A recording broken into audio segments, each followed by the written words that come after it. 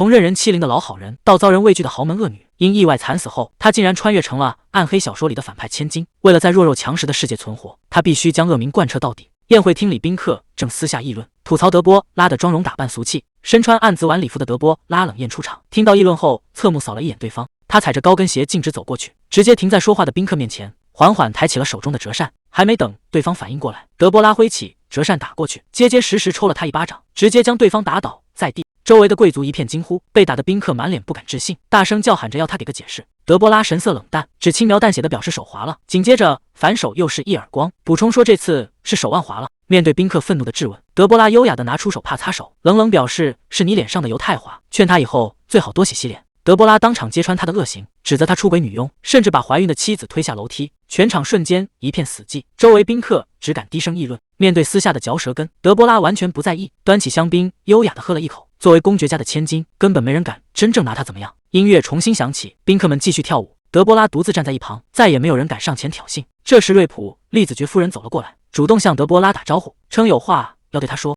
德波拉放下酒杯，展开折扇，眼神极其冷酷，居高临下的示意对方直说。面对这股恐怖的威压，瑞普利子爵夫人吓得直打颤，连忙劝他少喝点酒，注意身体。说完便头也不回的跑开。等对方走后，德波拉赶忙用折扇挡住脸，大口喘着粗气。原来他刚才也紧张的要命，完全是在强装镇定。德波拉连喝几口酒压惊。其实这位恶名在外的大小姐，私下里性格极其胆小，可她暗下决心，绝不能被看穿，必须借着恶女的身份好好活下去。过去的多西是个任人肆意欺负的老好人，当时韩俊用亲戚过世的借口找他要钱，多西二话不说就把钱赚了过去。结果转完账，自己的银行卡只剩下3000韩元，他这才后知后觉，对方怎么每周都有亲戚去世。多西在小组群里催交报告，组员们却全在找借口推脱，最后所有的课题任务又全都落到了他一个人身上。他只能独自在图书馆查资料熬到深夜，走出大楼时早已又困又饿，仅剩的积蓄只够买个最便宜的3角饭团充饥。就在他准备去便利店时，却听到前面有人在聊新买的球鞋。多西抬头一看，刚才借钱说亲戚去世的韩俊正穿着加价抢到的限量版球鞋向朋友炫耀。朋友好奇问他哪来的钱，韩俊当场嘲笑，说自己找了个叫多西的冤大头。听到名字的朋友立刻恍然大悟，躲在墙后的多西把这一切听得清清楚楚。对方接着调侃说，多西不仅在小组课题里包揽所有活，居然还会给人送钱。韩俊得意的炫耀，自己只要假装亲戚去世就能要到钱。朋友也笑骂他把多西当成了提款机。听到真相的多西气得紧紧握拳，对方甚至嘲笑，如果举办冤大头大赛，多西绝对能拿全国冠军。曾经他以为被人夸赞老好人是一种认可，所以一再委屈自己。如今听清真相的多西一路狂奔逃离，还没等他缓过神，妈妈的电话就打了过来，一开口就催他赶紧回家给弟弟做饭洗碗。多西忍不住反问，难道弟弟就不能自己做吗？却只换来妈妈理直气壮的质问。多西忍无可忍，直接爆发，质问凭什么要一直照顾成年弟弟。结果话没说完，电话就被母亲当场挂断。走在空无一人的街头，滴落的眼泪打湿了手机。这一刻他才彻底明白，别人夸他是老好人，不过是因为他容易被占便宜。可还没等他重新开始，一阵刺耳的刹车声突然响起，失控的车辆直冲他撞了过来。人生最重要的道理，偏偏要等到临死前才彻底想通。多西就这样惨死在了车祸之中。可当他再次睁开眼睛，居然穿越进了一本限制级暗黑逆后宫小说里，成为了里面的恶女德波拉。在一间极其奢华的卧房里，女子缓缓睁开了眼睛，看着周围陌生的环境，满脸困惑。明明记得自己刚出了车祸，被一辆失控的摩托车撞飞，可低头仔细检查，身上居然完好无损，没有半点伤痕。为了搞清眼前的状况，他赶忙下床走到镜子面前，然而镜子里映出的却是一张极其陌生的美艳脸庞，一头优雅的紫色长发，配上一双猩红的眼眸。他连忙狠掐了一下自己的脸，想要从这场噩梦中醒来，可脸颊上传来的阵阵痛感却提醒他这绝不是在做梦。门外突然传来一阵响动，女佣推门走进了房间，手里的托盘瞬间吓得摔落在地。还没等女子开口询问，女佣就重跪倒在地上，拼命求德波拉大小姐饶命。看着女佣极度恐惧的反应，女子一时间有些不知所措。可听到对方说出的名字，她脑海中猛然闪过记忆，这正是自己看过的一本小说，而德波拉正是书中专门折磨女主人公的恶女。在原本的小说故事里，德波拉几乎每一话都在作恶，恶名大到读者都盼着她下线，而她最终的惨痛下场是被永远关进了修道院里。看着镜子里苍白的皮肤，德波拉这才彻底确认自己真的穿越成了这个大恶女。还没从震惊中缓过神来，门外突然传来沉重的脚步声，一位中年男人随即推门而入。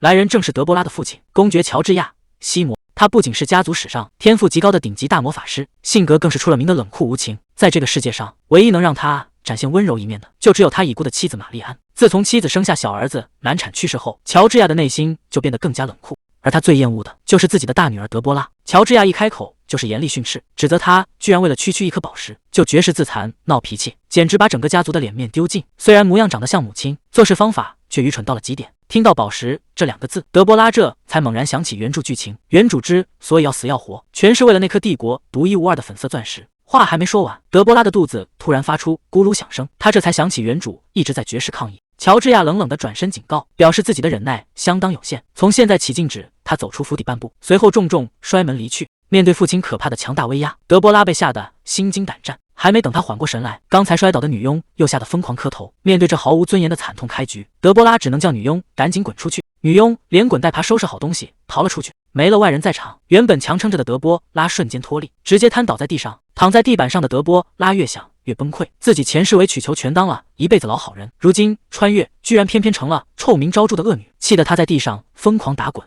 不过转眼到了10天之后，享受着侍女无微不至的伺候，洗完脸的德波拉突然觉得当个恶女似乎也没有什么不好，只要优雅的摇一摇手里的金铃铛。金铃铛声响起的瞬间，侍女们立刻端来一整桌奢华大餐。虽然背负着极为糟糕的名声，但这一来伸手饭来张口的日子，着实让人称心如意。他尝了一口面前的美食，随便夸奖了一句好吃，一旁的侍女就吓得瑟瑟发抖，生怕一个不小心招致大祸。看着被训练得服服帖帖的侍女，德波拉给面包抹上果酱，只觉得恶女威严方便了自己，随后冷淡地吩咐所有人退下，免得被人盯着吃饭感到别扭。相比前世委曲求全当软柿子，做一个让人敬畏的恶女显然要痛快得多。只要顺着恶女的本能行事，就再也没人敢上前自找麻烦。前世整整24年间，她从没过上过这种奢华的日子。以前清早就要忍受弟弟的折磨，如今却能独享宁静的早晨。德波拉一边吃着甜点一边感叹，如果这就是禁足惩罚，那他宁愿被禁足一辈子。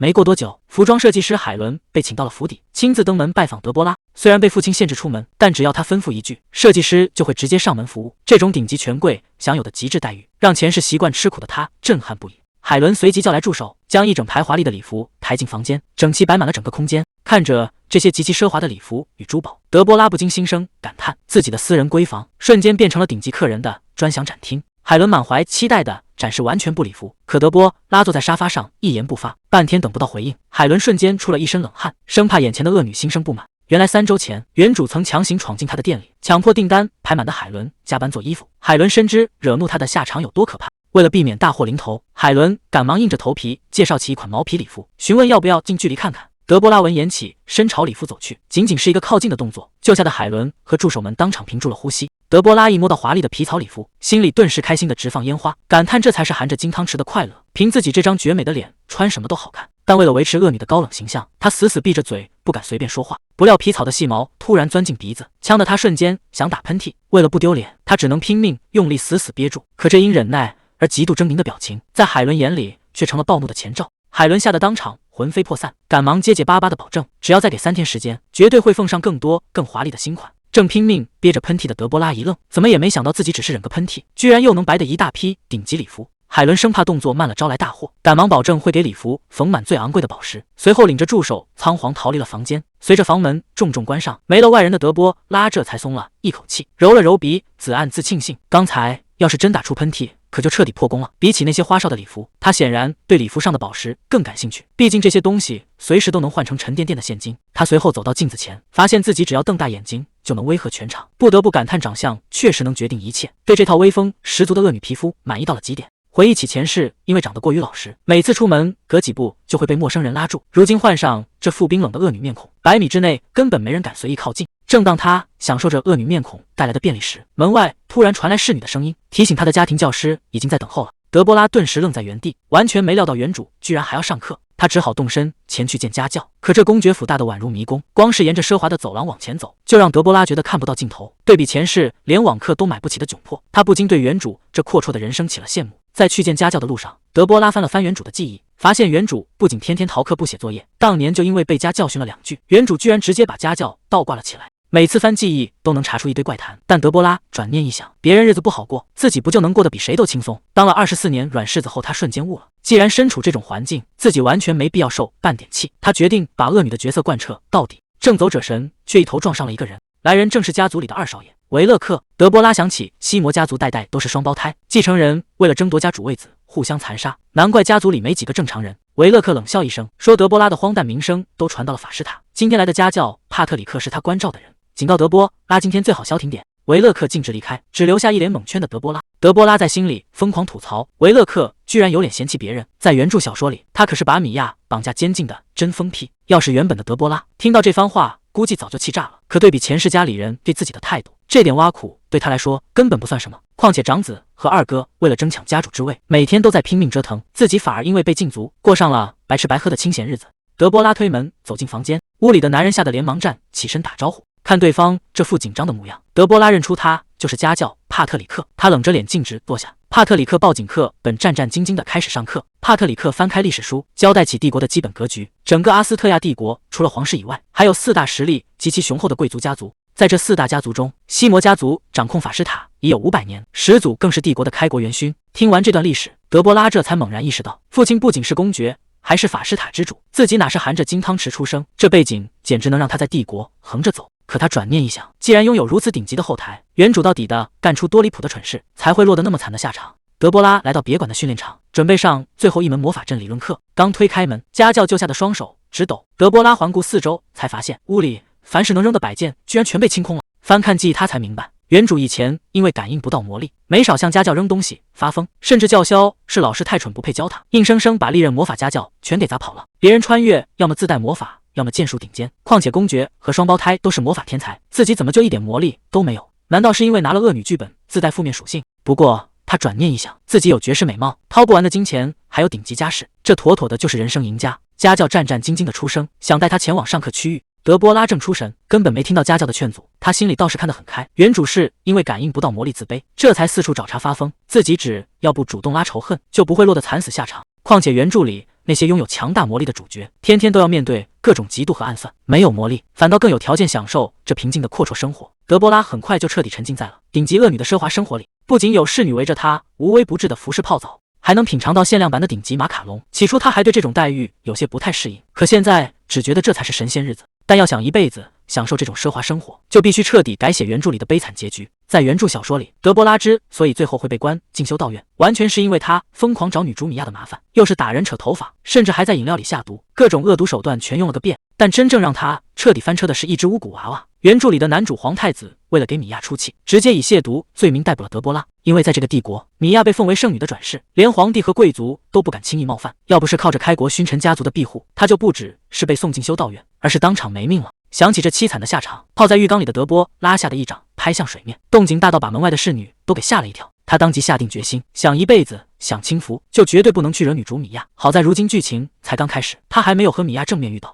德波拉仔细回忆起原著的第1章，小说里男主之一皮拉夫被魔物伤重，幸亏被女主米娅及时救下，皮拉夫也因此对米娅一见钟情。为了讨好米娅，皮拉夫在他生日临近时苦思冥想，得知一场拍卖会上即将出现帝国第一颗粉钻，颜色恰好与米娅的发色一模一样。皮拉夫当即决定拿下粉钻，而德波拉非常清楚，正是这颗粉钻成了自己和女主交恶的根源。原著里的那场拍卖会上，粉钻价格一路飙升，因为得不到父亲的资金支持，德波拉只能眼睁睁看着粉钻落入皮拉夫手中，并被当成礼物转送给了米娅。完全不知情的米娅随后带着这颗粉钻项链去到了学院。可原主从小就暗恋皮拉夫，眼睁睁看着心上人送的宝贝戴在别人脖子上，当场嫉妒到发狂，冲上去强行伸手把钻石给硬扯了下来。回忆到这里，德波拉也不禁暗自感叹，难怪原主当时会做出那种失控的举动。德波拉在心里暗下决定，只要坚决不去招惹女主米娅，也绝不染指那颗粉钻，就能避开原著里最惨的死局。比起前世过苦日子，这点规则对他来说简直轻而易举。为了能一辈子享受荣华富贵，他绝不允许任何人破坏眼下的生活。而想要彻底稳固自己的地位，他当务之急要拉拢的就是自己最大的后台西魔公爵。神秘男子缓缓拉下兜帽，手里正握着一颗散发着耀眼光芒的魔力宝石。看着眼前大功告成的成果，他嘴角勾起一抹满意的微笑。副会长连声夸赞，断言彩钻一旦上市，必定会引发疯狂抢购。男子笑着反问，提醒副会长先前可一直不看好这项研究。副会长大方承认，当初听说要用炼金术研发彩钻，确实觉得毫无市场，完全没想到真能大获成功。为了炒作高价，会长特意调查了皮拉夫心仪女子的发色，专门用炼金术造出同款粉钻，并在帝都铺天盖地散布传闻。消息一出，整个贵族圈瞬间被彻底点燃，大家都在疯传皮拉夫准备买下这颗彩钻，作为生日礼物送给圣女。连德波拉也听到了风声。副会长感叹彩钻价格一路飙升，直言一切都在会长掌控之中。会长顺势追问，这场竞拍谁能笑到最后？副会长毫不犹豫地看好皮拉夫，断定失去乔治亚公爵宠爱的德波拉根本拿不出竞拍资金。副会长补充道。德波拉之前为了买钻石大吵大闹，甚至被公爵关了禁闭。没有乔治亚公爵资金支持，竞拍肯定会被皮拉夫拿下。此时公爵府的书房里，乔治亚看着手中的报告，陷入沉思。在他印象中，德波拉向来极其虚荣，此前甚至不惜绝食自残，也要逼他买下宝石。可最近他不仅安静的反常，甚至连一件奢侈品都没买过。这毫无征兆的转变让乔治亚起了疑心。乔治亚看着报告冷笑，以为德波拉又在耍什么手段，决定看看他还能折腾多久。还没等他想明白，下属就急急忙忙撞开房门，慌张向他汇报。德波拉此时正拿着铲子，疯狂铲着已故公爵夫人的玫瑰花园。乔治亚一听，瞬间坐不住了，那可是亡妻留下的心血，他当即怒不可遏地赶往现场。乔治亚气冲冲踏进温室花园，对着德波拉大声质问，责怪他对这里做了什么。听到动静，德波拉在花丛中缓缓转过身，语气从容地问候：“您来了。”这熟悉的一幕让乔治亚瞬间愣在当场，眼前德波拉的神态竟与当年抱着女儿的亡妻完全重叠。原本满腔怒火的他，一时竟僵在原地。乔治亚回过神来，质问他跑来这里做些什么。德波拉平静地表示自己只是来看花，毕竟冬天能见到玫瑰盛开十分难得。乔治亚很快又起了疑心，怀疑他是故意模仿亡妻神态，好让自己无法当场发怒。他立刻收起动摇，冷笑着讽刺德波拉何时对花有了兴趣，眼里不向来只有珠宝吗？德波拉平静地反问：“这花与钻石又有什么区别？”顺手折下了一朵红玫瑰。这里的花被施加了魔法，既没有香味，也永不枯萎，这与永恒不变的钻石没有任何区别。乔治亚严肃地反驳：“珠宝只是满足虚荣心的俗物，花之所以美好，正是因为冬日枯萎，春日复苏。这根本不是母亲当年种的花，她只是在找借口逃避责任。”德波拉没有争辩，顺手递过去一封信件，表示这不是借口，而是母亲当年亲笔写下的原话。乔治亚接过信纸，这确实是亡妻生前惯用的款式。信开头还写着“致亲爱的乔治亚”。当看清上面的字句时，他整个人再次被深深震撼。信里写的话竟与自己刚才训斥德波拉的话一模一样。花之所以美好，正是因为冬日枯萎，春日复苏。乔治亚满脸难以置信，追问他究竟从哪里找到了这封信。德波拉优雅地迈开步伐，从花丛中款款走出，微笑着轻声回答：“就在这里。”父亲脱离了乔治亚的视线，德波拉才终于松了一口气。刚才表面上云淡风轻，心里其实早就吓得不行。毕竟父亲的威压实在太可怕，要不是原主恶名在外，自己也不用冒这么大风险。好在他熟知原著小说剧情，知道这封信原本的轨迹。按照原本的剧情发展，这封信本该由米娅发现。当年双胞胎绑架米娅后，罗扎德将她强行拖入这座花园，企图以这里的财富威逼她就范。原著里，米娅会在夜晚挖出木盒，发现里面装满了公爵夫人的信件，凭这些信与西摩公爵达成交易，成功摆脱了双胞胎兄弟的掌控。虽然截胡了关键道具，但为了自保，德波拉也只能这么做，大不了以后管好那对疯子兄弟，不让他们有机会去绑架米娅。可德波拉很快察觉到了不对劲，原著中米娅明明只拿到了信件，可这次在花丛底下竟然还埋着一本神秘的书。德波拉十分纳闷，原著里的米娅既然拿到了信，为什么完全没有动过这本书？还没等他想明白，公爵的副官就走上前询问情况。德波拉表示里面一切正常，紧接着决定向他打听一些事情。此时在书房里，乔治亚正仔细阅读着那封信，信里写着花朵正因终将枯萎，才会在盛开时显得格外绚丽。看着这与自己训诫完全一致的话，乔治亚内心的怀疑被彻底打破，当场在书房催动起强大的魔法阵。乔治亚解除了花园的保护魔法，心里满是悔恨。如果当年没有急着封冻花圃，早就该在清理枯花时发现妻子的信。看着窗外，他忍不住感叹信的内容实在太短。这时门外传来敲门声，乔治亚应声让人进来。德波拉端着茶水走进书房，脸上挂着无比灿烂的笑容。乔治亚冷冷地回头质问他跑来这里究竟有什么目的。他表示听说父亲最近工作辛苦，特意过来送茶。虽然表面装的热情大方，他心里其实一直在疯狂打气。乔治亚冷笑一声，嘲讽德波拉平时根本不关心他的工作，今天怎么太阳打西边出来？本以为会被言辞拒绝，没想到乔治亚用烟斗敲了敲桌子，冷冷地叫他别傻站着，赶紧坐下。德波拉顿时愣在原地，完全没想到父亲竟然没有直接把他轰出去。一旁的侍从见局势缓和，也赶忙识趣地告退离开。德波拉顺势端出热销的柠檬塔，劝乔治亚配茶尝尝。虽然公爵平时并不爱吃甜食，但德波拉在母亲日记里看到过，他当年和夫人约会时最喜欢的就是这个。乔治亚放下茶杯，本想以太晚上位为由拒绝，但德波拉却自信地表示这一款他绝对会喜欢。乔治亚将信将疑地尝了一口，没想到很快就一口接一口大吃起来。德波拉在旁边紧张地观察反应，心里盘算着计划是否奏效。乔治亚一边吃着甜点一边切入正题，问德波拉这么晚找他究竟有什么事。乔治亚以为德波拉深夜过来是为了索要找回信件的报酬，想以此要挟他买下那颗彩钻。他态度坚决地表示，虽然这封信确实无价，但钻石的事情绝不可能。德波拉却平静地表示自己并不是来要东西的，说完便将另一封信推到了桌上。乔治亚见状大吃一惊，不敢相信亡妻居然还留下了别的信。当他急切地追问到底还有多少封时，德波拉只回答到时候您自然会知道。乔治亚眼神瞬间变得极其冷酷，质问他是不是想用母亲的信来当做换取彩钻的筹码。德波拉表示自己没那么小气，解释说信件一封封给是怕他一次看完，日后留有遗憾，感到伤感。见乔治亚沉默不语，德波拉便起身准备告辞，没想到乔治亚却叫住了他，表示坐太久了，想顺便散散步。德波拉一时有些没反应过来，乔治亚已经走在前面，叫他赶紧跟上。乔治亚提醒他刚才的茶太浓，喝多了晚上会睡不好，下次会让人换成热饮或者热巧克力。听到下次这2个字，德波拉顿时愣在了原地。德波拉这才反应过来，父亲居然是在关心自己。乔治亚顿了顿，轻咳一声，又补充道：“以后他们父女俩应该多像这样聊聊。”这周德波拉已经交出了2封信，乔治亚整天沉浸在妻子的信里，完全无视了对面吃甜点的德波拉。乔治亚突然开口质问，问他是不是故意趁自己疲惫时送信，好借机索要那颗独一无二的钻石。德波拉明白表现的机会来了，他大方承认，并顺势回答自己这样做不仅因为是母亲的女儿，更是因为自己也是他的女儿。乔治亚听完这番话，顺势询问德波拉周末是否有空，不仅主动提出带他出门用餐，甚至当场解除了对他的禁足惩罚。可面对这突如其来的自由，德波拉的反应却相当平静。乔治亚一眼看出他并没有多高兴。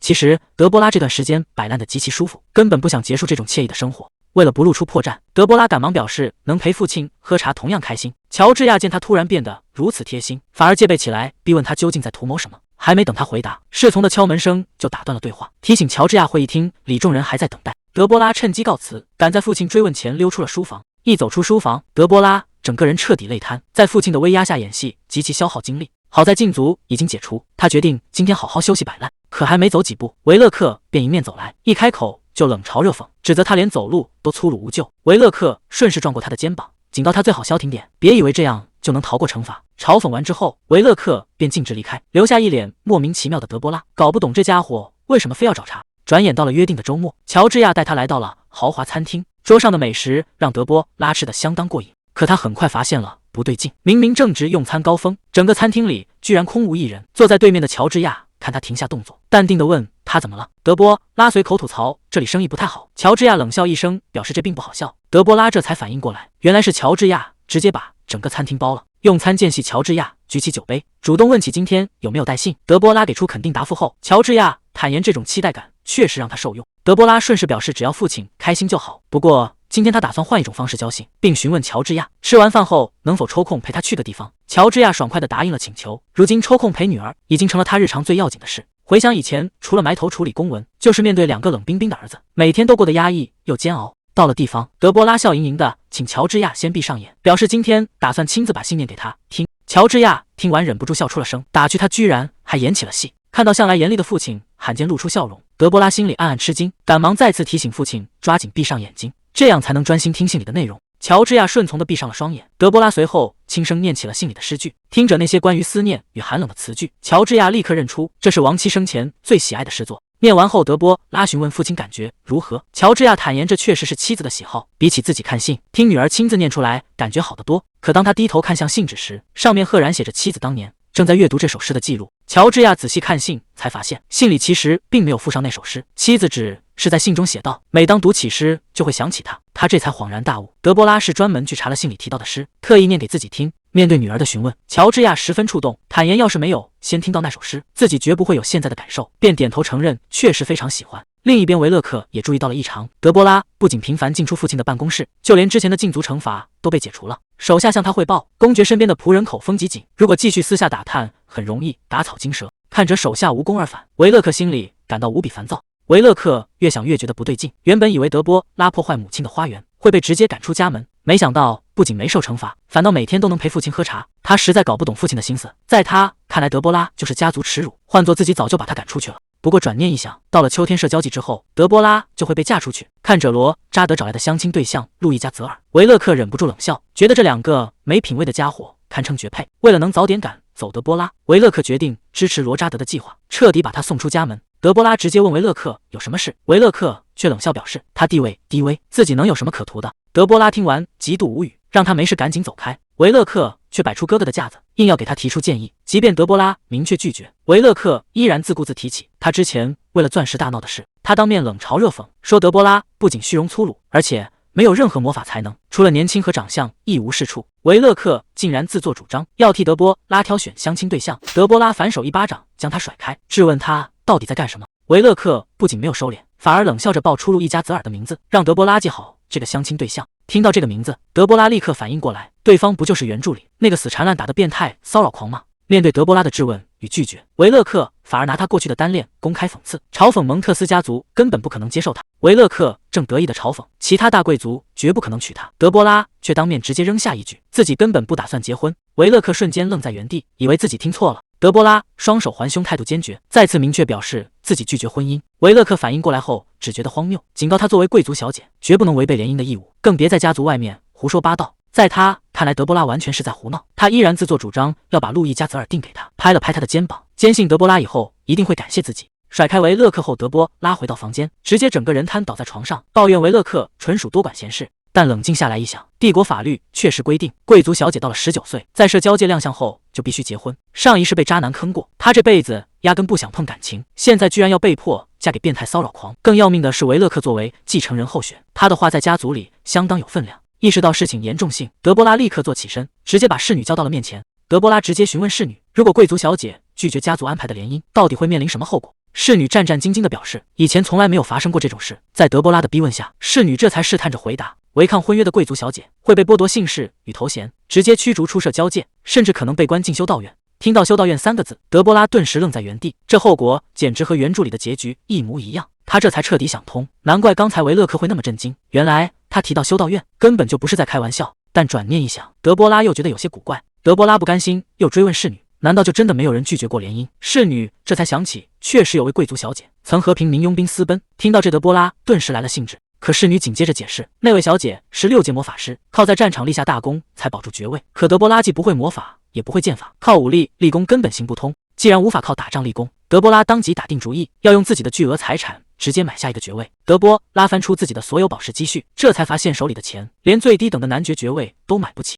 不过贵族大多在19到22岁结婚，趁着还在学院上学，他完全能把婚约往后拖个2-3年，利用这段时间存钱买爵位。可到底该怎么赚到这笔巨款？还没等他想出答案，深夜的房间突然响起了敲门声。德波拉慌忙报警手势和叫人进来，没想到推门而入的竟然是父亲乔治亚。他冷冷表示要和德波拉好好谈谈。乔治亚刚一开口，就主动提出要满足他一个愿望。这份突然的关照让德波拉感到意外，为了避免被赶出公爵府，他试着委婉地表达想长期留下的心思。乔治亚态度非常冷淡，一眼看穿他是在刻意讨好自己，指明他的表情早已暴露了想法。见心思被当场拆穿，德波拉心中泛起一丝慌乱。好在乔治亚随后明确表态，今晚登门绝不是为了试探，让他大胆说出内心真正想要的东西。考虑到推脱反而更容易招致怀疑，德波拉顺势转过话锋，提出希望父亲能为自己的生意投资。这个出人意料的要求让乔治亚十分吃惊，他原以为女儿会索要那颗昂贵的粉钻，但他并未拒绝，只是干脆询问所需的具体资金。德波拉顺手写好金额，把纸条递了过去。盯着纸上的数字，乔治亚心中十分纳闷，甚至怀疑他是不是少写了一个0，毕竟这么点钱根本算不上什么创业资金。但他没有多问，当即答应会按照数额如数支付。在德波拉致谢后，乔治亚便带着随从离开了房间。然而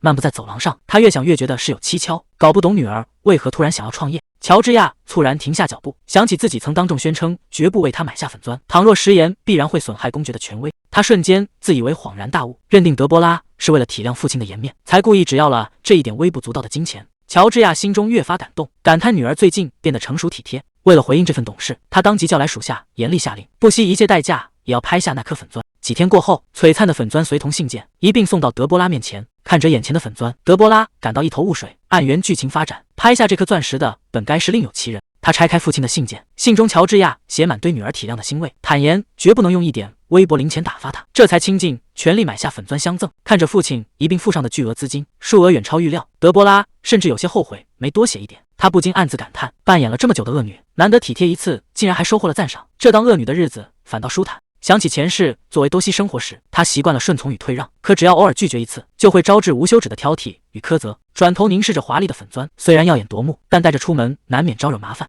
直接变卖行不通。若再次出现在拍卖场，被乔治亚察觉，后果不堪设想。德波拉决定暂且把粉钻收进盒里保存，待日后再做打算。对当下的他而言，最核心的收获是拿到了创业的启动资金。掌握了这笔充沛的资金，德波拉既能顺理成章拖延婚期，又能筹划赚取购买爵位所需的大钱。如今他只差一个可行的商业方案，以及一位得力的帮手。就在翻看信件时，纸页上的特殊印章引发了他的注意。与此同时，远在另一处的神秘男子收到了手下的汇报，得知那颗粉钻最终以天价成交，详细的交易报告已摆在眼前。神秘男子原以为钻石会被皮拉夫拍下，送给米娅做礼物，不料却被西摩尔公爵天价截胡，剧情发展完全脱离了掌控。他不禁怀疑起是否低估了德波拉，误以为西摩尔家族早已抛弃了这个女儿。他严厉呵斥手下，责怪其未曾密切监视高阶贵族的动向。待手下致歉后，他下令让潜伏在西摩尔府的线人对德波拉展开全面深入的调查。正当他为其中蹊跷陷入沉思时，房内的传送阵猝然亮起光芒，手下赶忙提醒有贵客登门拜访。未曾料到此刻会有顾客登门，神秘男子迅速整顿装束，吩咐手下引客入内。重门缓缓开启，一位裹着兜帽斗篷的身影走进室内。当来人抬手甩落兜帽的瞬间，显现的容貌让全场陷入死寂。神秘男子怎么也没有想到，这位在深夜私下登门拜访的特别顾客，竟然会是西摩尔公爵家的千金德波拉。看到名震慑胶圈的德波拉亲自登门，神秘男子一时间有些不敢相信，只能警惕地看着他缓缓走近。德波拉一路走到书桌前，停下脚步，与坐在桌后的神秘男子隔空对视。看着眼前的环境，德波拉心里十分清楚，眼前的地方就是布兰查德公会，也就是原著中皇太子的情报网，更是故事里皇太子的最强外挂。坐在桌后的神秘男子，正是原著里能力最强也最神秘的人物，也是布兰查德公会的会长。至于德波拉为什么能找到这里，事情还要回到1周前。当时德波拉翻看信件，注意到上面的火漆印章是一只翘尾巴的猫，他立刻想起原著里的设定，工会常习惯根据心情更换印章，而这种翘尾巴猫咪正是他在心情极好时才会使用的标记。在原著剧情里，皇太子因为不满德波拉欺负米娅，但碍于西摩尔家族的权势不好直接动手，于是专程跑来找布兰查德公会长帮忙，承诺只要能除掉德波拉就满足他的条件。为了帮皇太子解决麻烦，公会长故意散播能下咒害人的谣言，引诱原主德波拉去接触邪恶术士。原主不知是陷阱，不仅上了当，还专门定制了巫蛊娃娃，这正好成了公会长制衡他的致命把柄。而德波拉回想起原著里的这段剧情，再看看眼前还没回过神来的公会长，心里不禁有些纳闷，搞不懂对方怎么还没联想到他掌握的线索。回忆起原著里的那场交易，公会长曾向皇太子提出以冒犯圣女的罪名来制裁德波拉。听到这个完美的方案，皇太子当场双手奉上地块与巨额报酬。拿到满意的筹码后，公会长取出那枚极为罕见的猫咪印章，在契约书上盖下了印记。面对皇太子的惊讶与调侃，公会长抚摸着身边的猫咪，笑着表示，这枚以宠物为原型制作的印章，只有在达成最满意的契约时才会使用。皇太子好奇追问印章上猫咪尾巴的含义，公会长却笑着表示这个情报要收10个金币，还打折优惠少要1银币。皇太子只能无语放弃。德波拉回想起原著剧情，皇太子正是靠着公会长在暗中助力，才得以在竞争中脱颖而出，这让德波拉瞬间开窍，既然皇太子能利用他，自己为什么不行？眼下恶名在外的他，最缺的就是可靠的帮手，要是能拉拢公会长与自己合作，所有难题自然迎刃而解。看着信上的神秘印章，德波拉心里有了主意。公会长为了钱什么都敢干，而他现在最不缺的就是钱，只要能说服对方帮忙，两人绝对是绝佳的合作伙伴。信上留着珠宝店的具体的址，正好位于亚特拉区。1周之后，德波拉乘马车前往目的地，看着窗外规划整齐的街区，凭着前世建筑专业的敏锐直觉，他立刻看出这里极具投资价值。随着马车缓缓停下，他也终于抵达了此行的目的地。德波拉步入这家看似不起眼的珠宝店，在他记忆里，随着粉钻将在这里首次售出，本店很快就会名扬整个帝都。刚推开门，众店员便恭敬列队迎候。德波拉直接提出要见经理，询问粉钻的事。店员认出他的身份，吓了一跳。经理不敢怠慢，赶忙上前热情招呼。德波拉压下心中的尴尬，低声说出了信上留下的秘密接头暗号。听到暗号，经理脸色骤变，立刻会意恭敬地领着他走向内部。德波拉自己也没想到，这家不起眼的珠宝店居然真的直通神秘组织布兰查德。面对深夜登门的德波拉，公会长表面上客气寒暄，暗地里却放出一只低吼的猛兽向他逼近。面对这突如其来的威压，德波拉强行压下内心的慌乱，暗下决心绝不能展示出半点软弱。面对低吼着逼近的猛兽，德波拉表面强行维持着镇定，心里其实早已吓得提心吊胆。谁知猛兽凑近裙角闻了闻，画风瞬间发生突变，不仅收起所有敌意，还直接躺在地上露出肚皮撒娇。险些叫出声的德波拉这才松了口气，原来他身上带了猫波盒，这招对猫科猛兽同样管用。看着原本用来下马威的猛兽，此刻乖巧的任由德波拉抚摸，藏在斗篷下的公会长彻底看傻，只能无语的叹了一口气。公会长请德波拉入座，顺便换回了自己的宠物曲奇。听到这么可爱的名字，德波拉险些破防笑出声。面对公会长的质问，德波拉理了理裙摆，顺势坐下。为了不透露猫波盒的秘密，他眼神冰冷的反客为主，表示回答这个问题要收99金币。看在自己是委托人的份上，还特别优惠了1金币。听完德波拉的报价，公会长忍不住开怀大笑起来。德波拉暗中打量着眼前的公会长，本以为情报贩子会身材瘦弱，没想到对方身形比骑士还要魁梧，不仅擅长高深魔法，年纪也比预想的要年轻。公会长笑着承认，德波拉是第一个让他产生好奇的委托人。随后他收起笑意，询问他今天登门的具体目的。德波拉表面上努力维持着冷酷人设，随即开门见山提出第一个委托，他要西方边境领主长子路易·加泽尔的全部情报。工会长随即补充道，加泽尔家族去年在西方发现了多座银矿，一跃成为了新晋大富豪。听到西方这2个字，德波拉瞬间反应过来，帝都和西摩尔领地都在帝国东边，父亲把他送到极西之地，根本不是联姻，而是变相流放。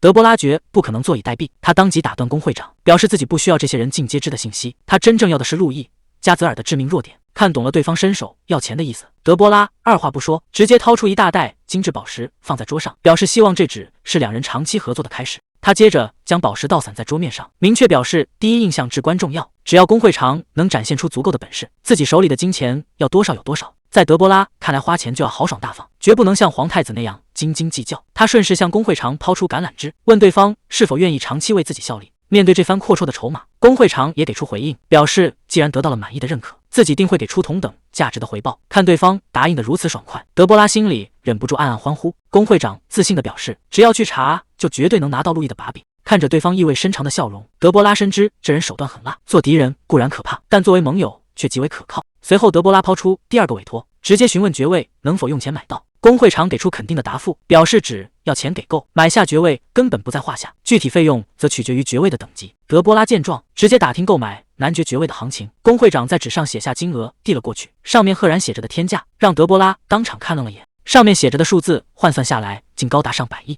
为了不被变态逼婚流放，他强忍心虚，硬撑着表示这点费用对自己来说根本不算什么。工会长也顺势附和，直言他脖子上的项链就购买下地多豪宅，这点天价资金对他自然不算什么。然而爵位价格实在太贵，德波拉只能当场提出第3个委托。为了筹集这笔天价巨款，他决定把手里的那颗粉钻卖掉。得知德波拉要出售如此稀有的宝物，向来从容的工会长也大吃一惊。工会长极为纳闷，当初为了这颗粉钻，德波拉不惜绝食闹事，甚至被禁足，怎么如今却急着把它卖掉？德波拉当即反客为主，直言对方身为情报贩子太不专业，想打听消息就要支付同等的宝石，自己才会给出答案。这番反问让工会长愣了一下，随后便笑着主动赔礼道歉，承认是自己越界打听隐私。见工会长没有发作，德波拉表面上端着公爵千金的架子，心里却在发虚。他深知绝不能暴露底细，否则手里这点财产怕是保不住。工会长顺势推断出真相，问他是不是打算瞒着公爵，偷偷把粉钻卖掉变现。工会长直言粉钻名气太大，再次出现在拍卖会势必引人侧目，但他有办法既不惊动公爵，又能把这颗钻石顺利变现。德波拉正准备听听具体方案，对方却直接开出55分成的条件。面对这狮子大开口的要求，德波拉完全没料到对方竟要抽走整整1半的收益。工会长却笑得泰然自若，还夸他理解得非常准确。面对这趁火打劫的条件，德波拉暗自咬牙切齿，只觉眼前的男人简直就是个强盗。面对狮子大开口的55分成，德波拉当场回绝，直接把对方的提成砍到了1成。工会长却丝毫不安，透露未来市面上会出现更多粉钻，眼下正是高价变现的最佳时机。他顺手接住抛起的金币，承诺交给他能卖出原价2倍的高价，强调只有高抽成才能换来最高的回报。德波拉坚决不同意55分成，反手要求自己拿走7成。工会长顺势提出附加条件，只要他解释宠物曲奇为何一直黏着他，就可以考虑做出让步。德波拉深知猫薄荷的秘密不能轻易暴露，留着悬念更有利于维持长期合作，最终选择退让答应了55分成。见他宁可让利也不吐露秘密，工会长只能作罢。随后德波拉抛出今天的最后一个问题，打听安全保管私房钱的方法。对方一眼看穿他是想私下藏钱。德波拉手里虽有无数宝石，却极其缺乏可用的现金金币，若直接使用公爵府的名义开支票，所有账单都会直接送到老爹手里，根本无法作为私房钱使用。工会长看穿了他的难处，指出未成年贵族女性无法独立开户，常规的挖坑埋钱又太繁琐，表示自己可以提供更有创意的方案，前提是德波拉能拿出相应的回报。面对对方的趁火打劫，德波拉直接掏出一颗蓝色魔力石，表示自己能给的远不止金钱。这种高级魔力石一经开采，就会直接运往魔塔，普通人根本接触不到，也是他背着公爵老爹私下带出来的。见他拿出如此重量级的筹码，工会长当即表示认可，随即拿出只有极少数人才能接触到的宝物。工会长递过来一个红色锦囊，介绍说上面附带了空间扩展减重和召唤3种魔法，容量足能装下50个保险柜的金币，而且只要在掌心设置坐标，就能随时召唤，就算装满也只有1磅重。得知这是工会长亲手制作的宝物，德波拉瞬间双眼发光，这相当于随身带了座小型银行，当即表示要拿下这个锦囊。工会长顺势拿出合同，要求他先签署契约。看到上面的保密条款，德波拉立刻反应过来，对方显然是用这袋子来私下避税。他爽快的在合同上签字，顺口打听为什么偏偏要缝成锦囊样式，对方却只是轻描淡写的表示纯粹是因为方便。工会长提醒这袋紫装不下太多金币，德波拉这才猛然反应过来，自己刚才一不留神，当面戳穿了对方避税的秘密。看着工会长沉思的眼神，德波拉生怕被当场灭口，连忙补充说：“如果精通空间魔法，完全可以买座孤岛，建立空壳公司，利用传送魔法转移资产来避税。”工会长听完称赞，这确实是个绝妙的构想，可惜跨海传送需要9阶魔法师才能做到。德波拉想到帝国最高阶的父亲也才7阶，明白这招行不通，只能悻悻作罢。工会长觉得他的避税构想极具创意，甚至比自己做出的锦囊更有价值。为了感谢这个灵感，他决定把锦囊免费赠送给德波拉。见对方不再追究，德波拉顺势表示，像自己这样集财富权势于一身的优质客户，可找不到第二个。随后爽快的在契约上盖章成交。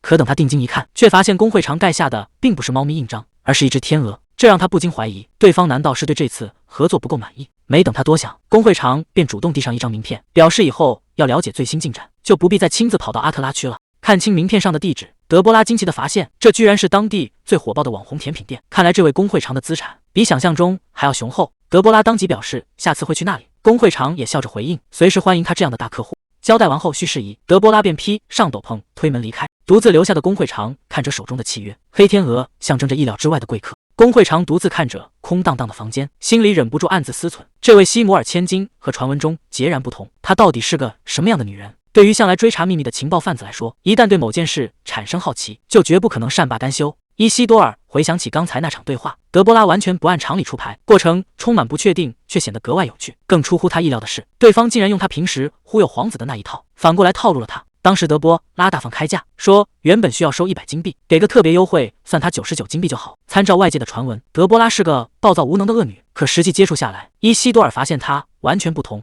下属米格尔主动请缨，准备亲自去调查德波拉的底细，却被伊西多尔笑着拒绝。学院马上开学，伊西多尔打算亲自回学校。米格尔听完大吃一惊，毕竟之前花了大把金币贿赂校长，这才换来不用上课的特权。伊西多尔觉得能结交公爵的独生女，百利而无一害。更重要的是，他非要弄清楚德波拉到底用了什么办法，能1毛钱不花就驯服他的魔兽。面对这个理由，米格尔只能无奈询问：“那大人打算怎么去接近对方？”对于如何接近对方，伊西多尔对自己这张脸充满自信。见米格尔满脸写着不信，他直接命令对方收拾行李，一起准备前往学院。临走前，伊西多尔叫住米格尔，让他通知副会长，在钻石里再增加一个新花色。米格尔追问具体颜色，伊西多尔微笑着定下了淡紫色。10天后，德波拉穿梭在街头考察选址，看到一条几乎没有行人的偏僻街道，他果断把这里从候选名单中划掉。传统的蛋糕烘焙竞争太激烈，要想脱颖而出，就必须找到更有特色的独家产品。看着窗外复苏的景色，德波拉才意识到春天已经到来。按帝国的法律，所有贵族子弟都必须强制进入学院。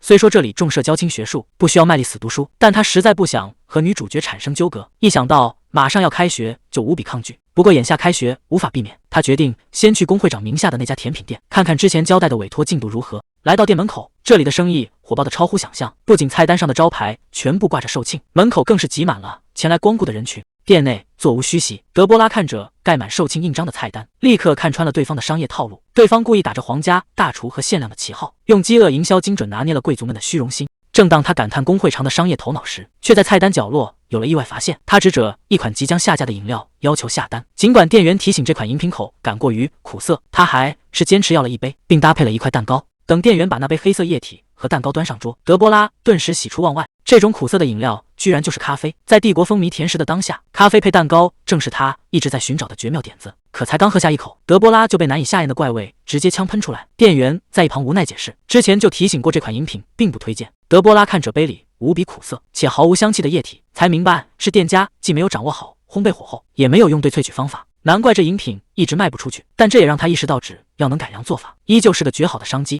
正当他边吃蛋糕边琢磨计划时，隔壁桌贵族们的对话吸引了他的注意。大家正在兴奋地分享着最新消息，说是人气极高的迪埃伦·奥尔戈今年也将正式进入学院。这位出自剑术名门的贵族，19岁就掌握了剑气，实力直逼皇太子。德波拉边吃蛋糕边在心里吐槽，这位名气响亮的天才剑客，不过也是女主角鱼塘里的备胎之一。贵族小姐们又聊起元素是皮拉夫，夸他那一头红发帅气又迷人。德波拉在隔壁听得一阵恶心。接着有人遗憾起已经毕业的维勒克，称赞他是位优雅又睿智的绅士。德波拉气得手中的叉子差点扎碎，联想到大哥平时那副恶毒的嘴脸，实在无法将优雅这2个字和他联系起来。而全场最受欢迎的，则是备受瞩目第一西多尔·比斯孔蒂。光是提到这个名字，隔壁桌的小姐们就激动地尖叫起来，甚至夸张地向他表白。震耳欲聋的欢呼声让德波拉一阵头疼，他也不禁好奇，这位伊西多尔·比斯孔蒂究竟是何方神圣，竟能让大家疯狂到这种地步？德波拉在脑海里搜寻一圈，发现自己对这个名字毫无印象。隔壁桌的名媛越聊越夸张，甚至把对方捧成了神仙人物，听得德波拉心里一阵恶寒。按理说，长成这样惊艳的人物，在原著小说里不可能默默无闻，他实在想不通对方到底是什么来头。正琢磨着，隔壁的话题突然转到了西莫尔公爵拍下那块稀释粉钻的新闻上。听到话题涉及自己，德波拉立刻停下了手中的叉子。周围人都在议论拿到稀释粉钻的德波拉，此刻指不定有多高兴。隔壁桌越说越过分，直言把钻石送给德波拉简直是暴殄天物，甚至公开嘲笑他像带着钻石的猪。接着众人又爆出新谈资，说他先前仗势欺人，硬是从海伦夫人那里强行插队，害得赛琳小姐只能另找设计师。德波拉听得一头雾水，压根不知道还有这档子事。对方越说越起劲，不仅痛骂德波拉傲慢无礼，还公开揭他的伤疤，嘲笑他是家族里唯一无法掌控魔力的废柴。听着一阵阵肆无忌惮的笑声，德波拉心里明白，原主过去确实闯过不少祸，可拿别人的短处公开取笑，这就有点过界了。隔壁桌说的正欢，突然意识到妄议公爵风险太大，吓得赶紧打住话题，硬生生转到了喝茶上。德波拉看清了这群人的心思，无非是忌惮公爵，却觉得他是个软柿子，心里越想越烦，打算起身回府。谁知刚一动弹，不小心撞青了桌子，眼看杯子跌落，德波拉第一反应竟是害怕赔钱，急忙伸手去接，可惜还是晚了一步，杯子重重摔在地上，砸得粉碎。这突如其来的巨响把隔壁嚼舌根的小姐们吓得一愣。隔壁的小姐们定睛一看，发现坐在旁边的竟是德波拉，吓得连话都说不清楚。德波拉心里也一阵慌乱，完全没想到会撞破这场恶评，但他很快冷静下来，意识到如果遭人嘲讽却毫无反应，日后只会被这群人当成软柿子欺负。这一事他绝不许任何人踩在自己头上。德波拉冷冷地看向那桌人，开口质问对方是不是已经说够了。对面的几位小姐吓得连忙辩解。德波拉表面冷酷高傲，心里却因为毫无吵架经验而犯嘀咕，准备先走过去拖延时间，可刚迈出第一步，脚下踩中了地上的咖啡，整个人瞬间失去平衡。慌乱之中，德波拉一把撞翻了旁边的桌子，桌上的茶碟碗盘砸落一地，巨大的动静下的全场失声尖叫。这一砸虽然纯属意外，但看着对方彻底吓懵的模样，连店员都惊慌失措地跑去叫经理。德波拉干脆顺水推舟，借着这场意外造成的威压，带着冷笑径直逼近对方面前。德波拉居高临下的冷嘲热讽，质问对方刚才背后说的开心，怎么现在连句完整话都说不出。在强大的气场压制下，对方吓得只能连声道歉认错。虽然表面上冷酷霸气，但德波拉心里却偷着乐，没想到第一次跟人吵架居然能占据上风。可还没等他松一口气，旁边另一位小姐却咬牙站了出来，当场指责德波拉此前为了过生日强行抢走了别人的服装设计师。话还没说完，德波拉顺手拿起一杯果汁泼了对方一脸。看着被果汁淋透的人，德波拉举着空杯冷笑道，趁人不在背后议论才叫过分，想不想看看自己真正越界的后果？这番威胁下的那几位小姐当场失声尖叫，连声道歉后拔腿就跑。德波拉把杯子放回桌上，见附近终于没了别人，这才在心里抓狂起来。毕竟长这么大，他还是头一次往别人身上泼果汁。德波拉觉得自己刚才的发挥完全符合恶女的人设，眼看今天见不到店主，他决定先离开，心里还庆幸对方遇到的幸好是自己，要是换成真正的恶女，结果只会更惨。另一边，下属米格尔正向主子汇报，德波拉刚才在茶店砸翻了桌椅和茶具，甚至还把伯爵家的大小姐生气哭。听到这一连串的离谱操作，伊西多尔不仅没有生气，反而若有所思地感叹，德波拉比想象中聪明得多，这分明是在催他赶紧把委托办妥。米格尔忍不住吐槽主子自我感觉良好，却不小心把心里话说了出来。伊西多尔并不在意，他坚信德波拉亲自跑一趟甜品店，又顺手砸了店里的东西，是在向他暗示嫌委托办得太慢。米格尔觉得德波拉只是跟人起了冲突，一时冲动发脾气罢了，但伊西多尔并不认同，在他看来，德波拉冷静又聪明，根本不是那种情绪化的人。可话还没说完，旁边的魔兽突然发起疯来，直接把刚画好的阵法撕得粉碎。看着毁掉的阵法，米格尔直言自从德波拉来过之后，魔兽的状态就一直不对劲。伊西多尔更是咬牙下定决心，下次见面非要查清楚德波拉到底对魔兽做了什么。皮拉夫在密室惩罚手下，只因对方没能抢下粉宝石，把手下揍倒在地后。皮拉夫压着怒火询问米娅是否赶来，得知对方忙着救治病人还没到，他的眼神瞬间阴沉下来。得知米娅即便在生日这天也依然在外救治平民，众人将他视为神圣化身，自然让他难以轻易抽身。虽然皮拉夫无法理解为何要将神力浪费在平民身上，但这种不贪图名利的性格反而让他大受吸引，甚至愿意原谅对方让自己久等。很快，米娅按约定赶到宴席，礼貌地向他致谢。皮拉夫也收起脾气，热情地接待了他。皮拉夫劝米娅，就算再忙，也该在生日这天好好休息一下，免得把自己给累垮了。米娅有些不好意思地坦白，自己平时其实不过生日，甚至连今天都差点忘了，但皮拉夫能专门记着，让他感到非常开心。听到这番话，皮拉夫嘴角忍不住微微上扬。两人刚准备用餐，米娅的肚子突然咕噜叫了起来，他连忙解释今天太忙，到现在一口饭都还没吃上。皮拉夫大笑起来，立刻安排开饭。用餐时，皮拉夫拿出学院录取通知书，告诉他申请已顺利通过。米娅喜出望外，坦言去学院学习一直是自己的梦想。皮拉夫却微笑着表示，给他的惊喜远不止这一件。皮拉夫掏出精心准备的宝石首饰，作为生日礼物递了过去。米娅觉得礼物太贵重，连忙推辞表示，能拿到学院推荐信就已经足够了。皮拉夫借口要报答救命之恩，坚持要他收下。面对昂贵的饰品，米娅还是有些迟疑，看着对方迟迟不敢接受，皮拉夫表面强撑着笑容，心里却急得直冒火。在他看来，要是能把那颗稀世粉钻抢到手，对方在得知价值后一定会感动的投怀送抱。如今落差太大，让皮拉夫越想越恼火，把计划落空的怨气全都算在抢走粉钻的德波拉头上。皮拉夫一边狠狠切着牛排，一边在心里暗自发狠，觉得那颗钻石本该属于米娅，偏偏德波拉总跑出来搅局。夜幕降临，米娅独自疲惫地靠在窗前，奥菲利亚走上前问她在看什么。米娅看着窗外绽放的花朵发呆，奥菲利亚却冷冷提醒，这花开得太早了。米娅抚摸着胸前昂贵的项链，坦言这是皮拉夫送的生日礼物。身旁的奥菲利亚却冷嘲热讽起来，直言没有像样的礼服搭配，带着珠宝出门只会被人笑话，指责皮拉夫如传闻中一样粗鲁。奥菲利亚接着调侃，要是皮拉夫真能把粉钻抢来送他，局势或许还会大不一样。米娅没有接话，只是拿起了那张学院录取通知书。他看着通知书陷入了沉思。转眼到了开学第一天，德波拉换上了海伦赶制出的全新礼服。昨晚提要求时，听起来就像要一杯热的冰美式，没想到海伦居然真的做成了，成果美得让德波拉自己都移不开眼。德波拉看着镜中的美貌一时激动，不小心一把推进了大落地镜，看着毫发无伤的自己，他才意识到这具身体底子出奇的好，不仅体力充沛，而且从来没有生过病。仆人前来提醒，去学院的马车已经备好。德波拉走到窗边，心里虽然100个不想上学，却注意到楼下竟然停着2辆马车。在他好奇另一辆车坐着谁时，亨里克刚好从马车上走了下来。德波拉认出那少年正是亨里克，看他长得软萌可爱，刚想多看2眼，对方却无意间抬头朝窗前看了过来，发现窗边站着的是德波拉。亨里克的脸色瞬间沉了下来，狠狠瞪了他一眼，随后头也不回地上了马车。德波拉被这突如其来的厌恶弄得一愣，没想到连这么小的孩子都对自己避之不及。不过想想原主过去的恶名，会落得这个待遇倒也合情合理。与声名狼藉的德波拉不同，亨里克年纪轻轻就能施展3阶魔法，更是魔法塔天才培训班里顶尖的学霸。而原主刚好毫无魔力，强烈的自卑和嫉妒让原主过去没少欺负这个弟弟。德波拉虽然很享受原主留下的财富与威慑力，但平白无故替原主背黑锅被讨厌，还是让现在的他郁闷不已。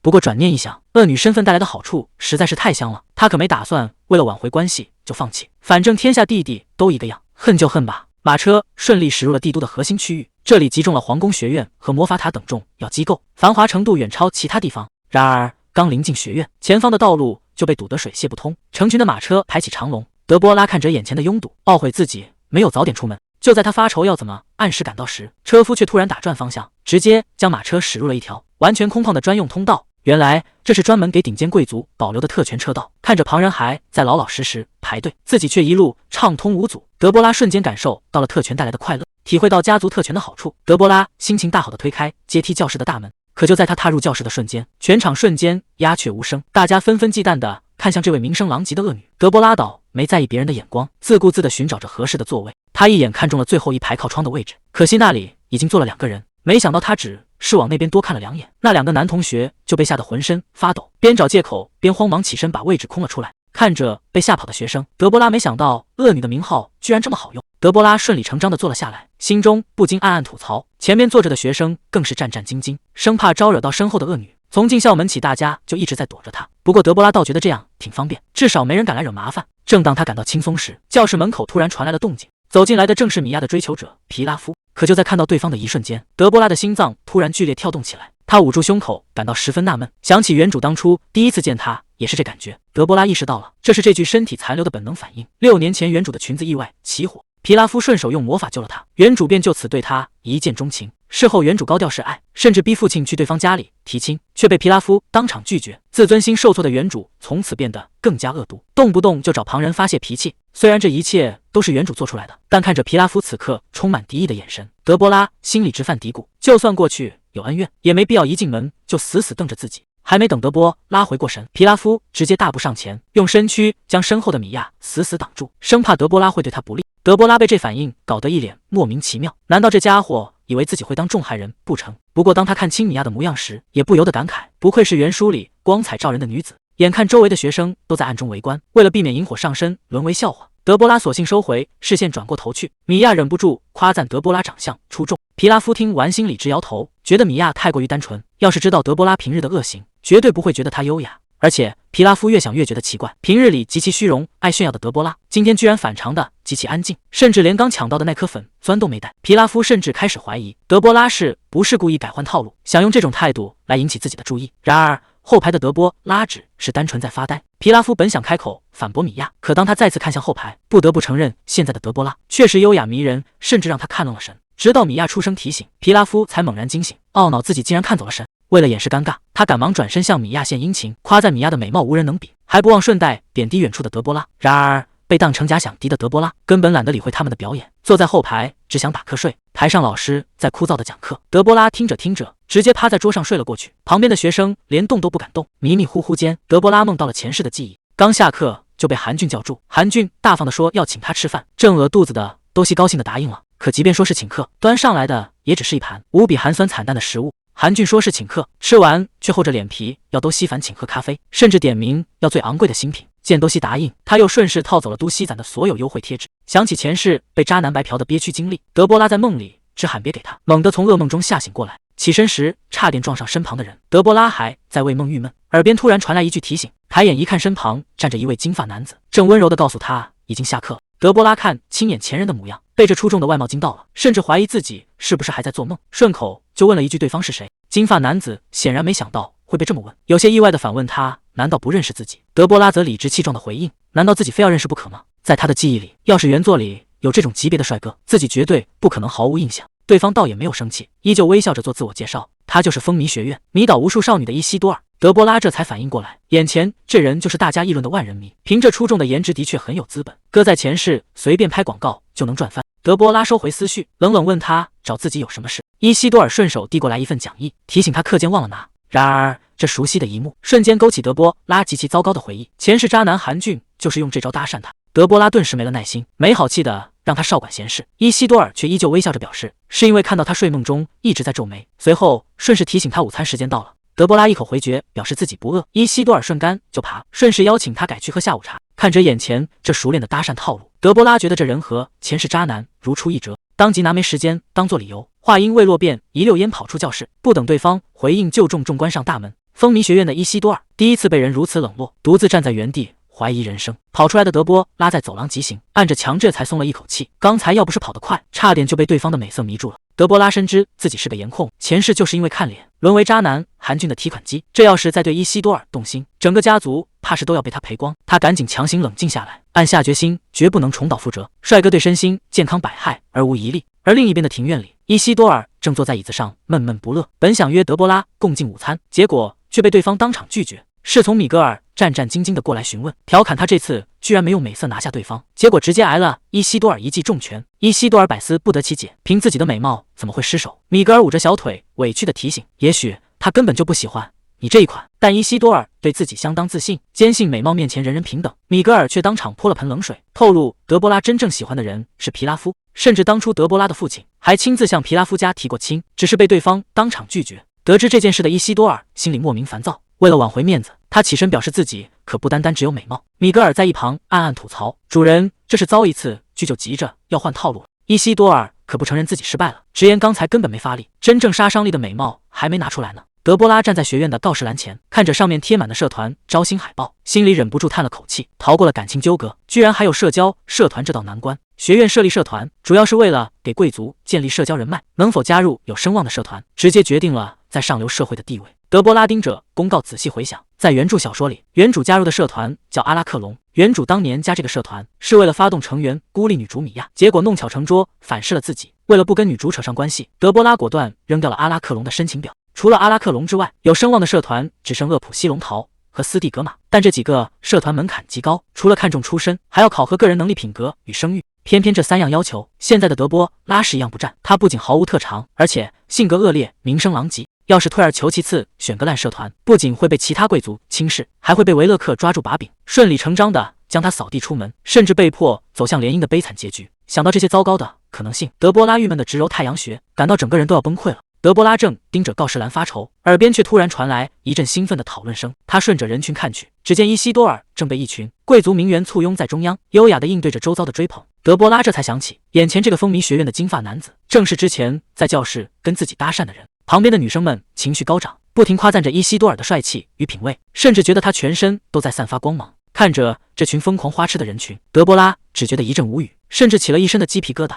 不过看着被众人围在中间的伊西多尔，德波拉也不得不承认大家说的没错，精心打扮后的伊西多尔确实帅得耀眼。正当他看得出神时，伊西多尔却突然转过头来，眼神直接落向了这边，吓得德波拉心头一紧，以为自己偷看被对方当场抓包。好在周围的名媛们跟着一阵尖叫，误以为伊西多尔是在看他们，德波拉这才松了一口气，庆幸只是自己多虑了。可还没等他彻底缓过神来，伊西多尔主动叫住了德波拉，打听他这是准备要去哪里。对方顺势邀请他一起喝下午茶，德波拉吓得赶忙让他别靠近，提醒他旁边的名媛们都在盯着，想不通这家伙为什么偏要纠缠自己。可伊西多尔根本不在乎旁人的目光，反而上前一步贴到他面前，微笑着表示自己从不在意别人的看法。这突如其来的举动让德波拉彻底摸不着头脑。眼看德波拉满脸警惕，伊西多尔这才抛出了关键诱饵，表示自己是想跟他聊聊社团的事情。听到社团这两个字，正为此发愁的德波拉瞬间愣在了原地。面对这突如其来的邀请，德波拉虽然有些心动，但理智还是让他决定先走为妙。他赶忙借口要回教室上课，有什么话改天再说。伊西多尔见状也没死缠烂打，嘴角微微上扬，大方地向他道别。回到魔法讲堂后，德波拉刚一坐下，周围的学生就吓得纷纷撤离，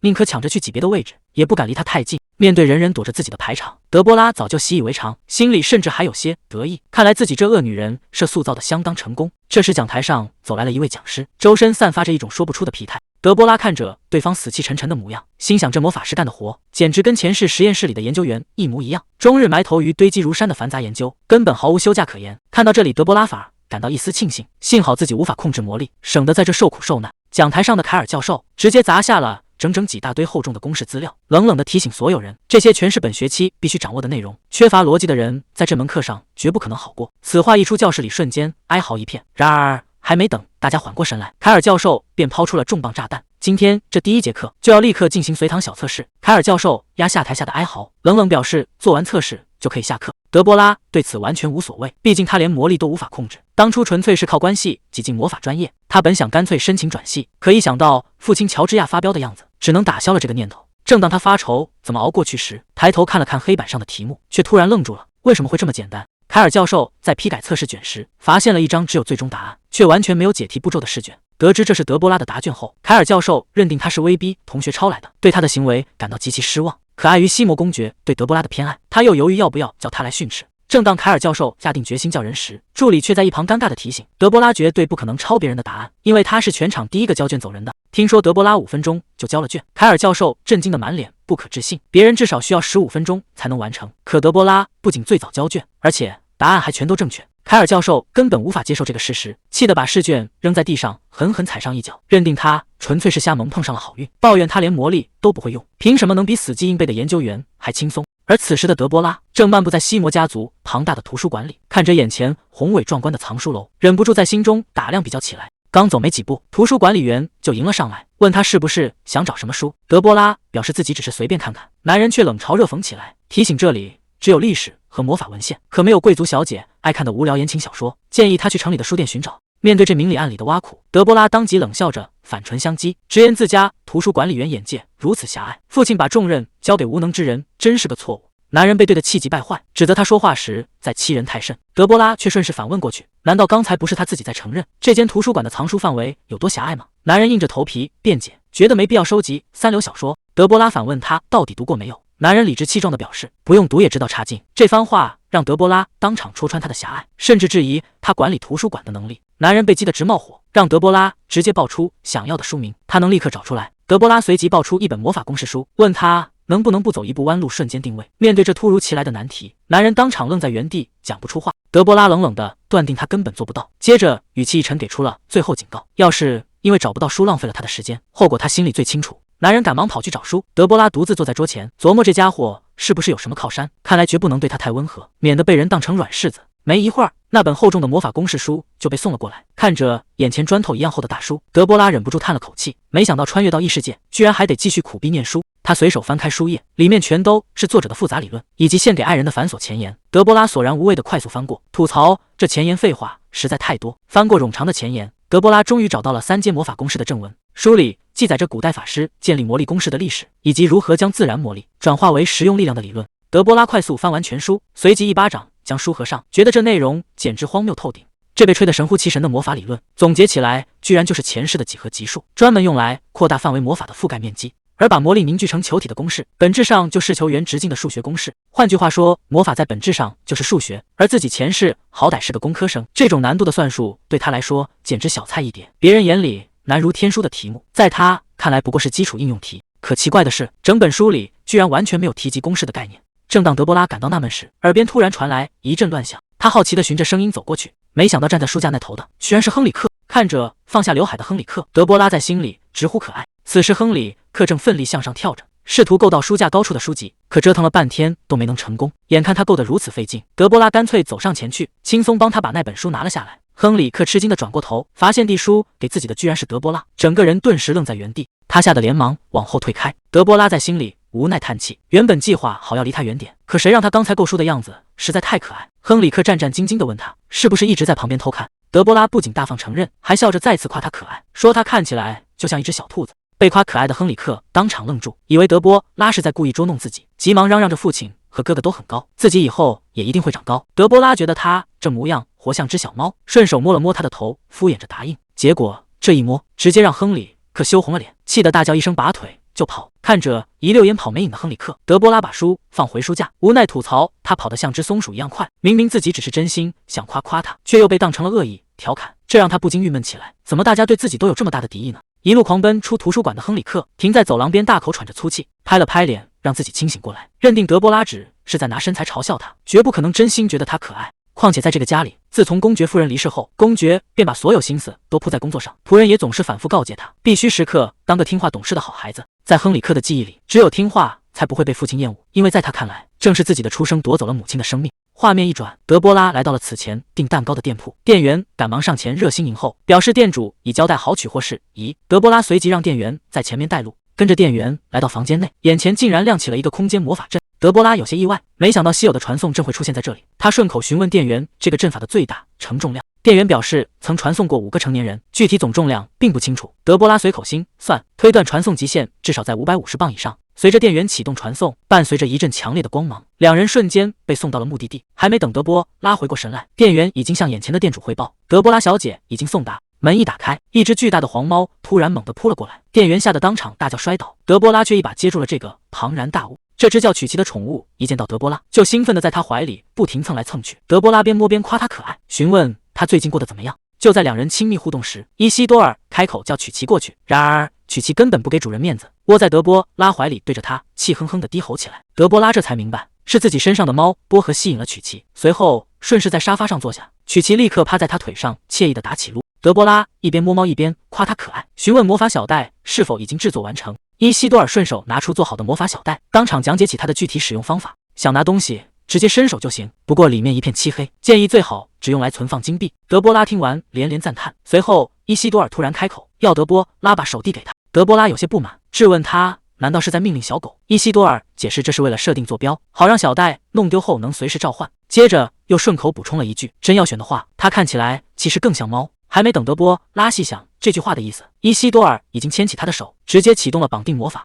随着一阵耀眼的阵纹光芒亮起，坐标刻印顺利完成。随着刻印完成，伊西多尔顺手递过写有召唤口诀的纸条，顺势提起他没带粉钻去学院的事，夸赞这一招欲擒故纵十分高明，让全城的贵族都好奇不已，问他是不是早有预谋。德波拉心里明白纯粹是运气好，嘴上却面不改色的顺势应了下来。伊西多尔随后直接切入正题，让德波拉交代下一个委托。伊西多尔笑着自我解答，直言要是没有别的要求，他拿到袋子时早就直接回家了。德波拉边喝茶边暗自奇怪，觉得他刚才的话听着像在发闷气，不过他没有多想，直接承认确实有个人需要他去调查。德波拉报出了伊西多尔比斯孔蒂的名字，让他去调查这个男人。听到对方的反应有些奇怪，德波拉在心中暗自琢磨，难道这次委托比预想的还要困难？毕竟伊西多尔是顶尖名门的继承人，想打探他的情报确实不容易，可连眼前的工会会长都感到棘手吗？德波拉放下茶杯，补充说明自己觉得伊西多尔这个人相当可疑。这话一出，对方直接当场愣在原地，反复咀嚼着"可疑"这2个字，强行镇定下来后，他主动向德波拉询问具体信息，表示能查到伊西多尔的身高体重乃至鞋码，但更隐私的信息无法透露。德波拉听完气得拍桌质问，表示自己对这些无用信息毫无兴趣，真正想调查的是伊西多尔的秘密与传闻。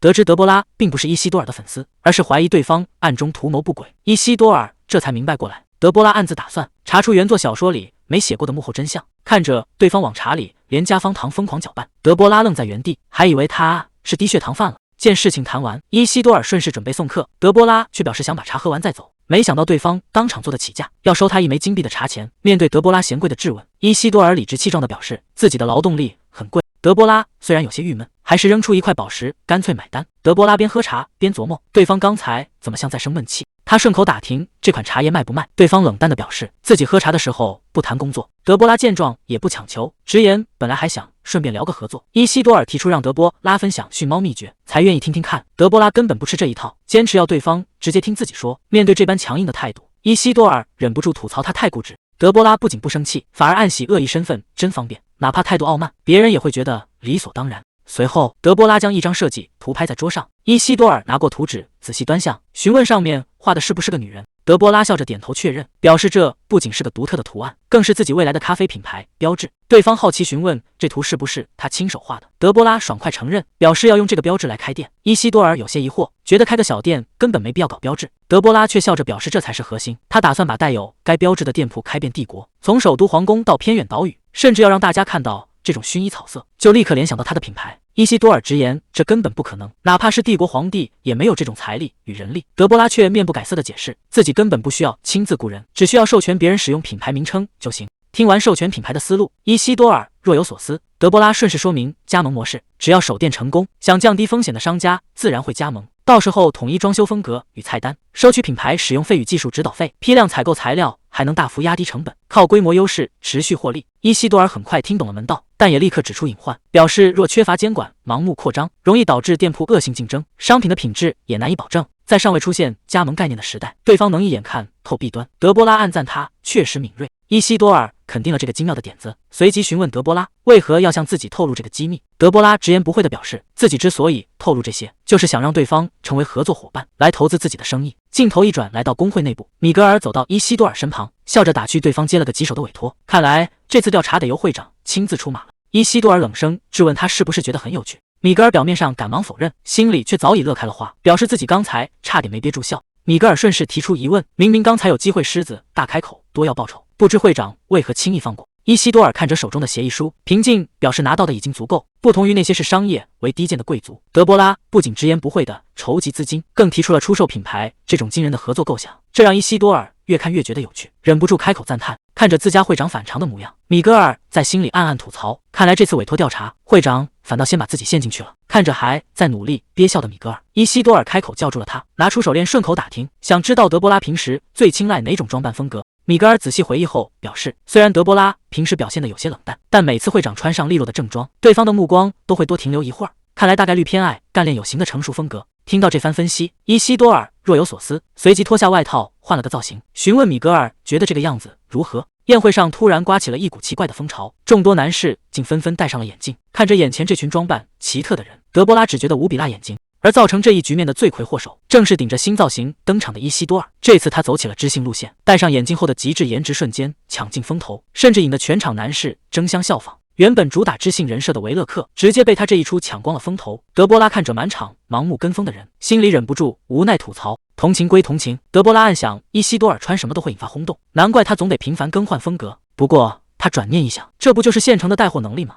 要是把他的同款服饰做成商品，绝对能大赚一笔。眼下就差一家能合作的服装店，正盘算着赚钱大计，一阵微风吹过，德波拉这才反应过来，自己竟然在宴会花园里迷了路。他无奈吐槽起自己的待遇，别人穿越好歹都有个忠心的贴身女仆，自己身边却连个能带路的人都没有。过去其实有好几个女仆，但都受不了原主的坏脾气辞职了。今年应聘的也只有梅丽和艾莎2个人，可原著里当德波拉被审判时，这2人不仅倒戈诬陷他，还把自己的恶行全都甩锅给德波拉。德波拉觉得留在身边纯粹是祸害，但眼下他依然需要一个能干又靠得住的人手。正当他抓狂不知去哪找人时，周围突然传来了动静。德波拉转头一看，居然是原著女主米娅。德波拉顿觉不妙，转身就想离开这个是非之地，还没走2步，身后突然传来一声尖叫，米娅摔倒在地，无法起身，只能开口向他求助。德波拉心里直犯嘀咕，本想视而不见，可想到米娅无法治愈自身伤口，加上没必要在此时得罪对方，他还是决定上前帮忙。然而他刚准备开口询问，皮拉夫竟突然赶到了现场。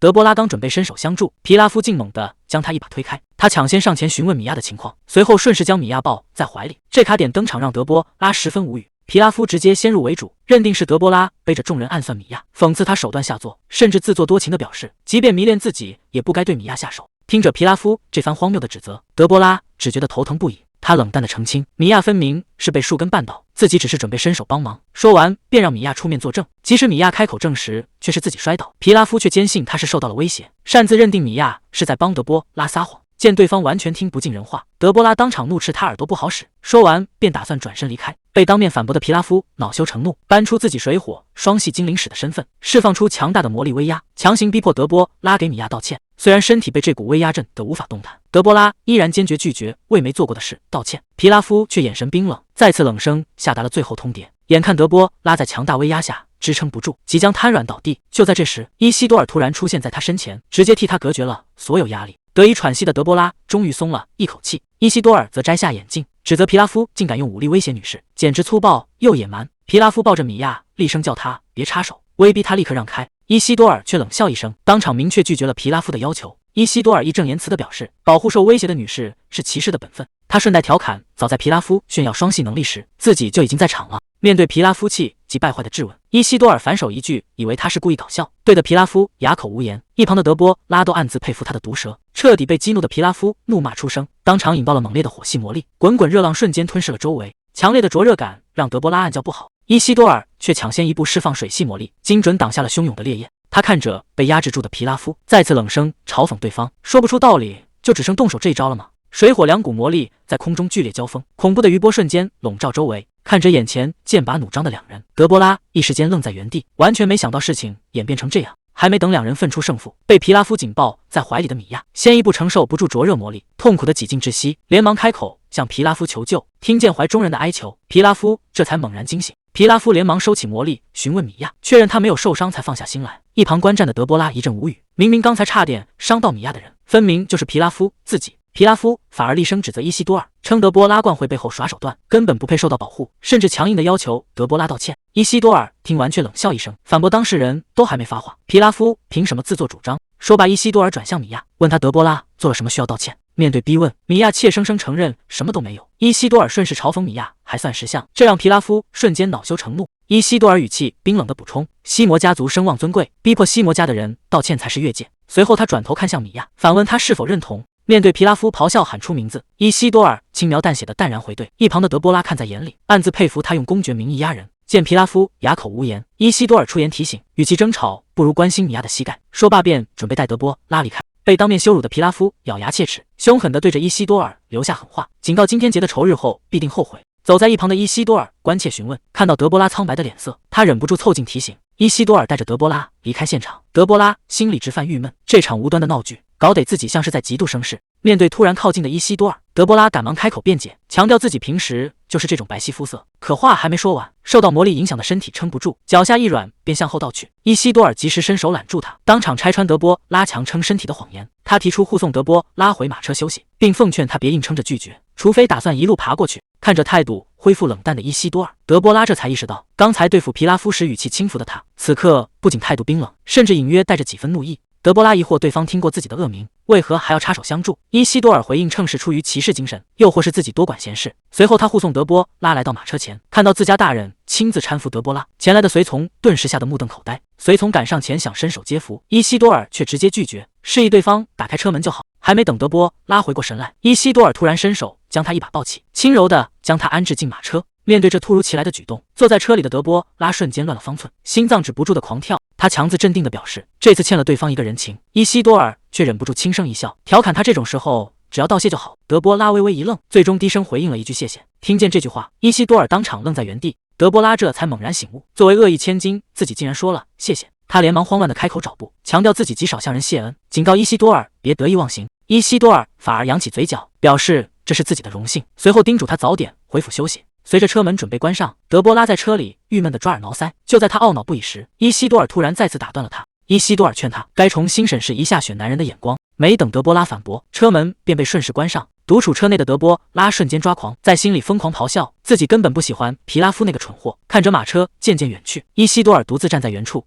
外界都传言德波拉对皮拉夫一片痴心，可回想起刚才那声真挚的感谢，伊西多尔陷入了沉思。伊西多尔实在想不通，德波拉怎么会看上皮拉夫？论长相，自己分明比对方好看得多。夜幕降临，奥菲利亚正细心为米娅处理双膝上的伤痕。奥菲利亚边擦拭边安慰，直言光明需要黑暗来衬托，好的主角也离不开恶毒的反派。正因如此，米娅如今才比以往更加耀眼。如今整个社交界都在议论她，如今大家都在传米娅遭德波拉欺负后被皮拉夫抱走的惨状。他提醒米娅卷入西魔家族的流言，可比用胜利救治平民更能吸引贵族关注。接下来德波拉定会变本加厉找麻烦，可米娅听完心存疑虑，因为最近德波拉实在过于安静。米娅在心里暗自纳闷，自己甚至不惜演了一场蠢戏来吸引注意，对方却毫无反应。奥菲利亚当场打断了米娅的侥幸心理，强调德波拉纠缠皮拉夫多年，绝不可能善罢甘休，如今没动静，很可能是在暗中盘算着阴谋。奥菲利亚接着分析，皮拉夫因没抢到粉钻心存愧疚，定会推荐米娅加入贵族社团作为弥补，而德波拉毫无实力又名声扫地，也只能靠血统进入那个社团，到时候两人频繁抬头不见低头见，早晚会爆发冲突。奥菲利亚语气一转，提醒米娅接下来的春日既更为关键，她必须拿下1年的花魁头衔。说话间，奥菲利亚竟突然掏出一把短刀，顺着米娅腿上的伤口割了下去，痛得米娅浑身一颤。奥菲利亚叮嘱米娅，在这期间必须集中精力，用胜利来净化这个伤口。米娅低头答应。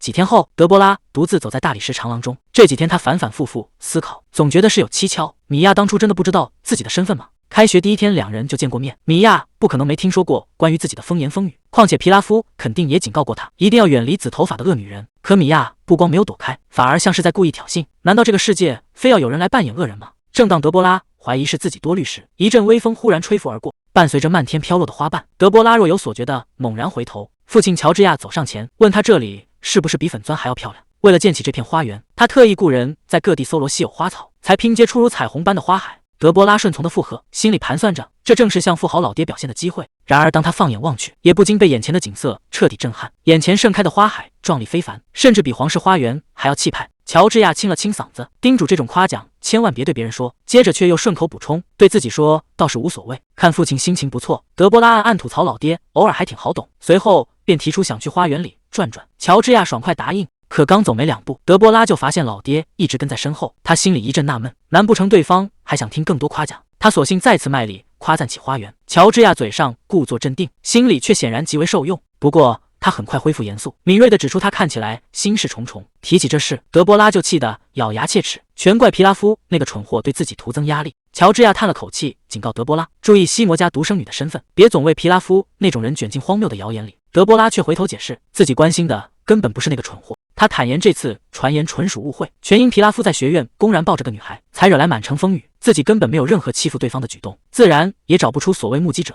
乔治亚沉思片刻，表示认可。依他的脾气，要真想动手早就动手了。见成功蒙混过关，德波拉这才转过身，顺势将话题引向眼前的花朵。德波拉指着花海提醒老爹，唯独雏菊在逐渐枯萎。乔治亚仔细观察后，果然如此。德波拉解释，绣球花开蓝色说明土壤偏酸性，而雏菊根本无法在这种土里存活。乔治亚惊讶他竟会懂这些，以为要将花挖出重新换土，毕竟在他的认知里，没有任何魔法能改变土壤酸碱度。德波拉反问，既然问题在土又何须动花？在这个过于依赖魔法的世界里，很多问题靠观察和常识就能解决。德波拉随手捏着花瓣，补充说明，撒点木炭就能轻松解决。乔治亚听完觉得比使用魔法还省事，但他心中随即浮现疑问，连资深园丁都不清楚的门道，女儿又是从哪里知道的？德波拉面带微笑，谎称是在图书馆书里看到的，这不过是他穿越前自然科学课上的常识。乔治亚恍然大悟，以为女儿最近频繁跑图书馆是为了帮他好好照顾这片花园，直接把德波拉彻底整不会了。既然父亲产生了误会，德波拉索性顺着他的话说，直言因为是父亲辛苦打造的花园，自己才会格外上心。乔治亚听完非常受用，即便女儿平时成绩一塌糊涂，也表示依旧以他为骄傲。德波拉见状顺势补充，说自己最近还在研究魔法方程式。听到这句话，乔治亚当场惊得说不出话，毕竟原主以前连最简单的算术都嫌烦。虽然心存怀疑，乔治亚还是勉强安慰女儿，劝她尽力就好，就算学不会也别太沮丧。看着老爹这副极力鼓励却又完全不相信的样子，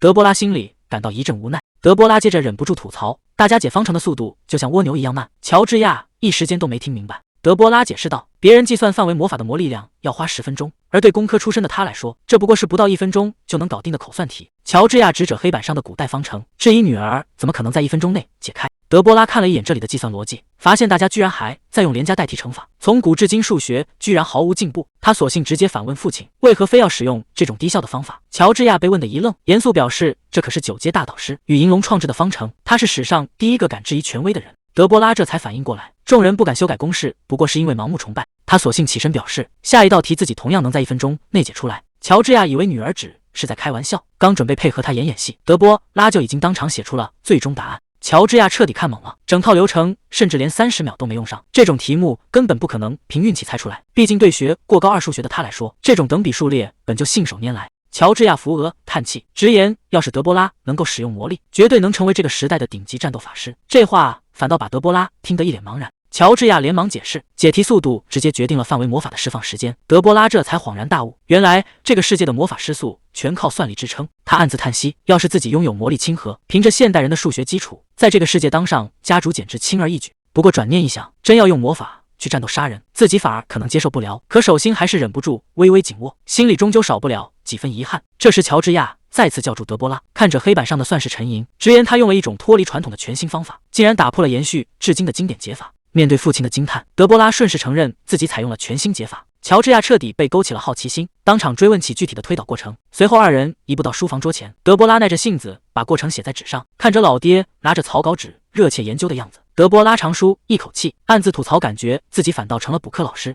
把高2数学的公式耐心地交给老爹后，乔治亚盯着那张推导草稿研究了半天，突然提议今晚带德波拉出去吃饭。德波拉原本还满心疑惑，家里的厨师分明都是顶级水准，直到老爹带他走进一家极其奢华的珠宝店，他这才后知后觉地反应过来。乔治亚大手一挥，直言见识到了女儿的优秀与智慧，店里的东西只要她喜欢随便挑，白得一整店的宝贝。德波拉当场真诚谢过老爹，心里暗爽，这波简直赚翻了。德波拉在店里看中了一件精致手链，准备直接收下，店员连忙递过首饰，刚要详细介绍，不料话还没说完，乔治亚突然出声打断，面带怒色质问店员，竟敢如此对待西摩家的人，痛批店里的服务水平太差。店员吓得连忙躬身道歉，一旁的德波拉却有些摸不着头脑，并不觉得服务有什么问题。结果乔治亚直接怒吼道，女儿的意思分明是除了那件便宜货不要，展柜里剩下的所有首饰他全包了。面对老爹这波豪横的脑补操作，德波拉当场愣在原地，他整个人彻底懵了，在心里疯狂打问号，自己刚才难道真的表达过这个意思吗？面对老爹这波豪横的误解，德波拉瞬间摆出恶意大小姐的姿态，顺着话头当场下达打包命令，把店员吓得连忙照办。看折满桌打包好的顶级首饰，德波拉眼里冒光暗爽不已，没想到老爹这波脑补直接让他收获了顶格大礼包。乔治亚一路把德波拉送回府邸，交代他早点回房休息。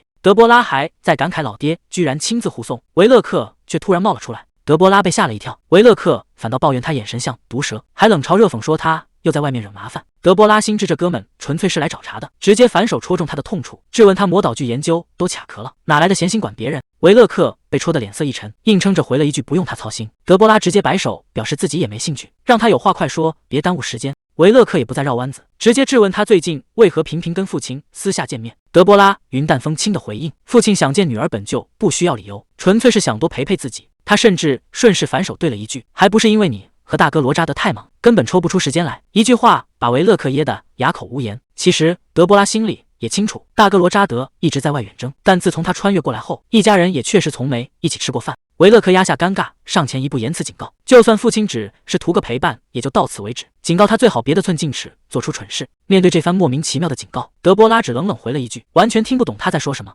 德波拉直言自己最近格外安分，甚至都没去招惹维勒克在乎的那位学者。维勒克却气得当场质问，怪他把斯蒂芬家的人给开除了。德波拉这才反应过来，对方是那个态度傲慢的图书管理员。当初这人嘲讽言情小说，他便跑去向乔治亚告了状。没想到乔治亚听完极其护短，痛骂对方竟敢怀有偏见，直接把人彻底赶走。这雷厉风行的结果，连德波拉都没料到。维勒克气得当场强调，斯蒂芬家族已经为西摩效力了3代，指责德波拉的鲁莽举动损害了家族名誉。德波拉看他气急败坏的样子，瞬间明白那管理员8成就是维勒克的人，可人既然是父亲亲自开除的，维勒克拿老爹没辙，这才跑来找自己撒气。德波拉根本不吃这套，直言那人连最基础的问题都答不上来，根本不配当图书管理员。面对维勒克的质问，德波拉直接抛出难题，问他帝国的政治与经济到底该归类到政治学还是经济学。一句话把维勒克问得哑口无言。德波拉接着指出，连他这个不常去的人都能看出分类系统存在缺陷，对方天天泡在里面却视而不见，纯属严重失职。维勒克急得强行辩解，强调帝国图书馆也是按主题分类，甚至搬出那人精通魔法来替他开脱。德波拉直言，难怪分类系统一直没进步。维勒克指责他拿不出替代方案，完全是出于私怨赶走管理员。德波拉当即表示自己会拿出一套令人刮目相看的方案。维勒克冷笑着嘲讽他只会说大话、擦身而过时，顺势逼问他打算什么时候放弃追求皮拉夫。德波拉反驳对方根本不是自己的菜，自己绝不可能看上那种固执的人。维勒克却根本不信，甚至当场骂他是骗子。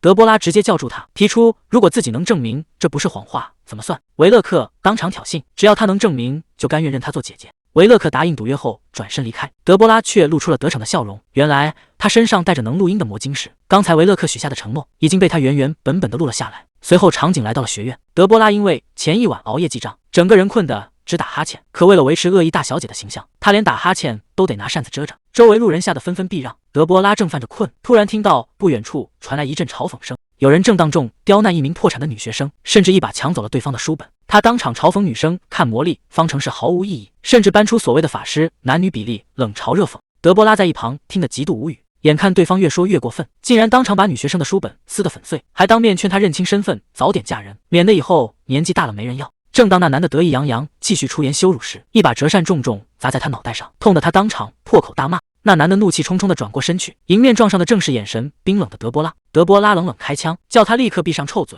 他当场痛斥对方，直言他刚才那番言论简直令人发恶心。男学生转头认出是德波拉，吓得连退几步劝他少管闲事。德波拉可不惯着他，直言对方长得太丑，惹人心烦。对方急得拿公爵名号说事，指责他不能随心所欲乱说话。德波拉一步步逼近，质问他刚才声称女生不擅长算术，难道是在暗指自己也是男的？男学生慌忙开脱，嘴上却依然死撑着嘀咕，强调男生天生就比女生擅长计算，女战斗法师本就屈指可数。德波拉直接现场出题，问他7×7等于多少？男学生还没反应过来，就被德波拉一扇子抽在头上，顺便帮他报出了答案。面对对方的质问，德波拉顺势提出现场比试算术，嘲讽他是不是害怕输给女生。男学生经不起挑衅，咬牙应战。德波拉随即开启连环快问快答，男学生连思考的时间都没有，刚想开口就被扇子按着头抢答，纯靠反应和计算速度彻底碾压。几个回合下来，男学生被打得满头大包，当场吓得嚎啕大哭，连声向德波拉求饶，承认自己刚才全是胡说八道。德波拉直言多看他那张丑脸都嫌烦，叫他赶紧滚开。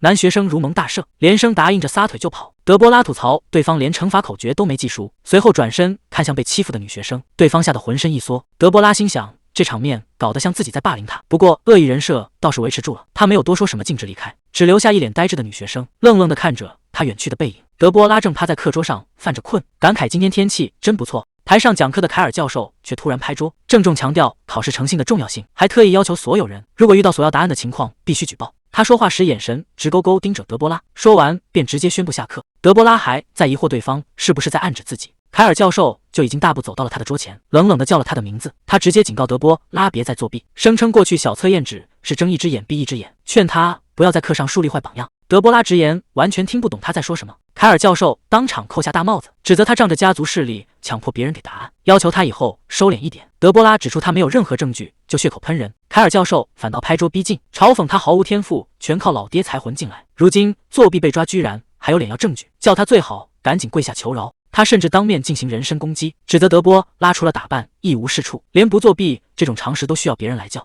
德波拉被这番言论彻底气笑，当即起身冷冷回击，指责他的言论充满了偏见与不妥。凯尔教授甚至气焰嚣张的当场挑衅，叫德波拉有本事就动手打他。德波拉一眼就看穿了他的算计，这家伙故意挑衅自己动手，就是想趁机把事情彻底闹大，利用他原本就糟糕的名声占领道德高地。凯尔教授见他没动手，越发得意，叫嚣着别以为他父亲能护着他，学院里可轮不到魔法塔说了算。德波拉只冷冷回了一句那又怎样。凯尔教授见状直接亮出底牌，威胁要将作弊的事上报给院长。德波拉听到院长二字却心里一乐，学院院长伯特侯爵正是他的亲叔叔，这下事情反而变得更简单了。德波拉缓步走到他面前，提醒他道现在可是一点证据都没有，就凭空定下了自己的罪名。德波拉丢下一句拿不出证据就别废话，直接转身离开教室。凯尔教授气得在后面大声质问，德波拉根本懒得理会，随手关上门，顺便盘算着该怎么利用刚才录下的音频。场景一转，男人在会议桌前重拍桌，向周围人指称这件事绝对有猫腻，完全不信德波拉能在半小时内解完所有的方程式。他控诉德波拉上周的小测验全都是第一个交卷，居然还拿到全对的成绩，坚信绝对是凯尔教授私下透了题，表面装作嫌弃背地里却在偷偷帮他。威廉甚至把矛头直接指向西摩家族，指责公爵对德波拉过于纵容，甚至公开质疑塔主，如果徇私就不配再继续领导魔法塔。同桌的人听完赶忙劝他慎言，提醒他西摩公爵是帝国唯一的7阶法师，实力根本无人能及。威廉却根本听不进去，理直气壮地表示绝不向不公妥协。他当场拍桌宣布要写请愿书，将德波拉从魔法系开除，绝不能因为他姓西摩就给特权。威廉的煽动很快收到了回应，有人当场站出来声援，指责德波拉毫无魔力，全靠父亲关系才混进来，绝不能让这种人留在学院。看着众人被自己成功煽风点火，威廉脸上露出了得逞的阴笑。与此同时，办公室里的凯尔教授抓破头皮，对外界疯传的谣言极其烦躁，抱怨自己要是真拿了好处倒也罢了。他厉声质问旁边的助手，到底有没有查到德波拉强要答案的证据？助手却支支吾吾，半天说不出话。话还没说完，房门突然被人轰然撞开，凯尔教授怒气冲冲地抬头喝问，闯进门来的不是别人，正是胸前挂满勋章的伯特侯爵。凯尔教授吓得当场站了起来，失声叫出了对方的身份。伯特推门而入，直言最近收到大量投诉，把请愿书砸在凯尔面前。请愿书上指控凯尔泄题给德波拉，甚至指责西摩家族涉嫌腐败。凯尔吓得当场大呼冤枉，坚称自己绝未参与。伯特顺手拿起德波拉的试卷，上面复杂的计算极其繁琐，即便顶尖学生也难在短时间内完成。面对伯特的质问，凯尔抓狂地再次强调自己绝对没有泄题。伯特推测德波拉可能是靠多人协作，或是利用神器作弊。凯尔反驳这一切纯属无稽之谈，强调没有任何证据。伯特表示事情已经失控，虽然自己早已与西摩家族划清界限，但绝不允许有人质疑学院的公正。为了查清真相，伯特决定亲自去找侄女面谈。随后德波拉被带到院长办公室，与伯特面对面坐了起来。德波拉没想到对方这么快就上了钩，看着眼前神似父亲乔治瓦斯的叔叔伯特，勾起了他深藏的心事。当年伯特看着年幼的他，直言他长得越来越像母亲玛丽安，还在生日时送他一枚蓝宝石戒指，郑重叮嘱绝不能送给任何人。德波拉看着眼前的伯特，脑海中突然浮现出一个大胆的猜测，难道叔叔当年和父亲是情敌，为了深爱的母亲主动放弃了公爵之位，把继承权和心爱的人全都让给兄弟，自己跑去学院收拾烂摊子？德波拉越想越感动，甚至在心里替叔叔感到惋惜。现实中的伯特抽着烟斗，眼神严厉，把请愿书摆在桌上，警告德波拉最好老实交代，别想对他撒谎。伯特警告他想留下来就老实回答。德波拉心里暗暗吐槽，叔叔不愧是西摩家的人，全身散发着北境公爵的冷酷气场。伯特表示当年同意他入学，是相信他终究会蜕变成优秀的法师，希望他不要用错误答案让人失望。德波拉眼神一沉，直言自己非常愤怒，强调自己完全是靠实力解题。众人却在没有任何证据的情况下，指控他行贿教授，扣上罪名，这笔账他绝不可能就这么算了。伯特问他是不是自认受了冤枉，德波拉直接提议现场考核，允许所有人拿任何方程式来考他，要向所有人证明自己没有作弊。面对伯特的追问，德波拉坦言这是挽回名声的唯一办法，虽然自己原本也没什么好名声。伯特敲烟斗答应下来，要求他在众人面前一劳永逸地证明自己的清白。场景一转，有人正在娴熟地洗着扑克牌。在兄弟会内，几名贵族围坐在牌桌前打牌。同伴注意到同桌的伊西多尔频繁走神，打趣他今天状态不佳。伊西多尔对牌局提不起半点兴趣，心里盘算着德波拉的听证会就在明天。旁边的牌友聊起学院里的八卦，提到皮拉夫像抱公主一样抱着米娅招摇过市，其他人对此早已听闻，纷纷追问有没有更有意思的新闻。对方这才抛出重磅消息，那起事件过后，米娅竟然直接加入了阿拉克龙社团。大家都很纳闷，出身平民的米娅怎么能进入极其看重血统的社团？原来是米娅到处为人治病，甚至被奉为圣女转世。皮拉夫借着圣女名号顺利把她送了进去。伊西多尔在一旁冷眼旁观，没想到皮拉夫也有灵光一现的时候。其他人对米娅的神圣力量充满怀疑，有人提到春季祭典前，祭司们会统一测量学生的神力纯度，到时候自然能见分晓。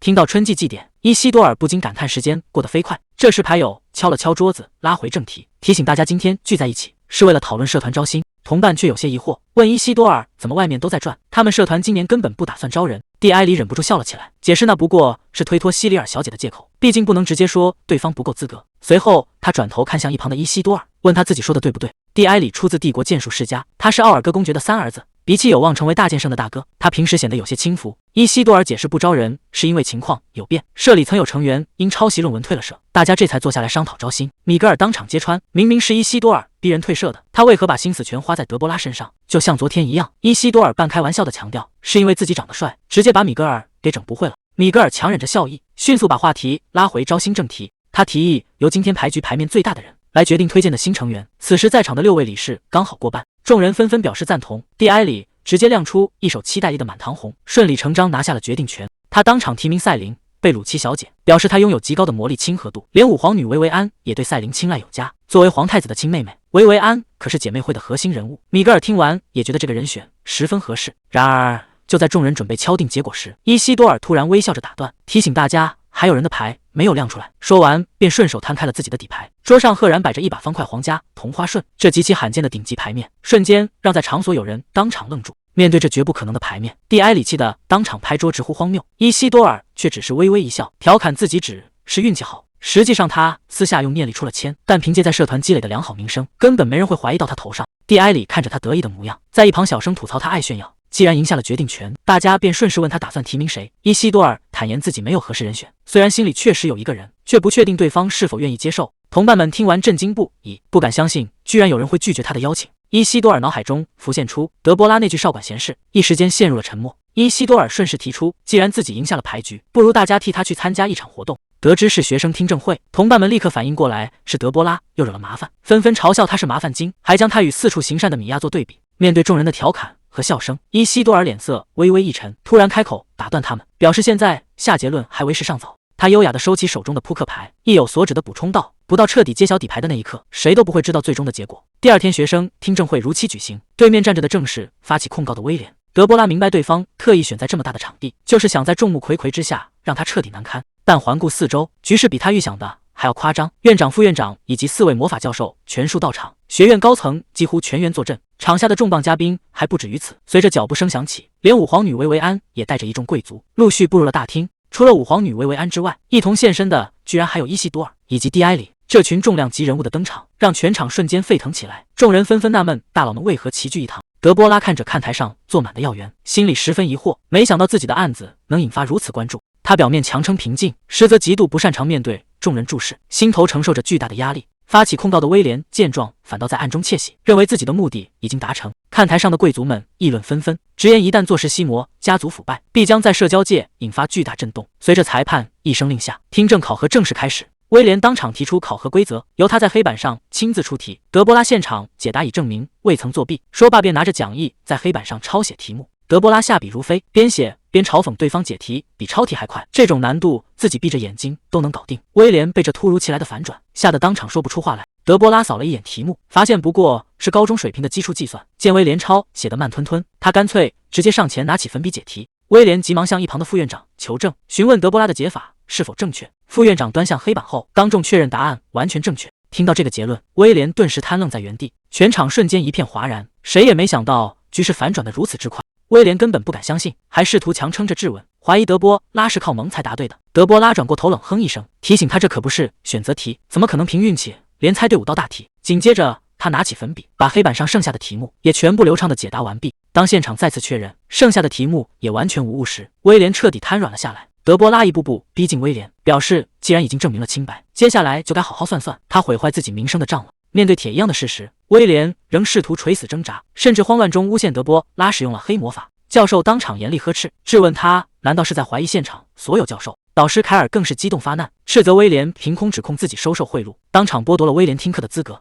这反常的反应把德波拉给整懵了，忍不住在心里吐槽对方脑子有问题。看台上的伯特冷冷发话，喝令凯尔立刻坐下，警告他现在没有任何发言的权利。伯特当场警告威廉，他的不实言论必将付出代价。伯特转头看向德波拉，询问他究竟是如何做到如此迅速且精准地解出全部难题。德波拉当场反问，自己凭什么要向所有人交代？威廉在没有任何证据的情况下发起指控，只因他解题速度够快，却没有任何人在意这种指控有多荒谬。他接着透露，威廉甚至还有同谋配合。德波拉当众拿出录音魔道具，按下了播放键，现场立刻响起了凯尔教授先前对他进行人身攻击与贬低的原因。录音一出，现场一片哗然。副院长当场言辞质问凯尔教授，怎能用如此难听的字眼侮辱学生？旁边的教授也当面表达了失望，直言没想到他是这种人。德波拉趁势说明真相，自己不过是在专心研究并改进公式，凭什么要白白奉献出成果？此话一出，瞬间在全场激起轩然大波，大家根本不敢相信自己的耳朵，这可是当年大魔法师留下的经典定律，怎么可能被他轻易改进？连看台上的伯特也面露凝重，德波拉则站在黑板前理直气壮地反问，既然已经找到了更快更精准的解法，凭什么还要死守着过去的陈规旧习？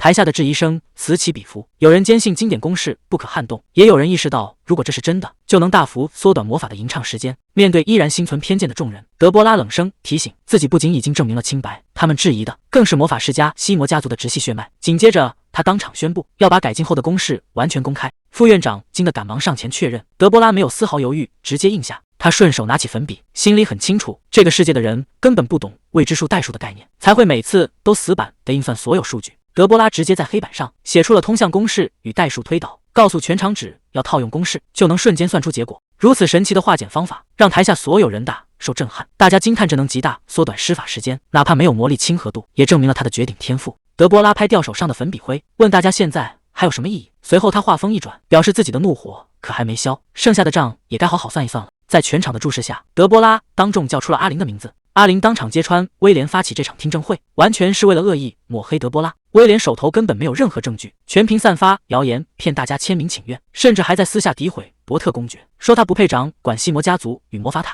此话一出，伯特的脸色瞬间阴沉下来，整个会场顿时陷入死寂。德波拉顺势转身怒斥威廉，竟敢拿他当借口侮辱自己的父亲。威廉吓得支支吾吾，根本无法反驳。看台上的贵族们纷纷议论威廉手段阴险，德波拉则表示父亲或许宽宏大量，不予追究，但自己绝不会就此罢休。面对众人的疑惑，德波拉冷酷地强调，不仅威廉要被追究，那些跟着掺和与诋毁他的人，所有人都要为自己的行为付出代价。德波拉改进公式的消息迅速传到了法师塔，研究员们翻看着抄写本，不敢相信古代大魔法师留下的经典居然真的存在破绽。有人当场尝试套用新公式，魔法阵瞬间展开，施法步骤被大幅简化。大家一边惊叹这颠覆性的成果，一边议论毫无魔力的德波拉竟能做出这种天才举动。就在大家准备广泛使用时，突然有人闯进来叫停，对方直接拍出一份通知单，严肃警告所有人，德波拉的新公式属于专利成果，未经许可严禁私自使用。拆开通知单一看，里面不仅列着30金币的高额罚款，还多了一项闻所未闻的月度订阅费。虽然每月都要付费，研究员们反而感到庆幸，毕竟先前得罪过德波拉的人早已被彻底拉黑，连花钱购买的资格都没有。众人这才彻底明白，未经授权私自使用公式就会被直接告上法院。德波拉看着魔道具上节节飙升的专利使用次数，单月调用量就高达上千次，源源不断的金币让他心情大好。其实早在3周前，他还不确定魔法公式能否申请专利，特意找布兰查德工会咨询，对方满脸憔悴，以为他是来催先前的委托，赶忙请求宽限1周。德波拉澄清并非催促进度，随手将一整袋金币拍在桌上，看到沉甸甸的金币，对方瞬间打起精神，态度立马变得极为热情。伊西多尔解释，只要拿到法院颁发的证书，就能拥有罚名的独占权，不少贵族家族也经常注册专利。德波拉追问具体办理流程，对方表示可以全程代办，前提是的透露具体罚名内容。德波拉要求先签署保密协议，对方爽快答应，却顺势提出抽取2成利润。面对对方狮子大开口，德波拉亮出身份，眼神瞬间冷了下来，对方吓得赶忙降到1成，可德波拉依然没打算退让。对方见抽成谈不拢，主动提出让德波拉购买魔道具享7折优惠。考虑到后续需要大量采购录音魔道具，德波拉爽快答应，双方迅速签署了合作协议。签完协议后，对方询问他究竟罚明了什么，德波拉语气平静，表示自己改进了大魔法师西蒙的公式，顺手把公式手稿递了过去。伊西多尔拿过手稿一看，整个人彻底惊呆在原地，原本以为只是普通小打小闹，没想到居然直接改写了经典公式，连连惊叹不可思议。面对伊西多尔的惊叹，德波拉表示自己没有魔力，改写公式对自己毫无用处。对方这才明白他是放弃虚名，选择实力。德波拉直接追问能否申请，伊西多尔拿出手稿仔细分析，表示可以套用魔力改性的条款，就像西蒙公爵精通水冰魔法，此前曾有魔法师为特殊的魔力变化申请过专利，只要把缩短吟唱时间的方法申报为公益专利就能成功。伊西多尔紧接着提醒，真正棘手的是后续该如何变现，传统的专利大多靠出售魔道具或晶石获利。德波拉也承认根本无法追踪每个魔法师究竟使用了多少次公式，于是他灵光一闪，直接提出按月订阅的收费模式。面对伊西多尔的困惑，德波拉耐心解释，只要每月向使用者收取固定费用，并建立自动续订机制，除非对方主动取消，就会一直自动扣费，只要把价格控制在合理范围，根本不会有人抱怨。伊西多尔听完直接笑出了声，大赞他总能想出各种奇招，从别人口袋里把钱掏出来。德波拉原本想把订阅费定在每月4银币左右，伊西多尔却建议直接提价，毕竟魔法师们收入极高。伊西多尔还建议分批发布公示，以便不断抬高订阅价格。这套商业策略让德波拉直呼专业，也确实帮他锁定了长期稳定收入。随后德波拉收到一封魔法理论学术会议的邀请函，本以为转生贵族能享受奢华生活，结果参加的全是学术研讨会。不过他很快转念一想，学术会议正是绝佳的宣传平台，刚好可以现场推广改进公式，借机吸引更多魔法师付费订阅。德波拉递出邀请函，让下属转告对方自己会考虑。下属随即汇报，海伦夫人已带着春花节舞会的礼服登门。德波拉这才想起即将到来的春花节舞会，海伦带着做好的舞会礼服登门，兴奋地展示成品，表示礼服采用了优雅剪裁，专门用来衬托之前送来的粉钻。然而德波拉看了一眼，态度十分冷淡，直言裙子虽然好看，但花边太多，根本不适合自己，完全看不出是专门为她量身定制。这下的海伦连声道歉，承认自己光顾着衬托宝石，反而忽略了德波拉本身的气质。德波拉意识到粉钻本身适合可爱风格，强行搭配自己的冷酷气质只会显得格格不入，决定彻底放弃使用粉钻。他吩咐海伦不用再拘泥于宝石，保留露肩款式，把面料换成更大胆的紫色。海伦如释重负，赶忙答应过几天带新作品登门。海伦退下后，德波拉突然想起最关键的问题，要是找不到护送自己的舞会男伴，衣服准备的再好也是白搭。正为舞会男伴的事发愁，门外突然传来敲门声，仆人抬着一只沉甸甸的木箱进来，汇报说有位年轻领主专门给德波拉送来了礼物。德波拉有些意外，拆开附带的信件一看，对方自称是富含银矿的加泽尔伯爵继承人路易，说是从他哥哥维勒克那里听说了他的美貌。看到这个名字，德波拉顿时一阵恶寒，没想到写信来的竟然是那个传闻中的变态。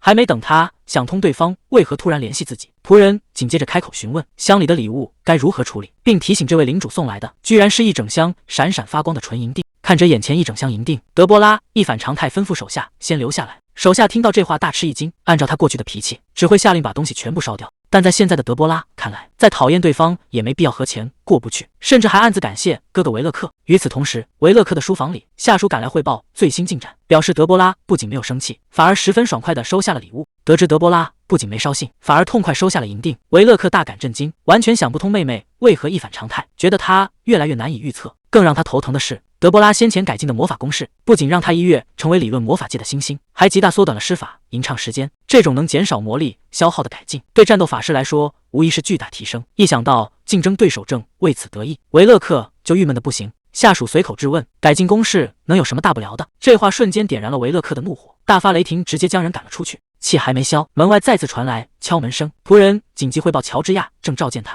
维勒克赶到书房坐下，完全想不通父亲为何突然找他。结果乔治亚一开口，直接冷声质问他为何要把加泽尔伯爵的长子介绍给德波拉。乔治亚表示，德波拉是为了维护维勒克的名声，才不得不收下那些礼物。维勒克听完满脑子问号，觉得德波拉只是在拿自己当借口。他试图辩解称，兄长给妹妹挑选对象很正常，况且德波拉也到了谈婚论嫁的年纪。话还没说完，乔治亚猛地拍桌怒斥，大骂维勒克就是个蠢货，竟敢把妹妹指给领地在西边偏远地区的贵族。维勒克连忙补充，对方家族拥有大片银矿，而且此前正是父亲交代自己去寻找合适人选。没想到乔治亚当场冷面否认，表示自己从没说过这种话。房间里顿时陷入一片死寂。维勒克心里委屈，明明是父亲去年亲口吩咐让给德波拉挑选合适对象，可乔治亚根本不听解释，直接警告维勒克离德波拉的婚事远点，甚至冷笑着提出条件，除非能找个比他更厉害的冰魔法师，才会重新考虑。可乔治亚本身就是顶尖的冰魔法师，这条件摆明了就是故意刁难。维勒克虽然满腹怨言，但也只能低头认错，灰溜溜地退出了书房。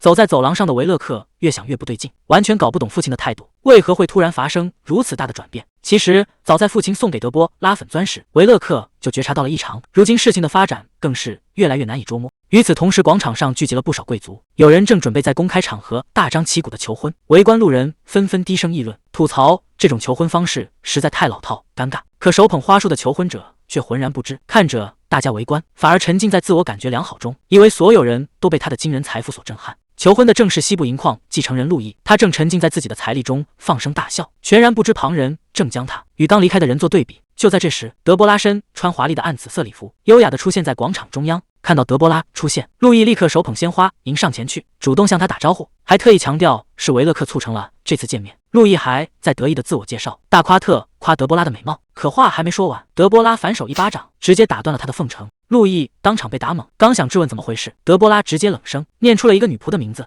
那是去年被路易骚扰后惨遭赶走的女仆，甚至连2年前和3年前被他伤害过的人，德波拉都掌握得一清二楚。路易吓得脸色大变，完全想不通对方怎么会知道。德波拉顺势亮出加泽尔家族女仆们联合控诉他恶行的请愿书，问他敢不敢当众念出来。路易吓得连声拒绝。德波拉顺势当场揭露他更大的丑闻，他不单骚扰女仆，还造假账偷窃银矿拿去赌博，甚至滥用家族联姻印章中饱私囊。这番话瞬间引得围观贵族一片哗然，路易彻底陷入恐慌。德波拉凑近提醒，要是维勒克和他父亲知道真相，会是怎样的下场？想到败露后可能面临的严厉报复，路易吓得当场低头求饶，表示只要能保命，自己愿意做任何事。德波拉只是冷冷的回应，这很简单。德波拉冷冷地提出要求，警告路易永远不要再出现在他面前，甚至连名字都不能让他听到，干脆彻底缩回西部，别再踏出半步。还没等他倒数完3秒，路易就吓得尖叫着逃跑，只留下一众围观的贵族。德波拉看着他落荒而逃的背影，顺便吐槽他跑得倒挺快。收拾完路易，德波拉看着手里这份致命的情报，不禁感叹幕后主人的情报网，好奇对方到底掌握着多么可怕的势力。手下赶来向维勒克汇报，路易自称坠马受了重伤，近期恐怕无法在社交圈露面。维勒克十分纳闷，那个麻烦精怎么突然跑了？但转念一想，父亲原本就不喜欢路易，这倒也不算什么坏事，只是他心里隐隐有些不安。看着窗外被重新翻修的花园，原本这里是母亲的玫瑰花园，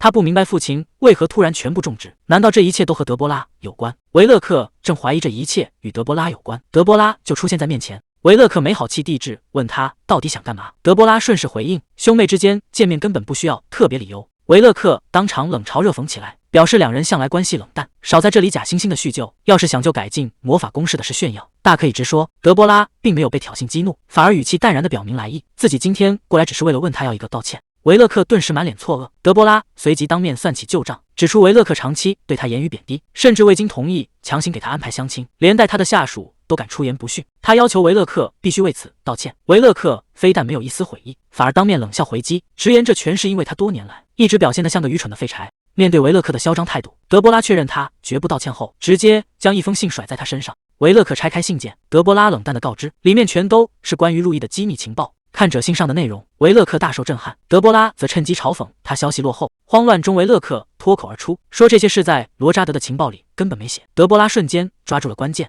他当面揭穿维勒克，原来他是抢了罗扎德的功劳，才把路易介绍给自己的。一句话直接让维勒克当场僵住。德波拉心中了然，罗扎德故意泄露路易拥有大片银矿，利用白银在魔导道具上的高档魔性，诱使维勒克主动接手这门婚事。如果他大吵大闹，父亲必然降罪处理他这个麻烦。如果婚事成了，将来出了任何岔子，责任也会全算在维勒克头上。无论结果如何，罗扎德都立于不败之地。明白自己被当枪使后，维勒克气得将信纸捏成一团，德波拉却顺势拿他以前的原话反击，直言无知本身就是一种罪。接着他提醒维勒克把剩下一封银色信封也打开。维勒克疑惑地拆开信纸，刚看清里面的内容，瞬间大受震撼。面对信中赤裸裸的威慑，维勒克浑身颤抖不已。德波拉嘴角挂着自信的冷笑，这封信可不仅仅是路易的黑料，更是他专门准备的重磅炸弹。原来这封银色信件是合作伙伴此前亲手交给他的，对方专门从西部搜集到了关键情报，送给他当成合作的礼物。而信里写着的正是维勒克隐藏最深的致命死穴。原来他私下重金投资的银矿，大部分土地根本挖不出白银，投资注定血本无归。听到这里，维勒克大受打击。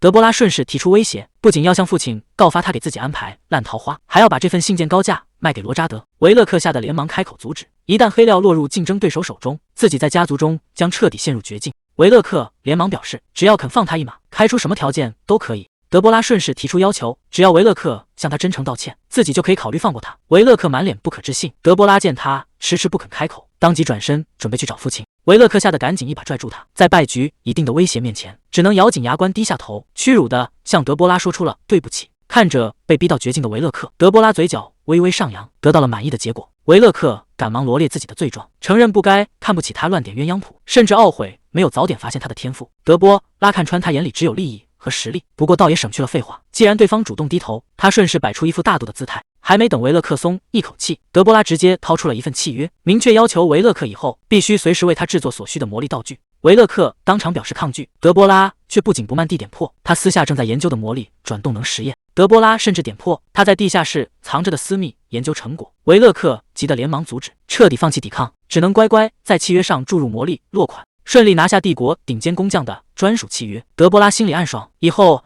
想要什么魔道具都能随心定制。解决完维勒克，德波拉优雅地走在府中，周围下人见状纷纷吓得侧身让路。看来路易狼狈逃跑的事已经传开，大家都把他当成了可怕的恶魔。照这样下去，即将到来的舞会上他怕是找不到舞伴了。不过德波拉倒也无所谓，比起谈情说爱，不如多看点商业地产，专心搞钱。随后德波拉来到一片清静的园林，突然草丛里传来了一声猫叫，顺着声音看去，一只金黄的大胖猫正惬意地晒着太阳。德波拉瞬间被这可爱的模样俘获，当即决定以后都要改走这条路。伊西多尔正蹲在草丛旁，温柔地抚摸着那只大胖猫。躲在树后的德波拉撞见这一幕，美男配萌猫的画面让他心花怒放。伊西多尔察觉到了动静，转过头认出是德波拉，主动开口打招呼。德波拉这才意识到自己看得太入神，德波拉连忙整理情绪打招呼。伊西多尔顺势提到上次听证会的事，还主动夸赞起他修改的魔法公式。德波拉正有些得意，一旁的大胖猫突然叫了一声，再次吸引了他的注意。大胖猫主动凑上来蹭着德波拉的裙角，伊西多尔笑着直夸猫咪平时警惕性高，却唯独对他格外亲近。德波拉表面装得镇定，心里却发虚，毕竟自己兜里可带了猫波盒。伊西多尔顺势话锋一转，询问起春花舞会的事，得知德波拉还没选定舞伴，他顺势凑近，主动邀请德波拉当自己的舞伴。德波拉被这突如其来的邀请搞得措手不及，质问他明明那么受欢迎，为何偏要找自己？伊西多尔只说两人恰好都还没定下舞伴。德波拉暗自吐槽，追他的人都能叠成高塔，面上却强装镇定，表示自己会考虑。伊西多尔顺势笑着表示，看来自己还有机会。德波拉连忙辩解说自己随时可能改变主意，随后随便找了个借口仓皇逃走，只留下伊西多尔愣在原地，怀疑他真要去见其他人。随后德波拉启动传送阵，一路直奔情报工会，推开房门要找会长。伊西多尔正瘫在椅子上大口喘气，面对德波拉的询问，一路狂奔赶回来的他只能强装镇定，辩称自己刚才只是在做运动。伊西多尔还没喘过气，德波拉就直奔主题，想看看关于伊西多尔的调查资料，还直言伊西多尔这个人有些古怪。听德波拉这么说，伊西多尔有些疑惑，德波拉却忍不住抓狂的吐槽，对方居然突然跑来邀请他当舞会舞伴。伊西多尔听完愣在原地，试图解释这再正常不过，可德波拉却满脑子阴谋论，坚信对方是想借机讨好自己父亲。看着大肆分析的德波拉，伊西多尔无奈地劝他冷静，顺手把刚整理好的一大摞调查报告重重地拍在了桌上。看着桌上厚如砖头的报告，上面全是反复修改的痕迹，德波拉更加确信伊西多尔绝对有猫腻。伊西多尔见状赶忙抽走草稿，重新把薄薄的最终版拍在桌上。他表示这是从外貌、财富、能力、名声、性格和影响力6个维度做的客观评估。可德波拉翻开一看，雷达图上的各项数据居然全部拉满，报告里更是满篇夸赞，不仅称他为帝国第一美男子，连性格和能力也吹得毫无瑕疵。看着这份完美过头的报告，德波拉反倒产生了怀疑。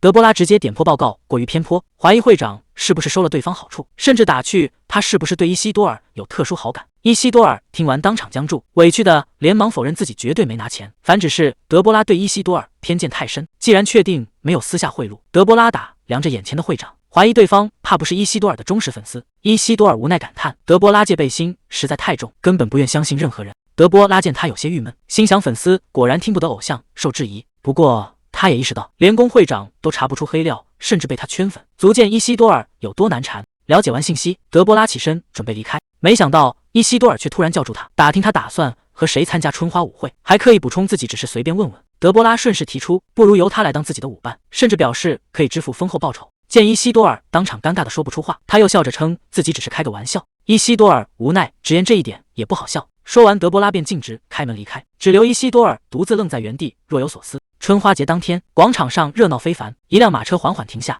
皮拉夫率先走下马车，随后小心翼翼地牵着米娅的手扶她走了出来。堂堂蒙特斯家族的皮拉夫竟然亲自陪同女伴挑选礼服，瞬间吸引了周围所有人的目光，大家纷纷打听这位幸运女孩的身份，这才认出她正是名声在外的米娅。路人纷纷议论，米娅虽然出身贫穷贵族，但胜利纯度高居学院历史前3，平日里更是热衷于慈善善举。皮拉夫带着米娅走进高档礼服店，店员连忙热情迎接，恭敬地引着2人前往包间。随后帘子拉开，米娅换上一身华丽优雅的粉色礼服，店员赶忙询问皮拉夫的意见，称这正是按照要求安排的甜美风格。米娅见状则有些过意不去，表示皮拉夫不必为自己做到这个份上。米娅满心欢喜地向皮拉夫道谢，皮拉夫也毫不吝啬赞美，夸她美得就像传说中的女神。面对米娅的谦虚，皮拉夫夸她热衷慈善胜过神父，随后更是顺势聊起她的秀发，夸她才是舞会上最夺目的女子。在他看来，像德波拉那种只懂追求奢华的人，在舞会上根本不会受人关注。可皮拉夫转念一想，又觉得奇怪，往年这个时候，德波拉早就狂发信件邀请他了，今年竟然破天荒的一封都没寄。皮拉夫不再纠结邀请信的事，在他眼里，今年舞会的年度之花非身旁的米娅莫属。到了舞会当天，皮拉夫带着米娅高调亮相，宾客们纷纷围上来称赞米娅的美貌，米娅也客气地表达感谢。看着眼前的景象，皮拉夫暗自得意，觉得一切都在计划之中。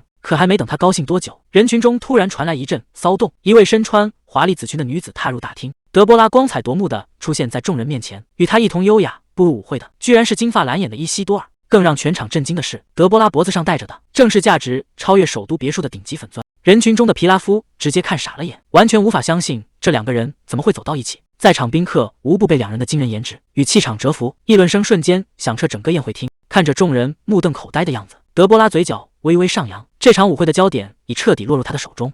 而一旁的伊西多尔身着一身粉色刺绣的华丽礼服，同样高调夺目，展现出绝佳的气场与魅力。德波拉本以为粉钻亮度太高，会与自己的暗系礼服脱节，好在伊西多尔一身粉色装饰，正好将两人的搭配完美串联。宾客们纷纷围观议论，德波拉虽然全身只带了一件珠宝，但光凭那颗巨大的粉钻就已足够耀眼。听着众人的连声赞叹，德波拉暗暗高兴，粉钻名气大增，将来定能卖个好价钱。看着身旁的伊西多尔，德波拉感到有些意外，没想到他打破男士只穿暗色正装的惯例，把粉色驾驭得极为出彩，而且真的照他的要求穿了过来。德波拉回想起此前给伊西多尔寄出的信，他要求对方必须配合自己的礼服与珠宝风格，才同意由他担任舞伴。没想到伊西多尔二话不说就爽快答应。如今看他将配色与风格契合得如此完美，德波拉也不由得感叹他确实大受欢迎。两人入场时，伊西多尔体贴询问是否走得太快，德波拉则回应一切刚刚好。德波拉正暗自感叹伊西多尔的身高，侍从就大声宣告皇太子降临。皇太子居高临下向众人致意，随后舞曲正式响起来。皇太子携女伴率先步入舞池领舞，春花节舞会就此拉开序幕。德波拉打量这领舞的皇太子，在帝国蓝色代表着至高无上的尊贵，更是皇室独特的象征。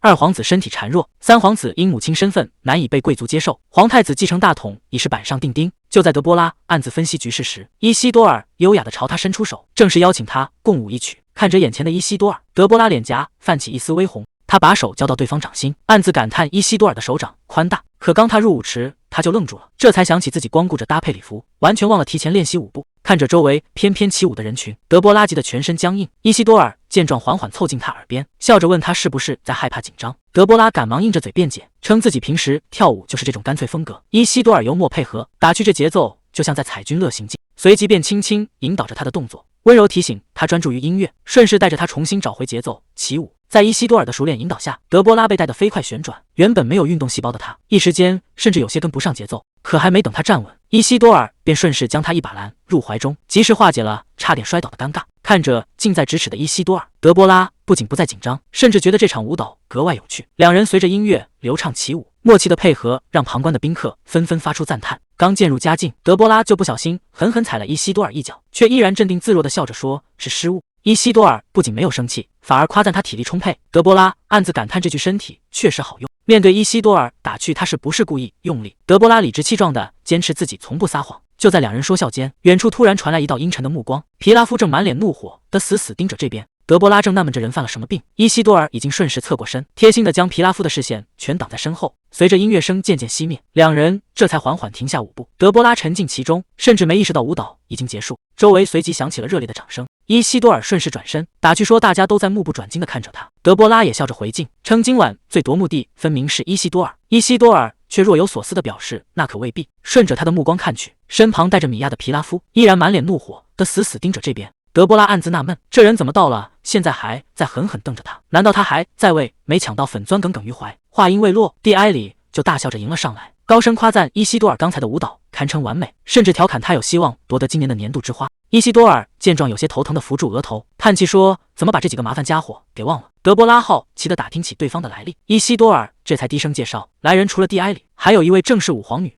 时间回到几周前的学生听证会，德波拉在黑板前迅速破解了一道复杂的数学难题，这一幕让现场的舞皇女震惊不已，不敢相信德波拉居然解得这么快，甚至打破了大魔法师留下的既定框架，直呼这绝对是天才才能想出的思路。身旁的伊西多尔听完微微一笑，表示自己早说过这事会很有趣。亲眼见识到德波拉的惊人天赋后，舞皇女神情兴奋地看向伊西多尔，当场交代他不惜一切代价也要把德波拉给拉拢过来。舞会刚一见面，舞皇女就拿着扇子直勾勾盯着德波拉。德波拉被盯得一脸纳闷，想不通对方为何用这种眼神看自己。另一边的蒂埃里自来熟地拍着伊西多尔，高声打趣他今晚风采非凡，甚至嚷嚷要提名他当选年度之花。伊西多尔对此却是一脸冷淡，看着蒂埃里油腔滑调的样子，德波拉这才领教到对方口中的麻烦。就在气氛有些微妙时，身侧突然响起了一阵清嗓声，伊西多尔主动为双方做了介绍。德波拉客气地向舞皇女躬身行礼，虽然这是他第一次见到对方，但因此前舞皇女推广过他的攻势，还间接帮他拉到了不少贵宾客户。德波拉对这位皇女其实颇有好感。舞皇女打量着德波拉，直言早就想找他好好聊聊，还大方夸赞他今天的穿搭，展现出了难得的勇敢与胆识。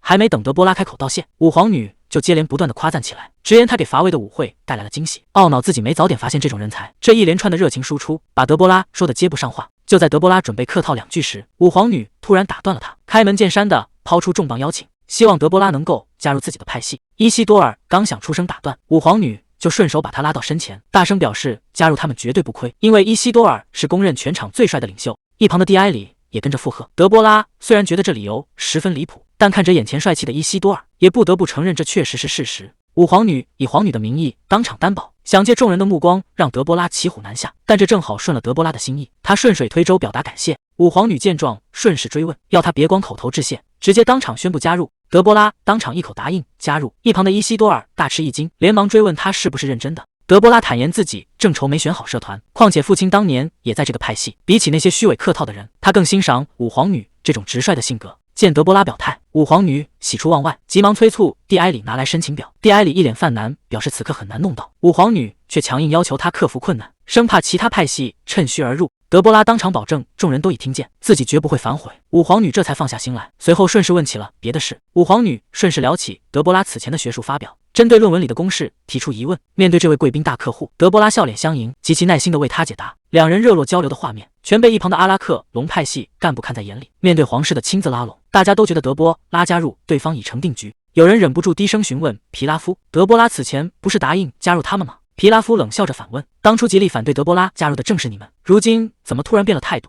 手下坦言德波拉如今已是全场焦点，舞姿惊艳让人大开眼界。看着手下纷纷对德波拉改观，皮拉夫心里越发感到刺眼与不满。宾客们议论纷纷，称赞伊西多尔不仅着装配合德波拉，举止更是体贴温柔。皮拉夫的手下们一边酸伊西多尔讨好女人，一边注意到德波拉还没正式提交申请。想到他此前一直对皮拉夫情有独钟，便提议由皮拉夫出面劝他改变主意。皮拉夫听后气得重重砸下酒杯，当场言辞拒绝了这个提议。可在他心里依然坚信德波拉如今的无视不过是为了吸引自己注意的手段。舞会上，周围的宾客纷纷投来关注的目光，不少贵族女子更是频频给出邀请共舞的暗示。可伊西多尔对所有人态度冷淡，全然不理会旁人的试探。注意到伊西多尔唯独对自己格外体贴，德波拉不禁心生疑虑，暗想事情恐怕没那么简单。就在他偷偷观察对方时，两人却再次猝不及防地对上了视线。伊西多尔主动询问他为何总在回避，打趣问他是不是被自己的魅力晃到了眼。德波拉虽然果断否认，内心却不得不承认对方说中了一半，连忙告诫自己帅哥太危险，必须保持清醒。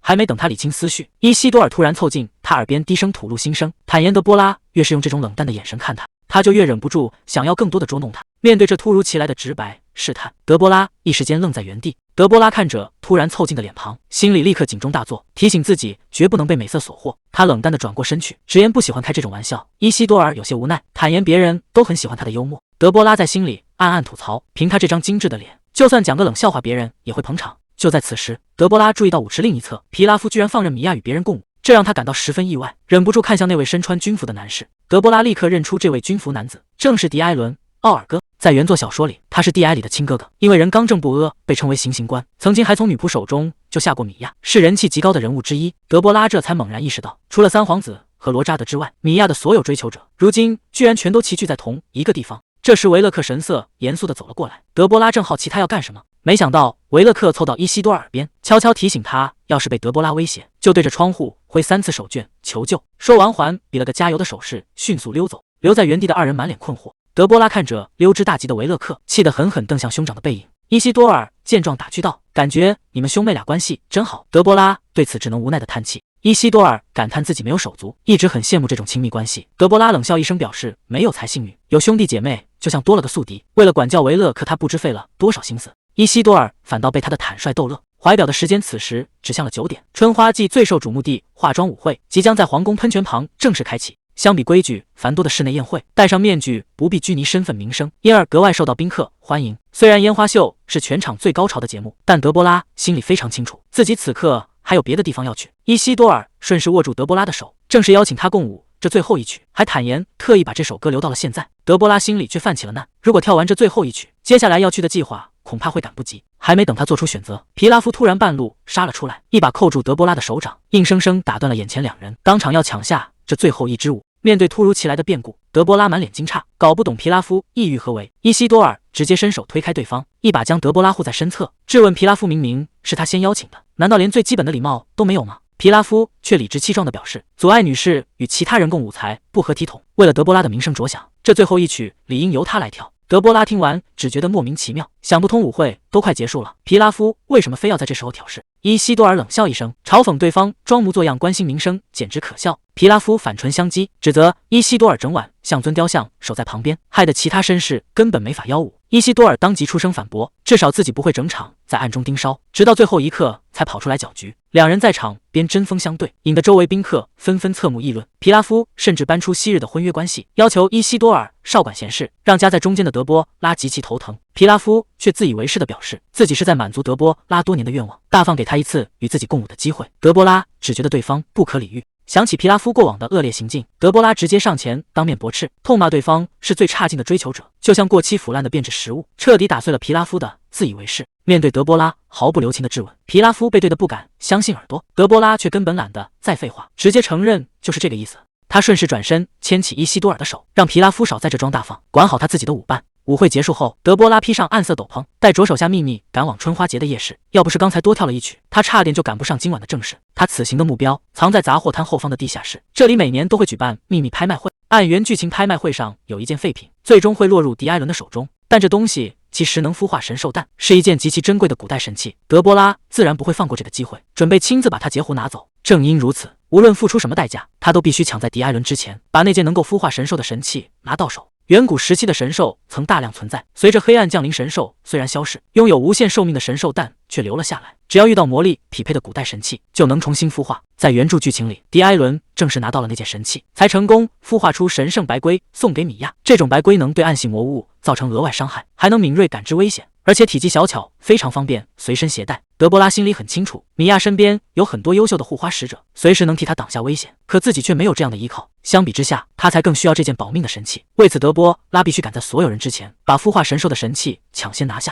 德波拉顺利找到了秘密拍卖会的入口，他让随从留在门口守护。随从看这里环境阴暗，有些担忧，提出想要跟着进去保护。德波拉当场呵斥，质问他是不是怀疑自己要做坏事，吓得随从赶紧打消念头，交代好自己会在12点前出来。德波拉戴上面罩，独自走入地下室。此时拍卖场里正热火朝天地叫价，德波拉默默入座，准备拿下那件古代神器。拍卖会现场十分热闹，商品刚一成交，拍卖师就捧出下一件藏品，号称是古代不死鸟的羽毛，起拍价15金币。台下立刻有人跟着叫价，但德波拉一眼就看出这不过是加了魔法的红羽毛，跟普通羽毛比没有任何区别。看着盲目叫价的人群，德波拉觉得大家就像在玩抽卡。可眼下更让他头疼的是，小说只说那是件古代神器，却根本没写具体长什么样。现场所有藏品都被冠上了各种古代或传奇的头衔，叫价声此起彼伏，甚至一路飙升到了80-90金币。德波拉自知无法把东西全部买下，他开始冷静推断，迪埃伦作为纯粹的剑士，能让他感兴趣的古代神器，必然是一把长剑。紧接着，拍卖师推出来下一件藏品，号称是带骷髅装饰的古代长剑，起拍价50金币。德波拉瞬间锁定了目标，正准备出手叫价，德波拉注意到旁边有个戴斗篷的男人，包上印着黑马骑士团的文章。他立刻反应过来，迪埃伦正是黑马骑士团的副团长，对方很可能是买来送给迪埃伦的，这让他更加确定长剑就是神器。为了抢先一步，德波拉直接举手加价到了100金币。拍卖师兴奋地高声呼喊，没想到那位骑士团成员毫不退让，紧跟着叫价到了110金币。德波拉毫不犹豫，直接把价格翻倍，叫到了220金币。这天价叫价瞬间轰动全场，连竞价的对手都被当场吓懵。拍卖结束后，长剑顺利落入德波拉手中，可看着放在腿上的骷髅长剑，德波拉却陷入了沉思。这兵器横看竖看都不像是能用来孵蛋的东西。德波拉还在琢磨神器的线索，台上拍卖师又推出了下一件藏品，号称是古代哲学家留下的道德古书，起拍价60金币。在这个地下拍卖场谈道德，台下买家根本没人感兴趣。就在一片冷场时，一位身穿白袍的神秘男子突然举手叫价，对方虽然遮得严严实实，但那周身的气质却格外引人注意。白袍男子顺利拍下古书，接过来后却没离开，反而径直朝观众席走去，最后竟一路停在德波拉面前。德波拉满心困惑，完全想不通这人为何朝自己走来。只见对方缓缓摘下面罩，露出招牌的金发蓝眸，眼前这人竟然是伊西多尔，还微笑着对他说了句又见面了。德波拉没想到对方一眼认出自己，连忙问他究竟是怎么发现的。伊西多尔笑着表示，凭体型步态和露在外面长发就能看出来。德波拉这才反应过来，赶紧抓紧兜帽遮好头发。为了打听线索，他追问起对方买下古书的目的，想知道书里是否隐藏着特别信息。没成想伊西多尔十分大方，直接把刚拍下的道德古书递了过来，当成礼物送给德波拉，还打趣说自己根本不需要道德与宽容。听到这话，德波拉眼睛一亮，既然书里写的不是道德教条，那很可能藏着赚钱的秘诀。他不再客气，伸手把古书收了下来。伊西多尔问他还有没有想买的东西？德波拉摇了摇头，眼看拍卖会已经没有心仪的藏品，伊西多尔便主动发出邀请，提议一起去外面欣赏烟花。听说这是皇家魔法师精心打造的烟花，德波拉顿时动了心，毕竟前世今生他都美好看过一次，便立刻答应下来，起身随他一同离开。见德波拉答应得这么爽快，伊西多尔领着他朝出口走去。走在路上，伊西多尔突然拿出一张短距离传送卷轴，德波拉有些纳闷，提醒他只要走出大楼就能看到烟花，根本没必要专门使用卷轴。伊西多尔却笑着回应，看烟花的每一秒都十分珍贵。说完便直接激活了卷轴。为了让双人传送卷轴顺利生效，伊西多尔伸手将德波拉带向自己，解释两人必须靠得很紧。随着一阵魔法光芒闪过，两人瞬间离开了拍卖场。待传送结束，德波拉睁开眼睛，惊讶地发现自己竟站在高耸的塔楼阳台上。伊西多尔主动开口，表示这里才是欣赏烟花的绝佳位置。站在这高耸的阳台上，德波拉往下一看，心里直犯嘀咕，这要是不小心滑下去，怕是命都要当场交代在这。伊西多尔刚说烟花快开始了，他手扶着的阳台石栏突然发出裂响，眼看石栏就要崩塌，德波拉情急之下大喊小心，一把朝伊西多尔扑了过去。等他稳住身形，才发现自己正紧贴在伊西多尔怀里，而对方不仅毫发无损，反而看着他露出了微笑。见伊西多尔打趣自己今天格外主动，德波拉这才恍然大悟，这家伙刚才分明是在故意捉弄自己。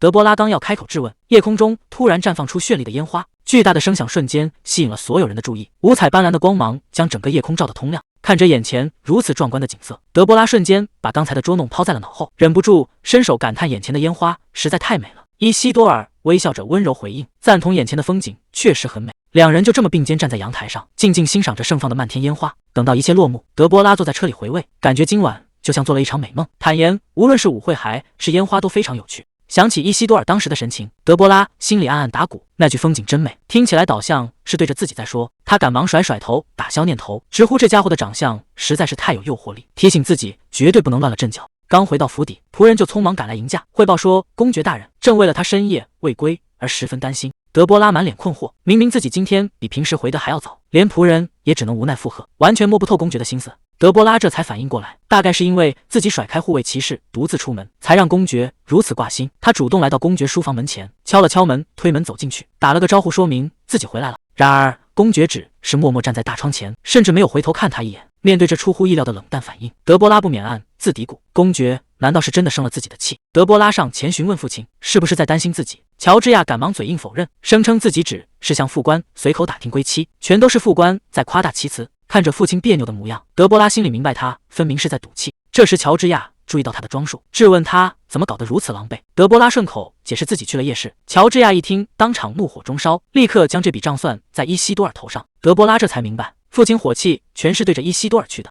他想起今天早晨伊西多尔驾着马车来府邸接他去皇宫，按惯例绅士出门会为伴侣准备鲜花，可伊西多尔带的却是一整束夸张到极点的巨型花束。乔治亚当时一看到这架势，当场就把对方判定成轻浮的花花公子。德波拉暗暗发笑，知道父亲是嫌粉色花束过于夸张，加上思想传统，才会对伊西多尔有这么大成见。乔治亚依旧十分不爽，怪对方带他去混云集的拍卖场。德波拉连忙开口澄清，说明夜市是自己独自去的，跟伊西多尔毫无关系。乔治亚哼了一声，埋怨他想要什么吩咐仆人即可，何必亲自跑去那种地方。德波拉拿出那本买来的道德古书，解释是听说有稀有藏品才亲自前往。乔治亚起初满脸不屑，认为这种破书毫无价值，随手翻开书页，可刚看几页，他的目光瞬间死定在页面上。紧接着乔治亚神情大变，疯狂向上翻动书页，因为这本古书的作者竟是西魔家族第6代家主贝勒蒙。乔治亚指着书页让德波拉看，解释贝勒蒙惯用左手写字，文字必须透过镜子反照才能正常读取真正含义。确认了书页里的隐藏信息，乔治亚激动万分，没想到贝勒蒙居然留下了回忆录。看着父亲狂热的眼神，德波拉心里十分清楚，这是顶级收藏家找到珍宝时的反应。他这才反应过来，怪不得伊西多尔说这书能派上用场，心里顿时对伊西多尔充满感激。德波拉见状顺水推舟，表示这本古书正是特意送给父亲的礼物。乔治亚大受感动，没想到女儿跑去混乱的地方，全是为了给自己寻觅心仪礼物。德波拉有些心虚，赶忙借口劳累想要回房休息。乔治亚心疼不已，连连叮嘱他快些回房安顿。德波拉告别父亲，准备离开书房，刚走2步，突然脚下一滑，重重摔倒在地板上。身后的乔治亚吓了一跳，连忙放下手中的古书，起身朝女儿跑了过去。摔在地上的德波拉摸向衣服内侧口袋，赫然发现原本存放在里面的粉钻竟然凭空消失了。与此同时，五皇女薇薇安正向蒂埃里询问是否拿到德波拉在申请表上的签名。蒂埃里恭敬地表示，德波拉最近一直把自己关在府邸，未能见到本人。薇薇安感到疑惑，当即追问起具体原因。听闻德波拉身体不适，维维安大感意外，本想登门探望，却被蒂埃里当场劝阻。蒂埃里透露德波拉正陷入悲痛，虽然西魔家族极力隐瞒，但消息早已私下传开。据说德波拉在舞会后去了夜市，不慎将极其罕见的粉钻弄丢，甚至当场承受不住打击昏倒过去。得知这颗稀世宝石在夜市失窃，维维安大为震惊，意识到宝石恐怕早已转手卖到黑市。蒂埃里接着补充，外界传言皮拉夫打算买下宝石，要是让他买走送给别人，以德波拉的脾气，恐怕会当场发狂。可谁也没想到，德波拉正私下向工会长询问那颗粉钻到底卖了多少钱。得知成交价高出原价1半以上，德波拉高兴的当场抱起宠物，对这个超出预期的收获满意极了。工会长笑着表示，全靠德波拉在舞会上的精彩演技，如今全帝国都传他因失宝伤心，才让粉钻价格飙升到40亿。听到拍出原价2倍半的天价，德波拉不禁好奇买家的身份。工会长声称买家是外国富商，德波拉对此很满意，觉得卖去远方正好减少麻烦。然而工会长隐瞒了真实情况，帝国本土也有不少人参与竞标，而出价最高的人正是皮拉夫。看着皮拉夫开出的惊人金额，伊西多尔猜测对方想送给圣女，一旁的米格尔也随之询问是否要把宝石卖给皮拉夫。面对皮拉夫开出的最高价，伊西多尔却直接拒绝，下令将粉钻卖给出价第2高的买家。米格尔听完大吃一惊，完全想不通一向唯利是图的主人怎么会放着大笔财富不赚，毕竟外界都在赚。皮拉夫抢购宝石是为了送给圣女，整箱珠宝作为货款送达。工会长表示财宝已清点完毕，如今全都归德波拉所有。看着眼前沉甸甸的宝箱，没想到对方能把粉钻卖出2倍半的天价，德波拉感叹能结识对方十分幸运。他随手盖上宝箱，请工会长重新倒上一杯热茶，准备开始商讨接下来的正事。德波拉深知在帝国若没有爵位，失去贵族身份后，手里的专利将变得毫无价值。仅凭刚到手的20亿金币还远远不够，他的最终目标是积攒够100亿。拥有资金后，德波拉决定立即投资。他当面摊开地图，工会长顺势询问看中了哪个区域。德波拉表示第1家分店打算开在人流密集的喇叭区广场，或是法师塔附近的喷泉广场。工会长分析完法师塔地段的优势，德波拉指出法师很少光顾甜品店，但他早已准备好应对方案，决定直接选址在法师塔附近，并托工会长帮忙寻找合适房产。随后德波拉拿出亲自绘制的图纸，工会长接过翻看，当场被精妙的设计方案惊艳，甚至想要将草图直接收藏。德波拉表示这只是初步规划。工会长注意到图纸上的特定标注，德波拉便顺势解释，打算以2人持股的商会名义进行这笔慈善捐赠。在帝国贵族不得公开经商，大家通常在幕后建立商会运作。德波拉名声在外，自然更需要隐瞒真实身份。工会长不仅完全赞同这个决定，还提醒捐赠能争取到减税优惠，并主动承揽向办事处申请的手续。有如此靠谱的合伙人代劳，德波拉感到非常满意。选址与方案全数敲定，接下来就轮到手下的维勒克出场干活。而远在另一边的维勒克莫名打了个寒战，而另一边的皮拉夫得知竞标落空后大发雷霆，将房间里的物件砸得粉碎。他怒不可遏地指责手下办事不力，斥责买不到就该直接强抢。面对不断求饶的手下，皮拉夫一把拽住对方的领口，下达了最后的通牒，无论用什么手段都必须把那颗宝石抢回来。手下急忙赶来汇报，说公爵大人召见。皮拉夫心中一阵烦躁，甩下手下前去应召。不料刚一见面，父亲就对其劈头盖脸一顿痛骂，斥责皮拉夫总因女人的饰品丢人现眼，简直毫不知耻。公爵更是拿西魔家族的长子对比，人家在前线抗击蛮族屡建奇功，他却只会在破事上混日子。皮拉夫被训得当场愣在原地，父亲痛骂皮拉夫折腾半天，宝石没抢到，反而让自己成了全城的笑柄，还警告他不许再虐待手下仆从。面对父亲的训斥，皮拉夫一言不发，脑海中浮现出德波拉曾经的嘲弄，他狠狠捏紧了拳头。外界以为他抢宝石是为了讨好圣女，只有他自己心里清楚，费尽心机纯粹是为了把德波拉的心爱之物夺过来。好，当面嘲讽他。父亲越说越气，竟直接甩了皮拉夫一耳光，痛骂他是蠢货，警告若再为这些蠢事折腾，就用铁链把他锁进地牢，命令他收心回去参加训练。面对严厉的警告，皮拉夫只得低头向父亲道歉。夜幕降临，面对糟糕至极的局面，奥菲利亚心惊胆战，担心那位大人得知真相后会爆发雷霆之怒。得知皮拉夫不仅没吸引到关注，甚至还被禁足在家，奥菲利亚当场大发雷霆，痛骂女孩即便有皮拉夫做男伴，也依然没能成为年度之花。为了让她模仿圣女，他们特意用炼金术将头发染成粉色。如今上流社会一提到粉色，大家想到的却全都是德波拉。米娅试图开口辩解，表示自己已向大司祭证明了胜利，奥菲利亚却根本听不进去，怒斥上流社会只在乎刺激的话题。看着所有关注全被德波拉抢光，奥菲利亚情绪彻底失控，一把抓住了米娅的衣领，痛诉为了造出所谓的圣血，自己付出了无数代价。奥菲利亚怒斥这就是搞砸的下场，要米娅必须为此付出代价赎罪。说罢便痛下狠手惩罚。看着德波拉如今备受瞩目，所有计划彻底化为泡影，米娅在痛苦与绝望中对占尽风头的一切充满了怨恨。维勒克一见面就调侃德波拉错失了那颗粉钻，德波拉根本不在乎，反而亮出父亲刚赏赐的名贵项链，炫耀起父亲对自己的宠爱。维勒克无奈叹气，直言要是特意叫他过来，只是为了炫耀项链，他可不答应。德波拉随后递过一张图纸，命令维勒克照着制作。维勒克看着上面奇奇怪怪的设计，询问这是否出自德波拉之手。德波拉当即大方承认。维勒克端详着图纸，忍不住称赞德波拉很有天赋。德波拉暗自庆幸，好在上一是大学专业，没白学。维勒克指着上面的刀片确认，问他是不是要制作一个能让刀片高速旋转的魔道具。得到确认后，维勒克竟开始发散脑洞，怀疑他是准备用来碎尸掩埋。德波拉当场反驳，澄清这只是用来搅拌水果的刀片，因为帝国现在只有手挤果汁，根本没有带果肉的混合饮料和沙冰。德波拉暗自盘算，这东西要是做出来，在夏天绝对能大赚一笔。维勒克却依旧沉浸在脑洞里，吐槽他竟会设计这种危险玩意。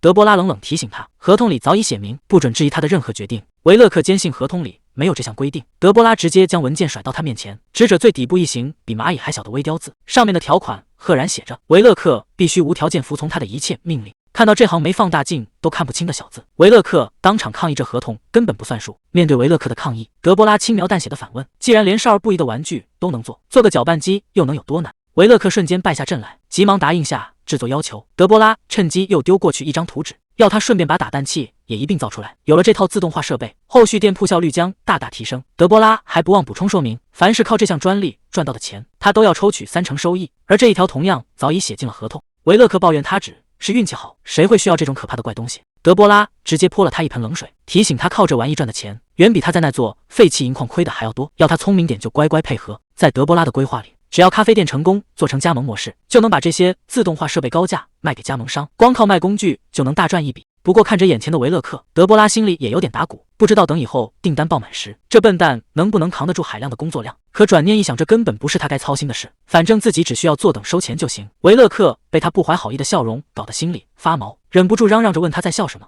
走在大街上，德波拉发现不少男士都穿上了粉色服装，这夸张的流行趋势让他恨不得收回之前说过的那些话。除了处理商业安排，他今天还要赶赴法士塔参加修正方程式的学术研讨会，甚至还得亲自登台演讲。趁着开会前的时间，德波拉顺便在法士塔周边实地考察，发现这里的甜品店确实远少于西区。正如工会长此前提醒的那样，法师平日里极少光顾甜品店，这里虽然几乎没有竞争对手，但也很可能根本没有市场需求。正当他暗自衡量利弊时，路边几名侍女突然吸引了他的注意。德波拉注意到躲在墙角偷看的维维安，对方以为自己藏得天衣无缝，却完全忽视了身后没藏好的侍女。德波拉主动上前问候，维维安没想到这么快就会被发现，连忙借口是自己感知敏锐。德波拉顺着对方的话客套应对，得知德波拉正准备去参加学术研讨会，维维安立马装出一副惊讶的样子，硬说两人能在这么大的广场碰上纯属巧合，生硬的演技让气氛十分尴尬。看维维安半天支支吾吾说不出正事，德波拉主动表示等演讲结束就会签署入会申请。维维安喜出望外，坦言原本担心德波拉因失去珠宝心情不好，这才犹豫着没敢贸然邀约。德波拉直言自己宝物多的是，并不在意，爽快的态度让维维安十分欣赏。维维安保证加入社团绝对不亏，毕竟连他们的社团领袖伊西多尔都高票当选了今年的年度之花。没想到身为男性的伊西多尔真能夺冠。德波拉转念一想，年度之花通常会获得的特殊奖励，对伊西多尔来说恐怕根本派不上用场。在原本的剧情里，获得年度之花的本该是米娅，她也因此成为了众星捧月的存在。德波拉突然意识到自己似乎把剧情改变得有点离谱，不过他很快就不再纠结，毕竟当下顾好自己才是最重要的。德波拉主动提醒维维安动身，维维安连忙答应。感受着眼下的顺利势头，德波拉迈开步伐，准备全身心应对接下来的行程。两人结伴走进学院，周围学生一看到德波拉，纷纷吓得四散躲避。维维安不仅没觉得尴尬，反而兴致勃勃地表示，跟德波拉走在一起太刺激了，大家逃跑就像见到了美洲豹。德波拉只觉得维维安脑回路独特，看着四周穿斗篷神色阴沉的法师，他忍不住有些头疼。没想到穿越后还能重温前世工科学院的氛围。在维维安带领下，德波拉走向演讲大厅，心里还在纳闷自己怎么就成了主讲人。推开大门，会场里早已座无虚席。更让他震惊的是，父亲乔治亚竟然高坐其中，正双手环胸，严肃盯向台前。周围教授偷偷瞄着公爵，这才恍然大悟，乔治亚召集紧急会议，就是为了来现场炫耀女儿。为了不给父亲添堵，德波拉硬着头皮站上讲台，开始讲解自己修正的方程式。台下教授们一个个绷紧了脸，生怕他讲得太差让公爵难堪，甚至做好强行硬夸的准备。可随着他流畅通俗的讲解，现场氛围瞬间变了，大家发现他对理论掌握透彻，原本的假奉承彻底变成了发自内心的佩服。有教授当场夸赞德波拉的水平足够去当正教授，乔治亚面上依旧严肃，心里早已乐开了花。旁人瞬间领悟了门道，只要使劲夸奖德波拉，就能赢得公爵的好感。一位年轻伯爵抢先起身，大声赞叹演讲，令人感动。乔治亚罕见地打听对方名字，其他教授极度的直咬牙，有人甚至准备起更夸张的手段，有教授直接用魔法放大掌声，雷鸣般的轰鸣吓了德波拉一跳。好不容易撑到演讲结束，德波拉精疲力竭走出大厅，暗下决心以后再也不登台。维维安却笑着迎上前，直言全场法师已被他的才华征服。维维安突然递上申请表和笔，敦促德波拉赶紧履行承诺。德波拉警惕地拿着文件逐行核对，生怕藏着只有放大镜能看清的霸王条款。确认没有猫腻后，德波拉爽快签下名字。维维安一把抢过表格，兴奋表示木已成舟，又改口保证他绝不后悔，还顺带夸起社团领袖的颜值。听着对方古怪的措辞，德波拉心里直犯嘀咕，维维安则笑着伸出手，正式欢迎他加入社团。当天晚上，乔治亚得知德波拉加入社团，气得当场找他质问，责怪他签署文件不够谨慎。德波拉连忙提醒父亲，他曾经也是该社团的一员。乔治亚却冷哼一声，澄清自己不是对社团不满，而是完全无法接受他们居然选了个黄鼠狼当领袖。德波拉看出父亲又在针对伊西多尔，见乔治亚转身回屋，顺势道了晚安。走在廊道上的乔治亚忍不住向手下感叹年轻人看不懂，手下连忙在旁劝说，表示那可是学院最受欢迎的社团，德波拉小姐加入只会更加耀眼。乔治亚却停下脚步，直言自己就是看不顺眼那小子，本属于女儿的年度之花头衔，居然被对方抢了去，真实理由直接把手下整不会了。乔治亚接着爆料，当年这其实是皇太子开的玩笑，其他贵族为了迎合才跟着附和，没想到伊西多尔竟真厚着脸皮接受了。乔治亚越说越嫌弃，直言男人就不该长得那么花哨，长着那种脸早晚会引来麻烦。手下表面连声附和，心里却吐槽公爵自己也是顶级帅哥。到了第二天，眼前出现的一幕让德波拉当场大吃一惊，完全看不懂眼前这一幕到底是怎么回事。德波拉看着眼前的阵仗，只觉得无比丢脸。蒂埃里突然凑到身后，解释这横幅是维维安特意挂出来的，就是为了向死对头炫耀。面对这群神出鬼没的社团成员，德波拉满脸嫌弃，完全记不起眼前的轻浮家伙是谁。蒂埃里却顺势伸出手，主动提醒两人其实在舞会上见过面。蒂埃里笑着做起自我介绍，德波拉却毫不留情打掉他的手，冷淡的自报家门。蒂埃里调侃他和传闻中一样冷酷，德波拉也直接反击，指责对方同样如传言般轻浮。还没聊上两句，一名社员就拿着彩票冲了过来，大声控诉蒂埃里给假情报骗他赌马。蒂埃里见状不慌不忙，顺势邀请德波拉去音乐室找他，随后便笑着撒腿逃跑。看着眼前这混乱的场面，德波拉深深怀疑这种赌徒到底是怎么混进精英社团的。他忍不住再次怀疑自己加入这个社团到底是不是正确决定。随后，德波拉与伊西多尔私下碰面，伊西多尔拿出一份房产资料，表示东门广场附近有一栋带地下室的3层建筑正在出售。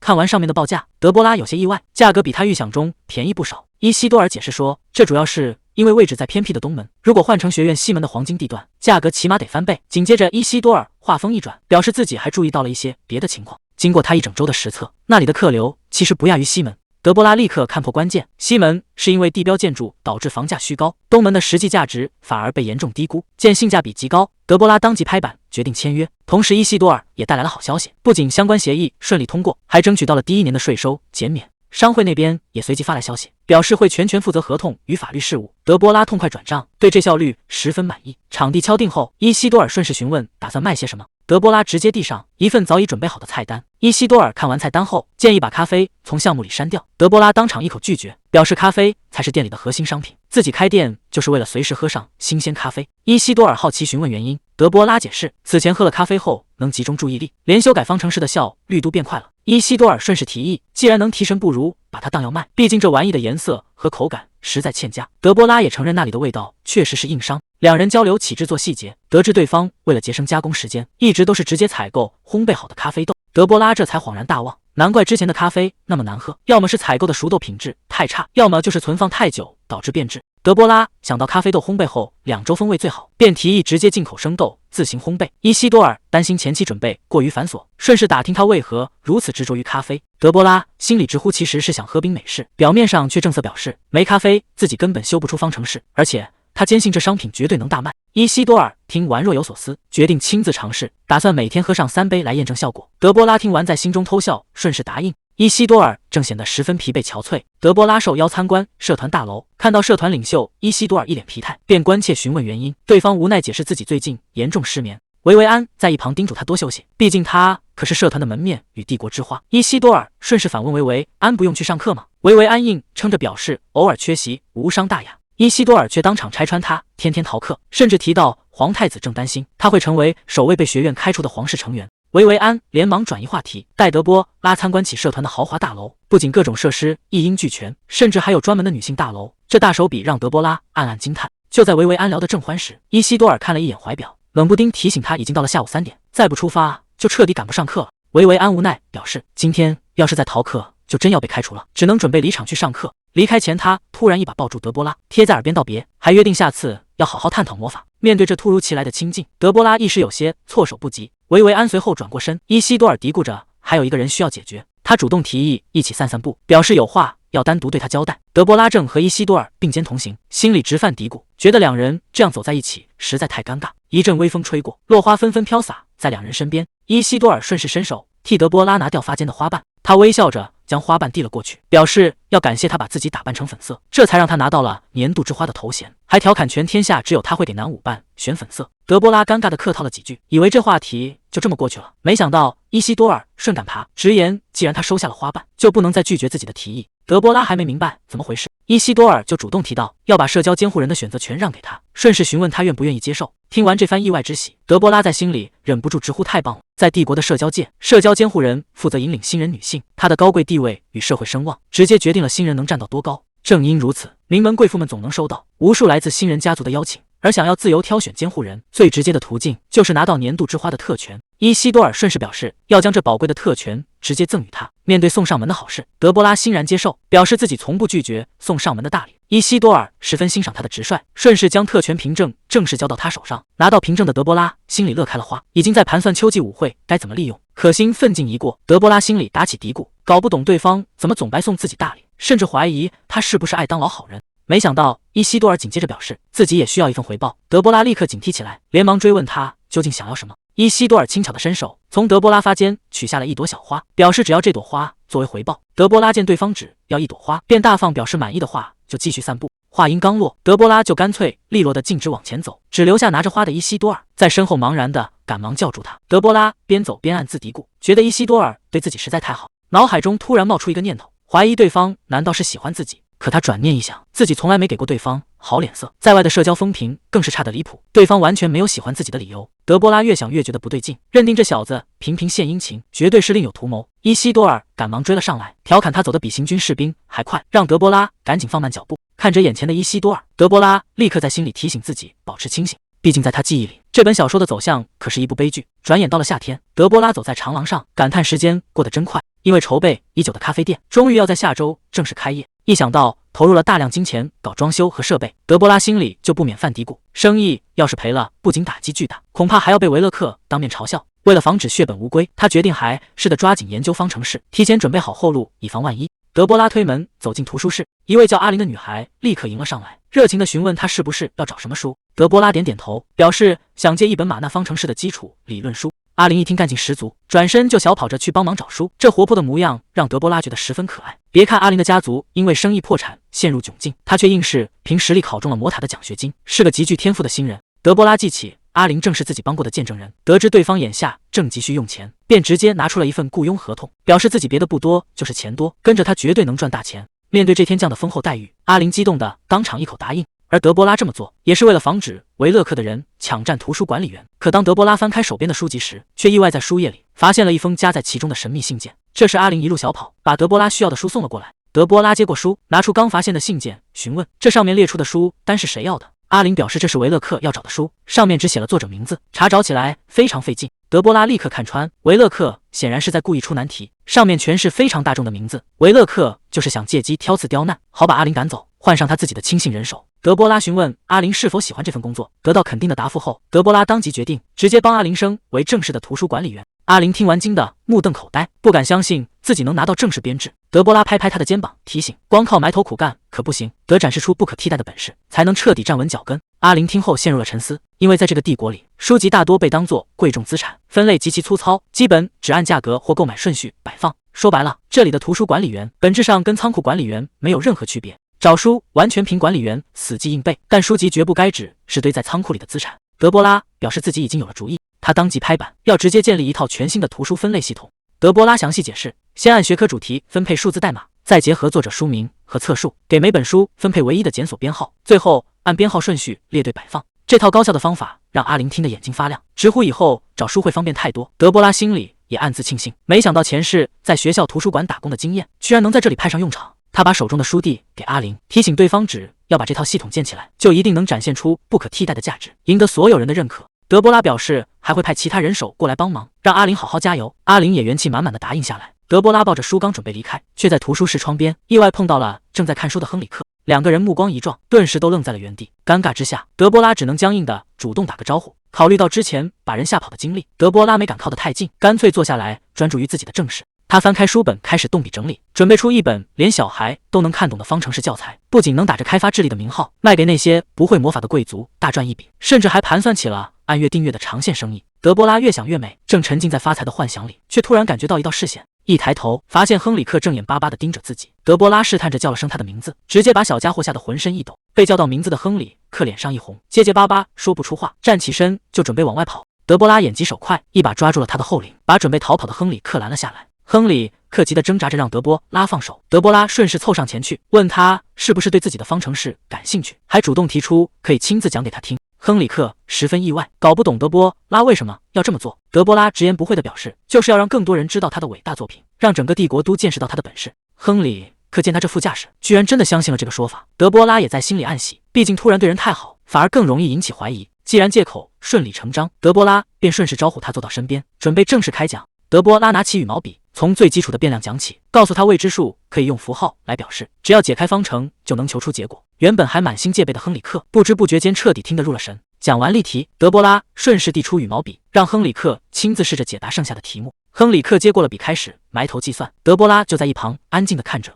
很快，亨里克便把剩下的难题全解了出来，紧张的等着德波拉检查。德波拉仔细翻看他的解答，没有单纯去夸奖对错，而是肯定他遇到难题也没有放弃的努力。他深知只看重结果只会给孩子带来不必要的压力，唯有认可付出的过程，才能让人真正建立信心。德波拉之所以懂得这些，是因为前世的多西每次拿到满分试卷，父母不断要求他保持优秀，反而成了他身上沉重的负担。收回思绪后，德波拉顺势翻开下一页，开始讲解带有分数的方程，告诉亨里克，虽然题目复杂了，但基本的解题思路依然一样。等解答完所有的难题，今天的辅导课程也正式结束了。德波拉故意摆出高傲的姿态，表示想听下一节课就要乖乖等着。亨里克不仅爽快答应，还主动提出随时都能配合他的时间。见亨里克彻底上了钩，德波拉顺势抛出新的诱饵，故意提到等会儿要去花园吃巧克力蛋糕，想借机邀请他一起。没想到亨里克礼貌的道谢后，竟直接转身跑开了。德波拉看着他远去的背影，这才反应过来，这孩子恐怕跟公爵一样不喜欢甜食，暗自懊恼刚才应该用草莓来做诱饵，好在还能用方程式当借口，继续给亨里克上课。德波拉不禁心酸吐槽，这家族里的男人们怎么一个个都这么难搞。为了帮阿玲拿到正式编制，德波拉直接找到公爵，提出要重新整理并建立府内图书馆的书籍分类系统。公爵听完大家赞赏，甚至觉得他比学院的管理员更有头脑，当即表示可以派10个人手，全权配合他的行动。见公爵爽快答应，德波拉顺势提出附加条件，表示整理庞大工程极其辛苦，要是顺利完成，就把过来的助手升为正式管理员。公爵对他的选择毫不怀疑，当场爽快批准了申请。公爵顺口提了一句，见德波拉最近总是在忙，便问他是不是终于有了空闲。德波拉被吓了一跳，连忙打哈哈掩饰，谎称自己正忙着准备研讨会。公爵听完没有怀疑，表示很期待他的表现。德波拉深知贵族经商并不光彩，打算等咖啡店盈利后再如实相告。转眼间，距离咖啡店正式开业只剩最后7天。随着开业日期临近，德波拉在店门前挂起了倒计时横幅，不仅预告了花茶等新品，还特意把关键名称空了出来。这种像字谜一样的留白，立刻引起了路人的注意和讨论。到了倒计时第4天，横幅换成了奶茶与新的留白，连店名都没写的奇特宣传。这成功勾起了大家的好奇心，不少人都打算开业后来看个究竟。倒计时第3天，横幅更新成了桃子与甜瓜。大家虽然摸不透这店到底卖什么，注意力已经被彻底吸引了过来。到了倒计时第2天，横幅上写着期待与顾客见面，而广场中央还突然立起了一个巨大的包裹，路人们纷纷围过来讨论，猜测这是店家给社区准备的新设施，要等到开业当天才会揭幕。这种吊足胃口的做法，让路过的人好奇的抓心挠肝。到了开业前最后1天，横幅终于揭晓了最后的谜底，直接公布了这家店的名字——阿曼德。路人们交流后才知道，这个名字在古语中代表着愉快的相遇。转眼到了开业当天，德波拉乘马车赶到了店前，由于心里过于紧张，他昨晚一整夜都没能睡着。掏出怀表一看，距离开门营业只剩最后10分钟。可当他抬头看向前方，眼前早已聚集了铺天盖地的顾客，把门前挤得水泄不通。大家都在兴奋地讨论着横幅上的悬念，好奇这家店究竟会推出什么独特的甜品。就在这时，店员们从店门里走了出来，开始解开广场中央那个巨大包裹。随着巨大的幕布缓缓滑落，一座精致华丽的钟塔赫然出现在所有人面前。人群中顿时爆发出一阵阵赞叹，大家都被眼前精致的钟塔深深吸引。这时钟塔上的指针正好指向开业时间，雄浑的钟声随之在广场上空敲响，悬挂在店外的宣传横幅应声滑落。路人们意识到开业时刻终于到来，店铺的大门在众人注视下缓缓推开。阿曼德正式迎来了第一批顾客，等待已久的顾客蜂拥而入，迫不及待想要一探究竟。整座店铺瞬间被挤得满满当当。站在高处俯瞰的伊西多尔看到这番盛况，露出了满意的笑容。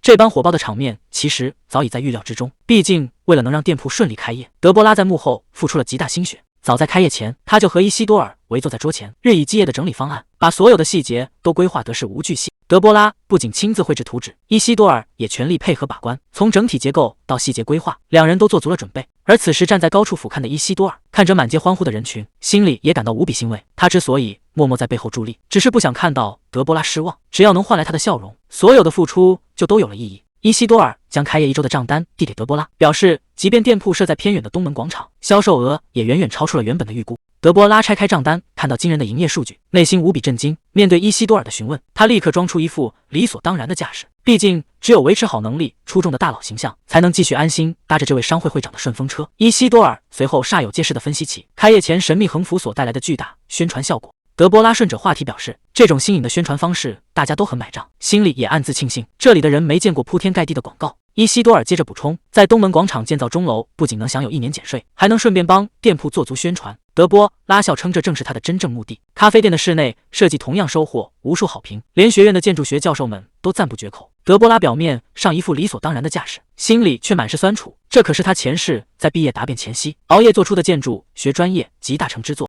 伊西多尔赞赏德波拉推出的组合套餐，订单量直接达到了普通单品的2倍，就连附近平时很少吃甜食的法师和官员，也为了划算纷纷买单。德波拉对此早有预料，表示稍微让利打包销售，既能大卖甜点，又能让顾客觉得自己赚了。伊西多尔听完露出微笑，表示这套组合拳能维持一段时间的销量。这句一段时间却让德波拉瞬间警觉起来。德波拉原本盘算着每个月定期轮换套餐里的蛋糕款式，连最热卖的司康饼也准备按月更换不同口味的果酱，只要保持新鲜感就能维持销量。可他很快就明白了伊西多尔口中那句一段时间的深意。没过多久，街头便出现了模仿者的告示牌，其他商家也纷纷推出了同样的组合套餐。阿林看着满街的宣传语，忍不住向德波拉感叹，最近各大店铺似乎都在流行卖组合套餐。看到自己的点子被全盘照搬，德波拉当场火冒三丈，怒骂商家根本是在抄袭。阿林坦言自己整天窝在图书馆，根本不知道新店开张的事。德波拉见状赶忙安慰，表示要不是阿林建立图书分类系统，大家找书也不会变得这么方便。凭借这套高效的分类法，阿林顺理成章被聘为正式图书管理员。面对德波拉提出的喝茶庆祝，阿林激动的连连点头，觉得能共进下午茶已是莫大荣幸。看着心满意足的阿林，德波拉的心思再次飘回生意上。他意识到工会会长说的没错，营销噱头终究无法决定甜品品质，光靠这些绝非长久之计。在众多模仿者中，最让德波拉难以接受的是当地最负盛名的甜品店纳利亚。这家店不仅照搬组合套餐，连留白悬念的横幅广告也一模一样。然而路人看到横幅后，却纷纷讨论起开创这种宣传的阿曼德。得知阿曼德的甜点和装修更具特色，大家竟然直接决定改去阿曼德消费。看到抄袭者反倒替自己做免费宣传，德波拉忍不住当场冷笑。随后阿林招呼德波拉一同走入店内，在店员接待下入座，准备享用下午茶。翻开菜单一看，对方给出的套餐折扣居然比阿曼德还要低。德波拉当即点了份套餐 A， 阿林也赶忙跟着附和。早在商会会长的调查报告里，纳利亚周边的店家为了抢客源，价格战早已打得不可开交。看着这场愈演愈烈的同行内卷，德波拉完全不以为意。在他看来，套餐模式不过是投石问路，真正的后手才刚刚开始。就在他暗自筹划下一步时，身旁的阿林小心翼翼叫住他，伸手拿出了带来的东西。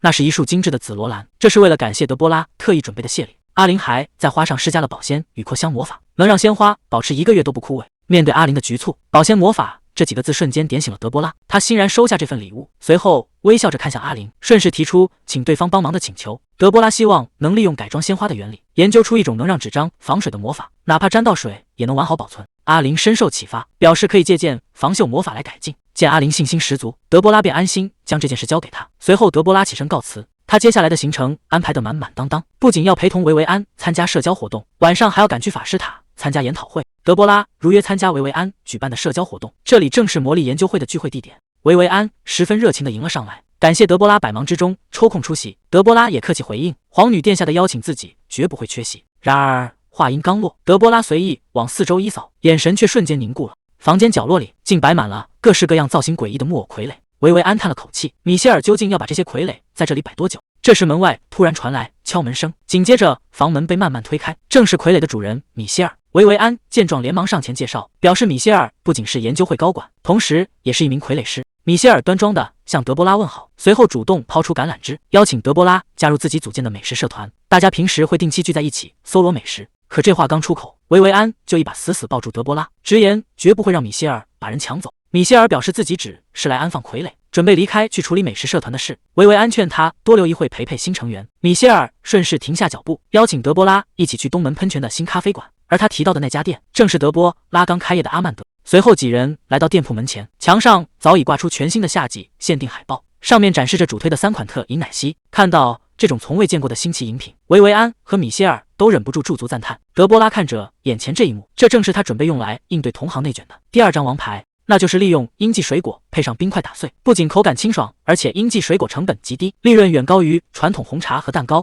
店门前此时早已排起长龙，米歇尔提议正好有3个人，可以把3种新口味全点一遍，即便是维维安也只能老老实实排队。整整过了半个小时，3人这才终于在店内落座。维维安忍不住开口抱怨，居然连自己都排了30分钟，要是待会儿新饮品不好喝，他可绝不会轻易放过这家店的老板。店员适时端上3杯鲜艳的水果奶昔，3人看着精美的饮品，拿起杯子开始品尝。可米歇尔刚喝下一口，整个人就突然愣在原地。看到他这副反应，一旁的维维安和德波拉心头一紧，以为是饮品出了什么问题。可米歇尔随即睁大眼睛惊呼出声，直言这味道新鲜的就像直接吃整颗水果，自己还从未喝过如此清爽的饮品。米歇尔对新饮品赞不绝口，直言这口感比冰淇淋更加解渴清爽。一旁的维维安尝过之后，也认可了这份独特的口感。3人边喝边交流起各自的口味，黄色的是甜桃，橙色的是哈密瓜，而米歇尔手中的则是白葡萄。看到这里，米歇尔瞬间恍然大悟，原来之前店外海报上故意隐藏的那个词，指的就是白葡萄。3人坐在桌前享受着美味，对阿曼德的新品赞叹不已。享用完美味的饮品，几人起身准备离开。米歇尔和维维安都对新品赞不绝口，表示要是不用排长队，自己绝对会常来光顾。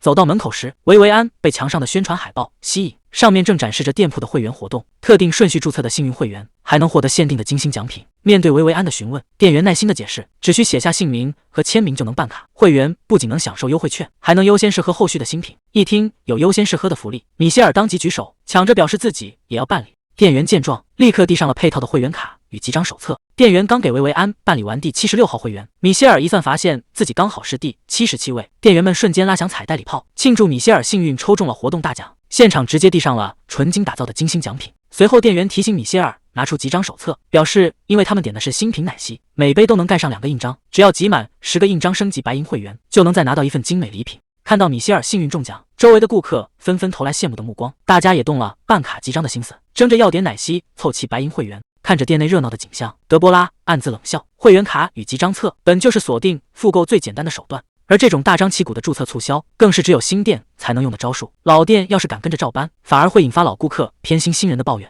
手捧大奖和会员卡的米歇尔早已彻底沉浸其中，当即决定明天还要再来光顾。米歇尔和同伴聊着明天还要去排队，随后一行人返回了学院。随着天气转热，学期已接近尾声，学院例行要在期末评选优秀学生。这次的候选人共有2位，分别是神学系的米娅和魔法系的德波拉。就在大家猜测谁能夺得第1时，讲台下方有人举起了手，举手的正是伯特，他直接提名德波拉为优秀学生，理由是他不仅发表了突破性论文，本学期的成绩更是提升巨大，足以成为全校学生的表率。听到这番说辞，人文系的几位负责人纷纷点头认可。可话音未落，神学系的人就站出来提出异议，表示米娅拥有的神圣力量极为罕见，平时更是频繁参与志愿服务救治伤员，竞争优势同样极其明显。神学系代表继续补充，认为没有魔力的德波拉根本配不上学院优秀学生的称号。这话一出，在一旁的伯特瞬间皱紧双眉，他当场冷笑反驳，表示正是因为克服了没有魔力的缺点，德波拉写出的论文才更显得难能可贵。对方当场反唇相讥，认为有法师塔主当后盾算不得劣势。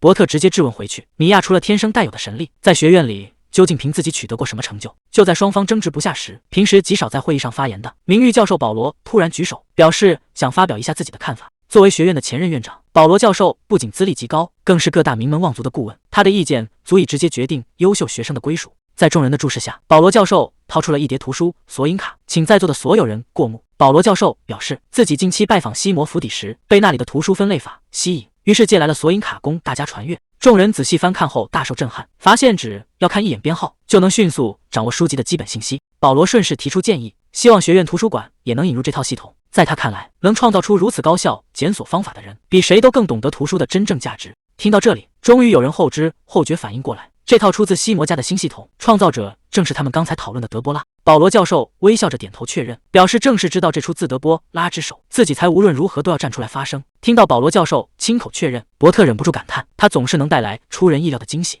而回到房间后的德波拉，得知自己的索引法轰动全场，兴奋地对着枕头一顿猛捶，激动得直呼不敢相信。还没等兴奋劲过去，他顺手翻开了送上来的账册，正是阿曼德甜品店最新的销售报告。看着上面暴涨的营业额，德波拉眼里瞬间闪出了光芒。不仅阿曼德的奶昔彻底爆单，就连在法师塔推广的公式专利收益也比上个月翻了1倍。几天前在研讨会上，德波拉借着推出新公式的机会，顺势打出高级版旗号，上调了服务费。本以为会收到不少抱怨，没想到打上高级标签后，订阅的用户反而成倍增长。看着怀里沉甸甸的金币，德波拉忍不住大声欢笑。毕竟这项专利收益足足能稳稳吃上15年。虽然每月都有固定的大笔进账，但要想买下爵位，避免被送进修道院，自己在此之前必须赚够100亿。就在他瘫倒在地上叹气时，突然注意到桌上还有一封未拆封的信，拿起来一看，居然是学院寄来的。德波拉有些疑惑地拆开信纸，上面的通知却让他当场愣在原地。信上明确写着，因为他本学期的杰出成就，他已经被评为了学院的首席学生。德波拉本以为能凭新公式在系里获奖，没想到学院直接给出了全校第一，还奉行成就高于一切的原则，完全不在乎学生的品德，让他不禁怀疑其学院的选拔标准。他瘫坐在地翻看着手中的通知，甚至担心起帝国的未来是否可靠，怀疑自己究竟配不配得上这份荣誉。直到看见信件末尾的附注，除了入选荣誉殿堂的殊荣，学院还直接颁发了1万金币的奖学金。原本德波拉还在心里偷着乐，觉得收下这笔奖经理所应当，可看着手中的通知，一股强烈的既视感突然涌上心头，手里的信纸掉落在地，他这才猛然想起小说里的原著剧情，原本拿下首席称号的人本该是米娅。按原本的走向，米娅会把奖学金全额捐给孤儿院。凭着这波慈善义举，米娅不仅在上流社会名声大噪，更是借此彻底打入了贵族圈子。没想到这笔大奖居然被自己截胡。虽然相信米娅有着主角光环，肯定能应付，可一想到这笔奖金本该属于孤儿院，德波拉心里就总觉得不够踏实。本来还打算借着恶女人设理直气状收下，但内心到底还是过意不去。就在他纠结之际，脑海里突然灵光一闪，有了个绝妙的好主意。德波拉找来伊西多尔，直接递上了一份新的商业计划。伊西多尔翻开计划书大吃一惊，没想到他居然打算做慈善。德波拉解释，这可不是单次捐赠，而是要以阿曼德的名义成立专门的儿童慈善基金会，定期捐助，借此拉满品牌的社会声誉。得知德波拉打算把刚拿到的1万金币全额奖金统统投入到基金会里，伊西多尔当场听傻了眼，德波拉则极其干脆地给出了肯定答复。其实德波拉心里有着自己的算盘，维护良好的公众形象本就有利于生意，等规模做大后，还能借奖学金的名义吸纳更多人才。可伊西多尔听完却有种感叹，直言被德波拉的善良与大方深深打动。听到这番夸奖，德波拉顿时愣在原地，万万没想到自己的恶女人设居然彻底崩塌。慌乱之下，赶忙开口否认，表示自己可绝不是什么大善人。德波拉激动的当场吼了出来，强调自己绝不会白白捐出辛苦赚来的钱，把伊西多尔和一旁的曲奇吓了一跳。他拿着折扇大声解释，这纯粹是一场公关活动，做慈善只是为了提升品牌形象，那些受资助的孩子长大后全都会变成阿曼德的忠实客户，而且成立基金会还能享受帝国减税，就像之前捐赠钟楼一样，没有利益的事情他绝对不会去做。伊西多尔听完赶忙点头附和，表示会以来蒂西亚商会的名义捐款，并尽快去核实减税政策。见伊西多尔明白了自己的真实意图，德波拉这才满意地靠回座椅，一边摇着折扇，一边抱怨天气最近实在是太热了。伊西多尔暗自打量着座上的德波拉，在他看来，德波拉确实擅长利用人心，甚至会用各种出人意料的手段达到目的。可奇怪的是，自己完全感觉不到他的邪恶与贪婪，反而觉得他和外界的传闻大不相同。注意到德波拉红红的耳朵，伊西多尔恍然大悟，原来他只是在害羞，甚至觉得这样的德波拉有点可爱。可下一秒，他突然猛地回过神来，被自己这突如其来的想法吓了一跳。德波拉合上折扇，打断了他的思绪。既然新品和会员活动反响热烈，他打算借着即将到来的马上枪术大赛，正式启动下一阶段的商业计划。伊西多尔想起他之前提过的设想，担心这种新模式顾客一时难以接受。德波拉却信心满满，表示自己早已选好了最合适的执行人。面对他的追问，德波拉直接公开了这个人选，正是伊西多尔。听到自己的名字，伊西多尔一时间大感困惑，完全想不通这件事和自己有什么关系。德波拉则坦然表示，他之前的汇报非常准确，伊西多尔确实是帝国最出众的美男子，哪怕只是随手拨弄一下头发，都能在上流社会引发轰动。听完这番话，伊西多尔嘴角忍不住微微扬起，当场夸赞德波拉眼光独到。在他看来，德波拉能注意到自己，说明他终于彻底放下了过去的那个人。面对伊西多尔的夸赞，德波拉当场澄清自己并非在夸他。伊西多尔连忙解释，自己只是没想到他会改变态度，毕竟先前他似乎并不相信汇报的内容。伊西多尔顺势追问他是否已经不再怀疑伊西多尔，德波拉却果断表示自己依然对他抱有怀疑。听到这个回答，伊西多尔心里暗自震惊，完全想不通他为何有着如此深的戒心。而在德波拉眼中，伊西多尔在社交界的风评过于完美，甚至连立场对立的派系都对他颇有好感。这种毫无瑕疵的人设，反而让他更加心生警惕。伊西多尔忍不住当场质问：既然根本不信任对方，为什么还要把重任交给不信任的人？这逻辑在他看来完全说不通。面对质疑，德波拉却显得胸有成竹，表示只要听完具体的计划，自然就会明白其中的缘由。画面随后转到了店铺门口，店内传来了店员热情的致谢声，而从店里提着2杯包装好的饮品走出来的正是伊西多尔。伊西多尔慢条斯理地走在街上，周围路人的目光全被他吸引。他顺手举起杯子喝了一口，俊美的模样让人移不开眼。就在这时，他好像察觉到了什么。伊西多尔提着饮料一路小跑，找到了在长椅上等待的德波拉。他顺手递过包装盒，解释阿曼德生意实在太火爆，排队排了好久才买到水蜜桃冰沙。德波拉接过饮料道了声谢，随后便与他一起并肩离开。阳光下的校园里，路过的学生很快被远处的2人吸引。伊西多尔和德波拉正拿着饮料边走边喝，这种新颖形式配合伊西多尔的外貌，瞬间吸引了全场的目光。路人纷纷打听起那杯清爽的冰沙。看到大家好奇的反应，德波拉明白自己的营销计划成功了。德波拉找伊西多尔合作，就是为了推广全新的外卖模式，再加上阿林研发出富有保鲜魔法的杯子，用微量模式就能实现量产，这才让外卖业务得以快速上线。当时德波拉突然提出要和他拿着冰沙去社团大楼附近散步，伊西多尔虽然感到意外，却还是爽快地答应了下来。这出乎意料的配合，反倒让德波拉有些意想不到。看着身旁伊西多尔灿烂的笑容，德波拉连忙扭过头去，告诫自己可千万别自作多情，以为对方对自己有什么好感。毕竟在原著小说里，伊西多尔就从没站在过他这边，看来他只是对任何人都习惯性温柔罢了。正当德波拉陷入沉思时，伊西多尔突然顺势凑近过来，关切地询问他是不是有什么烦心事。德波拉慌忙找借口，说自己刚才只是在想晚饭吃什么。伊西多尔顺势打圆场，打听起他偏好的口味。德波拉表示自己并没有特别喜好。2人边走边聊，走到树荫下，伊西多尔主动提议坐下休息。他细心地掏出手，怕扑在长椅上，体贴地请德波拉就坐。面对伊西多尔这番绅士举动，德波拉不禁有些心跳加速，只能靠不停喝冰沙来掩饰紧张。2人并肩坐在树荫下，喝着冰沙。伊西多尔突然顺口打听，问他到时候会不会去看马上枪术比赛。德波拉平复了一下心情，表示那可是帝国最热闹的盛事，帝都的人基本都会去凑个热闹。听到这个回答，伊西多尔嘴角微微上扬，笑着透露自己这次会作为选手参赛。得知伊西多尔居然要亲自上场，德波拉顿时愣住了。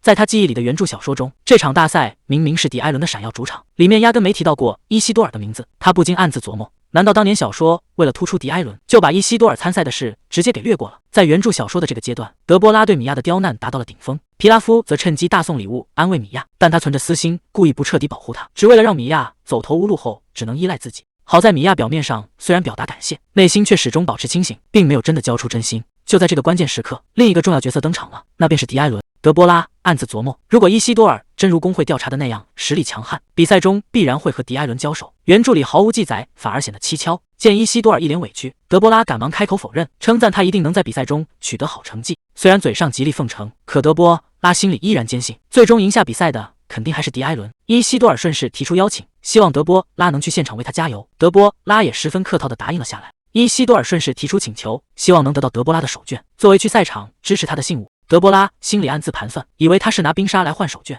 在帝国的马上枪术大赛中，贵族女性会把手绢送给支持的骑士，骑士获得的手绢数量正象征着他的实力与人气。想到天下没有免费的午餐，德波拉索性拿出手绢递了过去。接过了手绢的伊西多尔笑着道谢，坦言有了德波拉的支持，自己感觉一定能赢得比赛。另一边，米格尔十分惊讶，平日里最嫌弃脏乱和出汗的伊西多尔，居然决定要参加马上枪术大赛。面对追问，伊西多尔表面拿皇室的丰厚大奖当借口，暗地里却小心翼翼地掏出了德波拉刚刚送给他的手绢。他其实早已打听到，德波拉十分喜欢马上枪术大赛，而按照帝国的传统，贵族女性会把手绢送对自己支持的骑士。拿着这份特殊的信物，伊西多尔参赛的真实目的早已不言而喻。在伊西多尔看来，德波拉就像其他贵族小姐一样，将代表支持的信物交到了自己手里。看着手中这份特殊的信物，伊西多尔在心中暗下决心，绝不会给任何其他人可乘之机，去夺走属于德波拉的这份心意。校园里刮起了一阵奇特的风潮，受伊西多尔明星效应的影响，路上的男学生们纷纷效仿，全都拿着同款的手提杯饮料，装模作样。躲在柱子后观察的德波拉看到这一幕，忍不住直呼辣眼睛。不过看着大家争相模仿，甚至连女生们也纷纷加入，整条街上人手一杯。德波拉心里明白，自己的外卖生意这下是真的彻底火了。靠明星效应打响第一枪后，店铺就不再受限于有限的座位数量，凭着前世在咖啡馆打工的经验，德波拉很清楚，外卖营业额甚至能占到总销量的60%。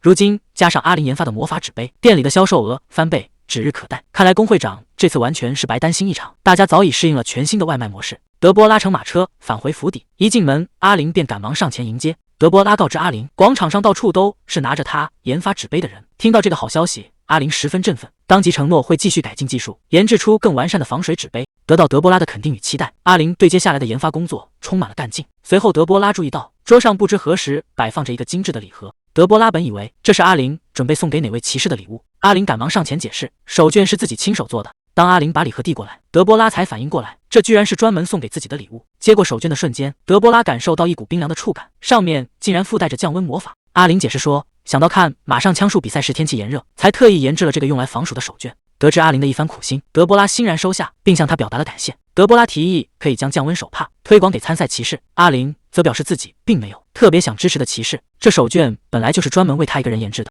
随后阿林顺口打听起德波拉是否有支持的对象，这让德波拉瞬间想起了伊西多尔。当时他拿着手绢，满脸自信地声称，有了他的支持，自己一定能赢。面对询问，德波拉坦言自己确实有支持的人，但心里却没多少底气。毕竟在他记忆的原著剧情里，比赛的冠军早已预定为迪埃伦。转眼到了马上枪术大赛当天，赛场上彩旗飘扬，观众席上早已坐满观众，气氛十分热闹。随着参赛，骑士身着重铠，骑着战马陆续入场，这场大赛正式拉开了帷幕。作为帝国最热门的赛事，今天的比赛票源极其紧张。不过有了皇室的亲自邀请，西摩家族根本无需购票，便直接入座了专用的贵族看台。看着场上激烈交锋的骑士，乔治亚却嫌弃现场过于吵闹，吐槽骑士们粗鲁蛮横且毫无头脑，完全不理解大家为何如此疯狂。身旁的维勒克见状，连忙连声附和。看着吵闹的赛场，德波拉完全体会不到比赛的乐趣，再加上今天太阳毒辣，整个人只觉得闷热难受。想到因为年纪太小而被留在家里的亨里克，德波拉只觉得他才是最大的赢家。就在这时，他突然想起了阿林送给他的降温手绢，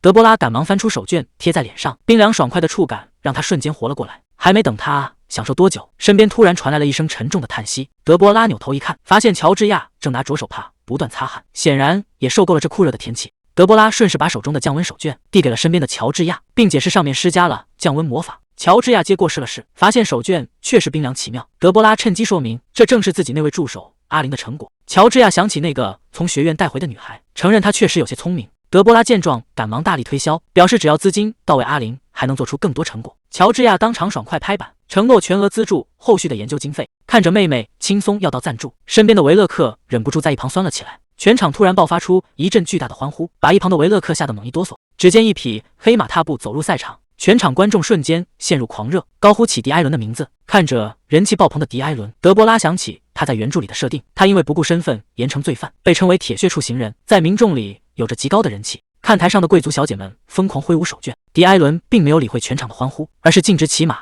停在了看台下方，看向了人群中的米娅。面对迎面走来的骑士，米娅有些紧张地递出了自己的手绢，迪埃伦顺势伸手接过这份信物，当众收下手绢的举动，瞬间让全场观众陷入极度的狂热。而看台上的德波拉正若有所思地将这一切尽收眼底，不禁怀疑剧情是否真会完全照着原著发展。而在场下，穿戴好铠甲的伊西多尔默默握紧了拳头，准备迎接接下来的比赛。看台上米娅柔声鼓励，表示会一直为他加油。迪埃伦随即将手绢系在旗枪上，向着看台高声承诺，一定会把胜利的荣誉献给米娅。听完誓言，米娅笑着应下，表示非常期待他的表现。现场顿时爆发出更为热烈的欢呼。原来早在比赛开始前，迪埃伦就曾私下找到米娅，表示自己即将参加枪术比赛，主动开口索要手绢作为信物。面对请求，米娅手边只有一块手绢，上面却沾满了血迹。见迪埃伦有些迟疑，米娅连忙解释，这是救治病人时不小心沾上的。为了不影响比赛，米娅提议等到比赛当天再带一块干净的手绢送给他。迪埃伦欣然应下，随后因赶着参加骑士训练，先行离开。目送对方离去，米娅低头看向那块沾血的手绢，米娅嘴角勾起一抹笑意。借着赛场上当众递交信物，成功让整个社交界为之议论。随着赛前仪式结束，赛场气氛被彻底点燃，骑士们策马交锋，长枪在剧烈碰撞中瞬间炸裂，比赛正式进入白热化。随着砰的一声巨响，对手被瞬间击飞坠马，迪埃伦轻松赢下较量，全场顿时响起一片欢呼。看着转瞬即逝的对局，德波拉只觉得有些枯燥，但这也让他更加确信原著中迪埃伦夺冠的结局难以改变。为了打发时间，德波拉顺口关心起父亲的防暑状况。乔治亚表示，多亏了降温手绢，让自己在酷热中好受不少。还没等德波拉多想，乔治亚突然质问他为什么没有提前告知某件事，让德波拉瞬间满头雾水。原来乔治亚所说的正是德波拉被选为学院首席的事。听到这个消息，一旁的维勒克当场震惊。乔治亚质问德波拉，拿了第一为什么不向家里炫耀？德波拉只能解释称自己只是运气好。看到女儿不仅没有张扬，甚至还懂得如何招揽人才，乔治亚深感欣慰，夸赞德波拉真的长大了。听到父亲的夸奖，德波拉谦虚的表示是父亲过奖。一旁的维勒克气得咬牙切齿，还没等维勒克发作，乔治亚便出声严厉呵斥，吓得维勒克赶忙低头认错。德波拉则趁机偷吐舌头做鬼脸。就在这时，赛场上突然爆发出地动山摇般的尖叫，这山呼海啸般的声浪让德波拉瞬间反应过来，这动静简直和他前世追星时在演唱会现场听到的欢呼一模一样。原来引起这场轰动的正是骑着白马登场的伊西多尔。看台上的女生们陷入疯狂，纷纷抢着把自己的手绢扔向场内。面对满天飞舞的手绢，看台上的德波拉忍不住感叹，原以为自己早已免疫了她的美貌，没想到此刻依然会被惊艳。而场上的伊西多尔也在此刻注意到了看台上的德波拉，他随即露出了灿烂的笑容。这突如其来的对视让看台上的德波拉心里猛地一惊，一旁的父亲更是忍不住酸溜溜的吐槽，讽刺他简直像个歌剧演员。随后伊西多尔在众人的注视下高高举起了自己的手臂，大家这才注意到他的手腕上早已系好了一块手绢，全场顿时掀起了热烈的讨论，纷纷猜测到底是哪位贵族小姐获得了这位天之骄子的青睐。德波拉定睛一看，那竟然正是自己的手绢，他心里一阵犯嘀咕，猜测对方或许只是看中手绢材质昂贵，才特意系在了手腕上。号角声骤然响起，比赛正式拉开帷幕。赛场上的骑士们瞬间策马对冲，手中长枪直指对手。刚一交手，伊西多尔就直接一枪击碎了对手的长枪，伴随着惨叫声瞬间秒杀了对方。如此干净利落的碾压，让乔治亚和德波拉在内的全场观众全都看傻了眼。伊西多尔高举着战损的长枪策马巡场，享受着全场的欢呼，连德波拉都忍不住惊叹起来。比赛规定不能使用气源，伊西多尔纯凭实力秒杀对手，德波拉这才意识到自己此前居然因为对方的长相低估了对方作为骑士的真正实力。这场碾压般的胜利瞬间让伊西多尔成了夺冠热门，人气甚至直逼热门选手迪埃伦。看台上随即有人趁热开启了赌局，不少观众当场掏出金币，坚定地压注在迪埃伦身上。看着周围热火朝天的下注人群，德波拉心里也打起了算盘。面对迪埃伦和伊西多尔这两大夺冠热门，德波拉看着眼前的下注人群，心里也有些蠢蠢欲动，打算自己也下注参一脚。看台上的庄家正卖力喊价，号召大家压注支持的选手，观众们纷纷掏出硬币参与竞猜。就在庄家四处兜售时，德波拉叫住了他递过去一整袋沉甸甸的金币，表示自己也要下注，压在他坚信能夺冠的人身上。随着现场主持宣布比赛进入中场休息，看台上的气氛渐渐平静下来，旁边的维勒克忍不住连连打哈欠。德波拉看了看手中的怀表，吐槽自己居然无聊到跑去下注。然而下完注后，他等的人却迟迟没有出现。为了这件事，他不仅向行政办递交了申请，甚至还拿到了皇室的许可，按理说绝不可能出差错。就在他暗自纳闷时，赛场方向突然传来了新的动静，伴随着一阵轮毂声，推着餐车的店员终于赶到了现场。看到车上印着的专属标志，德波拉嘴角微扬，他等的东西终于到了。而此时在休息室里，酷热的天气正折磨着参赛的骑士们。见习骑士奥里克斯躲在角落大口喘气，全身已被汗水浸湿，甚至被高温折磨得有些头晕眼花。奥里克斯担心自己这状态上场，恐怕刚交手就会被一枪扫下马，可这偏偏又是扬名立万的好机会，让他心里别提多憋屈了。就在这时，店员端着饮料走上前，表示这是阿曼德专门为骑士们准备的，劝他喝下一杯来恢复体力。同时，店员们也开始在休息室里向所有的骑士分发这款解暑饮品。奥里克斯接过来道了声谢，虽然疑惑杯子里并不是普通的水，但实在口渴难耐的他，还是忍不住大口喝了起来。带着微甜与柠檬清香的凉意，瞬间冲散了周身的闷热，原本昏沉的头脑也跟着清醒过来。几口饮品下肚，奥里克斯顿时感觉体力恢复，整个人重新精神起来。休息室里的其他人喝完，也纷纷感叹这饮料十分解渴，甚至有人打趣猜里面是不是掺了圣水。就在大家热烈讨论时，工作人员赶来通知奥里克斯准备登场。感受着体内重新涌现的活力，奥里克斯瞬间信心倍增，起身昂首迈向了比赛场地。随着半决赛正式开始，伊西多尔迎战蓝骑士团的埃里克，双方策马高速对冲，枪尖碰撞的瞬间，伊西多尔再次一枪将对手扫下马。裁判当场宣告胜负，伊西多尔干净利落拿下胜利。现场随即响起海啸般的欢呼，裁判正式高声宣布伊西多尔成功晋级决赛。看台上的德波拉忍不住惊讶，没想到他真的一路碾压杀进决赛。获胜的伊西多尔准备返回休息室，正觉得有些口渴，工作人员便贴心的递上一杯特制饮品，表示能帮他迅速解渴。伊西多尔便顺手接了过来。看台上其他人喝了也纷纷要续杯，现场观众注意到骑士们都在喝这种饮品，开始好奇的讨论起来。有人猜测可能只是普通的解渴水，也有人看到是阿曼德在提供，便猜测难道是什么新型沙冰。看台上的德波拉听着大家的讨论，心里暗暗打出了大大的红叉，知道他们全都猜错了。真正的答案其实是电解质运动饮料。人在剧烈运动、大量出汗后，不仅会流失水分，体内的电解质平衡也会被打破。这种饮品不仅吸收更快，制作其实非常简单便宜。全是德波拉前世在选修课上学来的，只需要1升多的水，加上6勺糖和半勺盐就能搞定。为了让普通饮品看起来更有档次，他特意在杯里切进了一薄片柠檬，看着骑士们喝得津津有味。看台上的观众好奇心被彻底勾起，纷纷约好赛后直接冲去店里尝鲜。不仅成功给咖啡店吸引了大批潜在客源，连带印着标志的外带纸杯也顺势打响名气。看台上的德波拉满心欢喜，这次的新品推广效果拔群，可以说是圆满达到了预期目标。然而赛场上却突发变故，夺冠热门迪埃伦遭遇强敌，刺出的长枪被对方盾牌硬生生弹飞，不知名骑士的长枪精准击中迪埃伦肩膀，全场观众顿时一片惊呼。随着迪埃伦的长枪脱手落地，裁判当即上前准备宣布比赛结果。本局的胜者是奥里克斯，全场观众顿时一片哗然，不敢相信迪埃伦竟然真的输了。在枪术比赛的半决赛中，这也是迪埃伦今天第一次输掉单局，随从连忙焦急地上前查看情况。好在比赛采用的是3局2胜制，半决赛的最终胜负还没有揭晓。但身为奥尔戈家族的天才，竟然被一个默默无闻的骑士先下一城，依然给全场带来了巨大的震撼。迪埃伦随后扳回一局，双方战成1比1平。这决定胜负的最后一局将直接决定谁能挺进决赛。看台上的德波拉密切关注战局，随着号角声响起，决胜局正式打响。双方骑手策马全速冲向对手，随着一声轰然巨响，决胜局的胜负迅速揭晓。裁判当场高声宣布，迪埃伦成功拿下了最终胜利，顺利挺进决赛。看台上的观众顿时爆发出欢呼。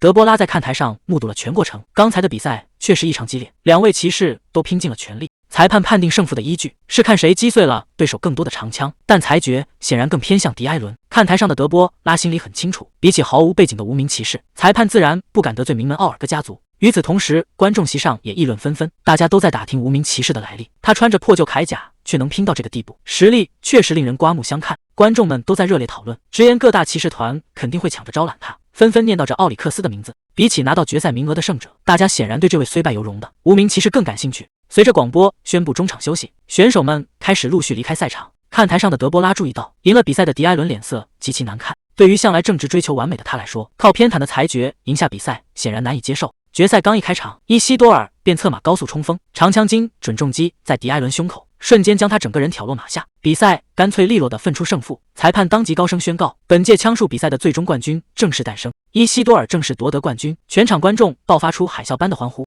获胜的伊西多尔摘下头盔，看台上的乔治亚忍不住感叹，这年轻人比预想的还要厉害。一旁的德波拉却彻底懵了，他先前把钱全压在了迪埃伦身上，没想到原著剧情居然坑了他。不过转念一想，幸好当初良心过意不去，没赶下重注，反倒阴差阳错保住了钱包。获胜后的伊西多尔突然高高举起手绢，当众宣布要把这场荣耀的胜利献给在赛前祝他好运的人。紧接着他面向看台高呼德波拉的名字，直接把全场目光引向了看台。这突如其来的举动让德波拉彻底愣住，看台上的观众顿时爆发出阵阵惊呼。由冠军向特定之人献上胜利，正是枪术大赛由来已久的传统。偏偏这位被冠军献上胜利的人，竟是名声欠佳的德波拉。一旁的乔治亚和维勒克震惊地转过头看向他，看台上的观众更是交头接耳，议论纷纷。这场景让德波拉感到格外熟悉，上次晚宴两人站在一起时，大家也是这副难以置信的反应。光彩夺目第伊西多尔宛如光明，而名声在外的不良淑女德波拉简直就是黑暗本身。偏偏伊西多尔刚才还高调地把手绢挥了整整3次。维勒克暗自琢磨了起来，断定伊西多尔肯定跟他一样，也是被德波拉给要挟了。听到这话的德波拉心里直犯嘀咕，自己明明什么都没做过。到了晚上，一行人乘马车回到了府邸，折腾了一整天的德波拉累得直打哈欠，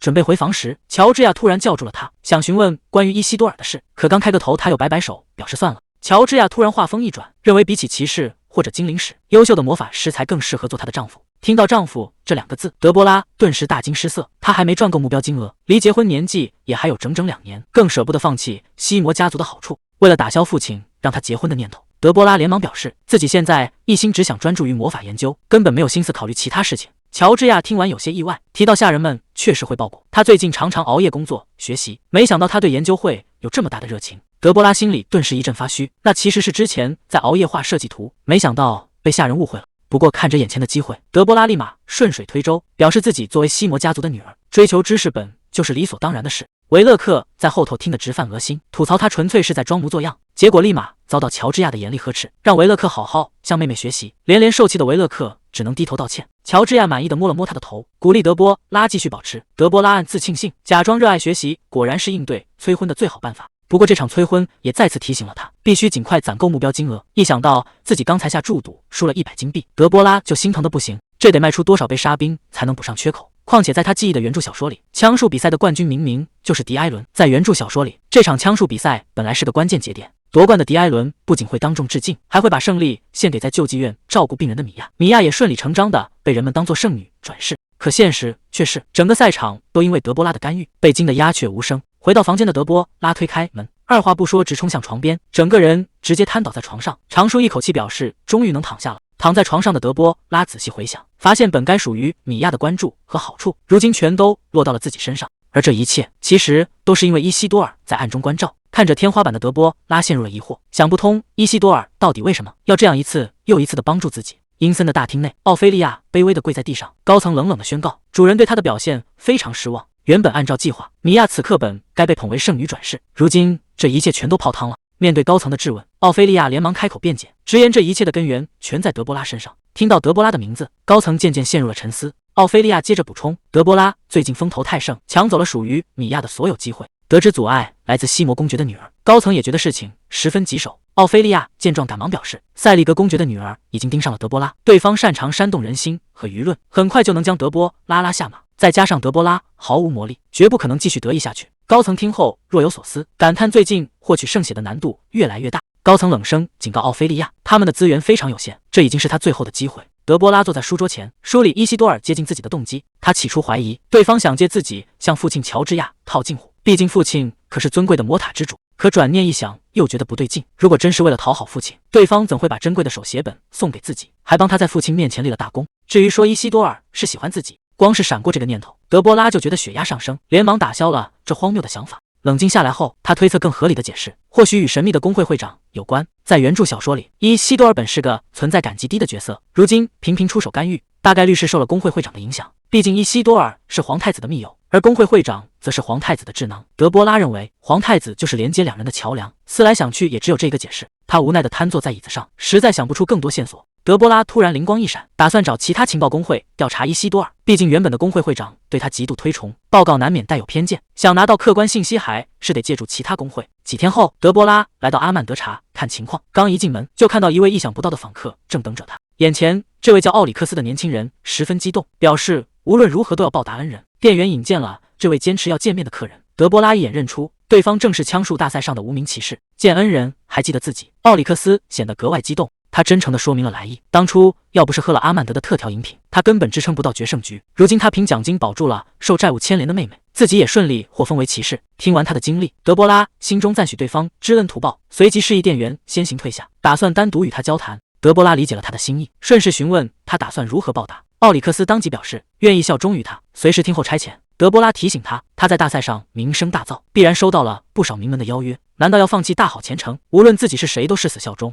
奥里克斯坚定地点头，表示有恩必报才是他的原则。看着知恩图报的奥里克斯，德波拉心里十分满意，当即决定揭晓真实身份。随着他缓缓摘下兜帽，露出精致的容貌，奥里克斯瞬间瞪大了眼睛，见对方惊呆在原地，德波拉心里有些打鼓，担心他会因恶名改变主意。他便主动开口询问对方是否认出了自己的身份。面对询问，奥里克斯连忙躬身道歉，直言自己常年生活在外，对王都贵族圈的事情一无所知。刚才之所以愣住，纯粹是因为大小姐太漂亮了。得知对方并非被恶名吓退，德波拉松了一口气，大方报出了自己的全名德波拉·西摩。听到这个响亮的名号，奥里克斯赶忙再次深深鞠躬，直言能见到大小姐是莫大的荣幸。德波拉示意他不必拘谨，顺势将话题转回那款特调饮品上。德波拉很欣慰能帮到对方，也欣赏他专程跑来道谢的诚意，便顺势给出报答的机会，邀请他加入西摩家族的骑士团。德波拉心里算得很清楚，奥里克斯在枪术大赛一战成名，早已收到不少名门的邀约。虽然西摩家族以魔法闻名，但作为帝国4大名门之一，自家的亲卫骑士团实力同样顶尖，招揽他绝对是双赢。听到能加入西摩骑士团，奥里克斯激动得难以置信，连忙表示这是自己的荣幸。见对方欣然同意，德波拉拿出预先准备好的契约，要奥里克斯在上面签字。面对微微迟疑的骑士，德波拉出声催促，奥里克斯连忙提笔签下姓名。看着落成签好的契约，德波拉心里暗喜，原本只是想为饮品宣传，没想到阴差阳错，竟招揽到了枪术大赛的前4强。比赛结束后，阿曼德咖啡馆顺势推出全新的特调运动饮料，这只是阿曼德推出新饮品的第一步，借此拉开与其他店面的差距。德波拉甚至已经构思好了下一款新品。坐在对面的伊西多尔端起茶杯，刚喝下一口，便被独特的口感彻底征服，忍不住感叹这简直是恶魔的饮品。伊西多尔坦言，每当喝下这种黑色液体，不仅身体轻松不少，处理工作的效率甚至能翻上1倍。他建议只要重点宣传这种功效，将这款名为咖啡的饮品推向市场，就一定能大受欢迎。德波拉对此也表示赞同。德波拉深知咖啡的美味，眼下最棘手的问题其实是缺乏专业的咖啡师。与此同时，纳利亚茶饮的业绩却一落千丈。布鲁诺愤怒地砸向桌面，质问经理到底是怎么回事。经理战战兢兢地解释，如今市场上流行饮品搭甜点套餐，为了竞争，他们只能被迫降价，再加上品质下滑，这才导致利润大跌。面对布鲁诺的质问，经理擦着冷汗，准备说出实情。原来是东门新开了一家饮品店，抢走了他们的客源。此时新店门口早已挤满了顾客，排队的队伍一路延伸到了街上，外带和堂食甚至需要专门分流。大家都在讨论这款红极一时的特调饮品，传闻骑士奥里克斯正是靠它赢得了比赛，如今他还被西魔家族高薪招揽，这让饮品的名气随之水涨船高，甚至连其他骑士也赶来购买品尝。虽然口感略显平淡，但喝下后带来的清爽与提神功效，还是让人忍不住一饮而尽。经理继续战战兢兢地汇报，正是阿曼德的外带服务以及在大赛大火的特调饮品，抢走了店里的所有客人。布鲁诺听后咬牙切齿，质问经理为什么不照搬对方成功的点子。他甚至理直气壮地表示，自己能成为最成功的商人，全靠向顶尖的大店取经。经理慌忙辩解，他们确实模仿阿曼德搞了会员活动和优惠券，但依然挽回不了流失的顾客，模仿营销反而引来熟客不满。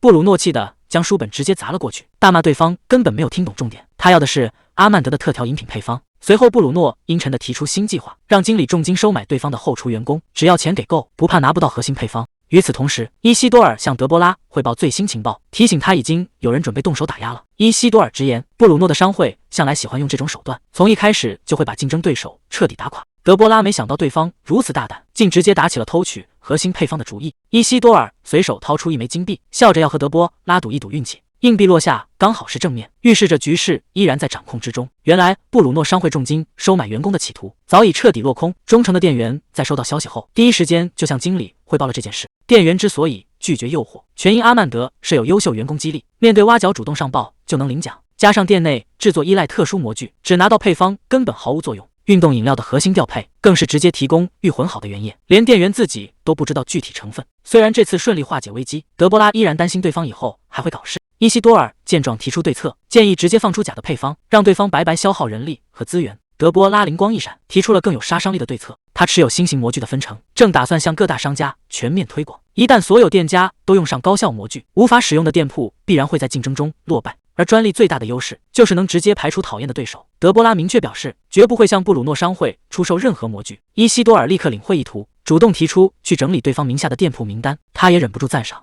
掌握了关键专利，跟他作对的人只会在竞争中落后。德波拉顺便提醒伊西多尔，他同样能从中获得一笔分红。两人继续商讨具体的实施细节。伊西多尔微笑着表示，能参与到这次的计划中是他的荣幸。德波拉心里却很清楚，真正幸运的人其实是自己。借助工会会长的庞大资源，他能轻松搞定人力和分销渠道，把重心全放在策划上。所有繁琐的行政事务都有工会会长在背后代劳，这简直就像是在搭对方的顺风车。想到这里，德波拉不禁有些唏嘘，回想起刚接触的时候，自己其实非常害怕这位神秘的会长。可不知不觉间，这位神秘的会长早已成了他最信任的合伙人，不仅全力支持他各种大胆的商业构想，还能随时给出最具建设性的建议。德波拉对他的感激与日俱增，但心中的疑惑也越来越深。这位工会会长到底是什么来头？即便在原著小说里，连皇太子也仅仅知道他是某个神秘情报组织的掌权者，对其真实底细同样一无所知。这位会长做事向来谨小慎微，绝不会轻易暴露自己的行踪。德波拉暗自琢磨，会长每次一提到伊西多尔，态度就有些失常，背后恐怕没那么简单。可如果找其他工会私下调查，万一被他发现，很可能会影响两人现有的合作关系。为了避免麻烦，他觉得还是不要轻举妄动。回过神来的德波拉随口唤了一声会长，伊西多尔端着茶杯温和回应。可当他刚说出伊西多尔的名字，又突然打住了话题，这反而勾起了伊西多尔的好奇心，连忙追问他到底想说什么。哪怕德波拉笑着试图敷衍过去，伊西多尔也依然坚持要问个清楚。德波拉刚报出9金币99银币的价格，他就大方的直接推过去10枚金币。看到向来精明的会长为了听伊西多尔的事居然如此舍得掏钱，德波拉更加确定这两人之间绝对有问题。德波拉连忙找借口打圆场，称赞伊西多尔在比赛中的精彩表现，多亏有他帮忙宣传外带服务，这才吸引大家纷纷跟风模仿。面对这番话，伊西多尔一时间无言以对。德波拉见好就说不再试探，顺手将10枚金币收入囊中。随后他主动转移话题，询问起季节限定饮品的开发进度。伊西多尔顺势递上店员整理的方案，德波拉翻开文件仔细查阅。德波拉看着方案指出，天气一旦转凉，冰饮和运动饮料的销量必然下滑，必须尽快推出新品。伊西多尔坦言，起初以为推出季节限定会很繁琐，没想到实际收益相当可观。德波拉笑着解释，限定商品抓住了错过了就买不到的心理，再配合双倍集章活动，既能提升顾客参与感，又能顺便用当季食材压低成本。店员提出好点子能拿到奖励，大家自然干劲十足。这不仅让店里不断推出新饮品，也树立了积极创新的良好形象。伊西多尔提醒道，虽然眼下还是夏天，但雨季很快就会到来，销量难免会受到影响。德波拉却显得胸有成竹，他指出餐饮业的核心就在于留住熟客，自己早已有了维持业绩的办法。面对伊西多尔的好奇追问，德波拉没有细说，表示会直接交代给店长准备，随后便告辞离开。德波拉找到维勒克，直接将一张图纸递到他手里，要求他帮忙制作上面的装置。维勒克仔细查看图纸，确认这只需要做出一个能高速旋转并从底部加热的器具。德波拉当即给出肯定答复。维勒克见状心生疑虑，忍不住警告德波拉，如果拿模具去招惹高阶贵族，即便是西魔家族也保不住他，甚至还会面临审判。德波拉连忙开口澄清，可维勒克根本不信，反而怀疑他是想制作用来加热剧毒产生毒气的危险机关。维勒克越说越激动，甚至怀疑这东西加上魔法飞弹就会变成可怕的军用武器，顺带翻出当年被迫签下的霸王条款，指责德波拉一直在算计他。面对指责，德波拉丝毫不慌，反而提醒维勒克，按照当年的约定，现在自己才是姐姐。维勒克以为他在故弄玄虚，德波拉直接按下了手中的录音模具，里面瞬间传出维勒克当年的亲口承诺。原来当初他为了打赌，答应只要解决不了图书馆的问题，就必须甘愿认德波拉当姐姐。面对铁证，维勒克彻底哑口无言。维勒克气急败坏，想抢走录音，辩称当年不过是一时冲动。德波拉轻巧躲开，表示抢走也没用，自己早就备份了许多份。德波拉顺势提出条件，只要他老实按照图纸做出模具，并且不欺负自己的员工，他就不会逼他叫自己姐姐。德波拉还笑着表示，要是自己足够狠心，早就把这段录音高价卖给罗扎德。一听到罗扎德的名字，维勒克顿时大惊失色，想到会被对方肆意嘲笑，最终只能无奈低头妥协。妥协后的维勒克立马换了副面孔，声称制作模具就是他毕生的乐趣，保证会以最快速度完成。德波拉表示会定期过来检查进度，还不忘提醒他核心设计尚未完成。说完便祝他好运离去。等德波拉一走，维勒克瞬间崩溃地瘫倒在地上，为自己的惨状悔恨不已。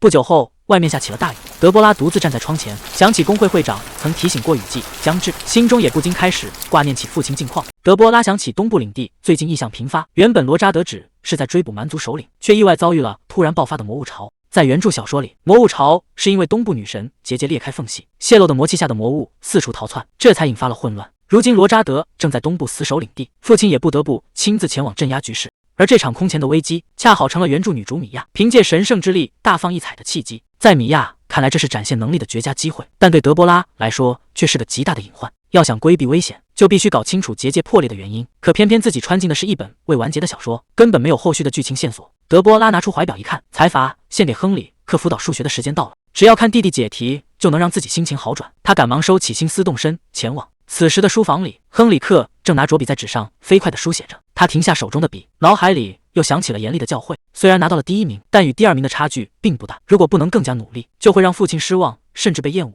这种无形的巨大压力，让他最近总感觉自己正一步步沉入窒息的沼泽。亨里克猛地反应过来，今天是德波拉给他辅导功课的日子。此时在辅导地点，德波拉早已提前到达，正独自坐在桌前等待。亨里克一路狂奔赶到房间，气喘吁吁地向德波拉道歉，解释自己一时看错时间，这才迟到了。德波拉冷冷地斜眼看向他，亨里克顿时紧张地握紧拳头，以为德波拉绝不会原谅自己，甚至担心会被当场赶出房间。德波拉轻敲桌面，招呼亨里克过来，亨里克只能战战兢兢递上前。没想德波拉顺手倒了杯冷萃茶，让他喝茶解解暑。亨里克有些意外地接过茶杯，发现这茶喝起来居然相当不错。德波拉紧接着表示，喝完茶今天就能回去休息，接下来的这段时间也不用再做测验。听到不用继续测验，亨里克反倒更加恐慌，笃定姐姐绝对是对自己彻底生了气。亨里克端着茶杯浑身发抖，以为姐姐要彻底放弃自己，赶忙带着哭腔道歉，请求德波拉再给他一次机会。德波拉见状一头雾水，不懂他不过是迟到了片刻，为什么会吓成这样。他叫住亨里克，掏出手帕替他擦去脸上的汗水，耐心地解释起来，自己让他暂停测验，只是看他满脸疲惫，脸色苍白，担心他的身体，才让他去休息。感受着手帕传来的温度，亨里克彻底愣在原地，这才反应过来，姐姐并不是在惩罚自己，而是发自内心的在关心他。亨里克解释说，这次自己的成绩和第2名离得太近，所以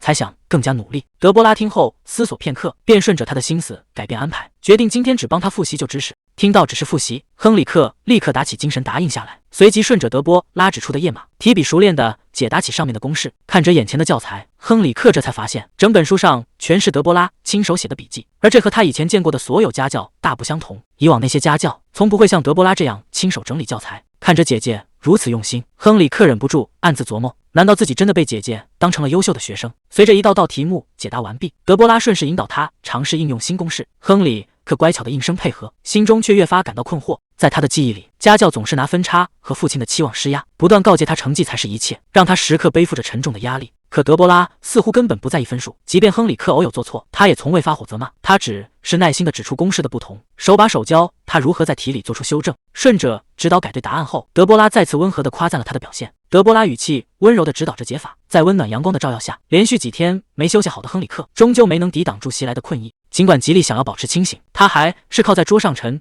睡了过去。看着在补习中睡着的弟弟，德波拉惊讶之余也有些欣慰，这说明亨里克在他面前终于能够卸下防备，感到安心。想到他今天一路小跑赶来，德波拉明白他最近实在太累，便不再打扰，任由他继续安静的休息。德波拉看着熟睡的亨里克，忍不住打量起他的模样，感慨这孩子长相十分出众，将来指不定比两个哥哥还要英俊，不知道以后要俘获多少女孩的心。但看着他疲惫的睡脸，德波拉心中又升起疑问，究竟是什么让他累成这样？小年纪就如此沉稳懂事，反而更让人挂心。见睡梦中的亨里克微微缩了缩身子，担心弟弟会受凉，德波拉便轻声起身。亨里克缓缓睁开双眼，猛然意识到自己竟然在补习中睡熟了，他吓得立刻弹了起来。德波拉见状，温和地打招呼，看他睡得那么沉，明白他是实在太累，便劝他今天好好休息。可这话落进亨里克耳朵里，却成了极大的危险信号。他瞬间陷入极度的恐慌与自责，以为自己辜负了姐姐的期待。他一边慌乱地连声道歉，一边央求姐姐再给自己一次机会，甚至急得当场哭了出来。德波拉扶住亨里克的肩膀，明确表示自己从来没有对他失望。平时那么勤奋的他，突然累成这样，反而让他非常担心。亨里克坦白自己最近总是失眠，德波拉笑着安慰他不必自责，还打趣说他睡着的样子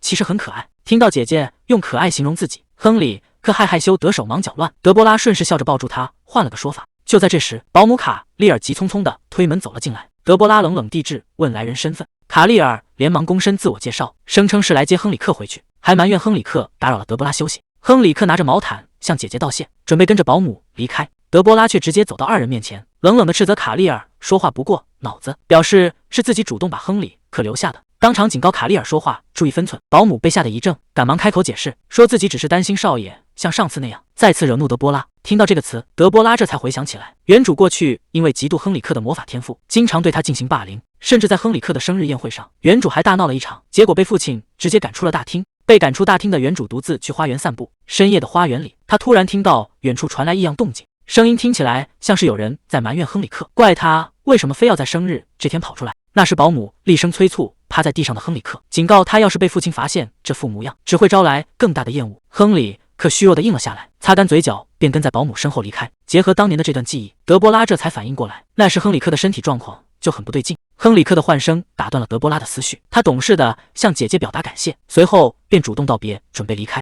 德波拉语气放缓，叮嘱亨里克回去后别忘了吃晚饭，随后弯下腰，温柔地摸了摸他的头，笑着向他道别。亨里克乖巧地应了下来，跟着保姆一同离开。看着两人远去的背影，德波拉双手环胸，眼神冷了下来，心里暗自下定决心，是得找机会好好处置这个保姆了。德波拉把女仆叫到面前，问她在亨里克身边工作了几年。女仆战战兢兢地回答，自己已经照顾了5年。德波拉手指轻敲扶手，直接点破女仆的家底，揭露她母亲不仅患病，甚至还染上了毒瘾。女仆吓得伏在地上，连声承认。德波拉冷冷地给出警告，要求她接下来老实回答所有问题。见自己的家庭软肋全被掌握，女仆顿时陷入极度恐慌，生怕一旦回答失误，就会招来难以想象的惩罚。女仆吓得连声保证一定知无不言。德波拉本想用重金收买她，见她吓成这样，索性顺势省下了这笔钱。德波拉切入正题，质问亨里克最近身体欠佳的原因。女仆战战兢兢地解释，是因为最近的课程增加到了3倍。德波拉对此表示怀疑，认为不可能无缘无故突然加码。见德波拉面露不满，女仆慌忙表示还有别的内情。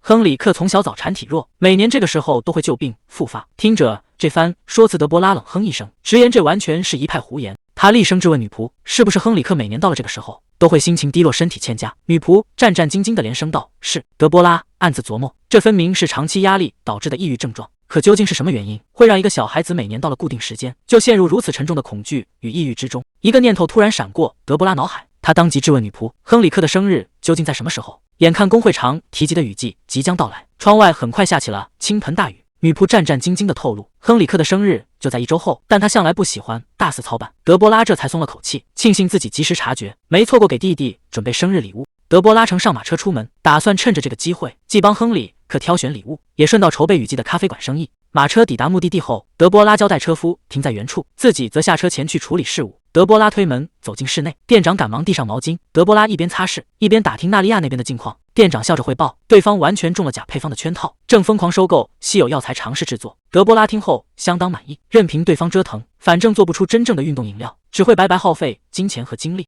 德波拉顺势问起店里最近的销量，店长有些愧疚地表示，受连日大雨影响，销量确实有所下滑。德波拉对此并不意外，直言自己冒雨前来，正是为了应对这场雨季。面对店长的疑问，德波拉提出推出每日推荐茶的构想，对外宣称是根据当天天气精心搭配的特色茶饮。他解释说，许多法师和熟客往往懒得在挑选上花费精力，推出每日推荐茶，既能满足他们的需求，又能顺势清掉店里的多余库存。热门茶叶总是因需求大而价格偏高，而每日推荐茶可以用更实惠的价格提供品质上乘却相对冷门的茶叶。不过，他特意叮嘱店长必须保证茶叶的新鲜与品质，让客人觉得物超所值。德波拉叮嘱店长，今天先冲煮香气浓郁的茶叶，利用雨天更容易扩散香味的特点，让茶香飘满全店来吸引路人。接着他打听起秋季新品的进度，店长表示饮品研发基本完成，报告已经提前放到了桌上。德波拉坐下翻看报告，对整体进度相当满意。可看到准备使用的秋季宣传语时，却觉得这句标语过于平铺直叙，这样的宣传根本无法吸引眼球，达不到理想效果。德波拉当即拿起羽毛笔，决定亲自把标语改掉。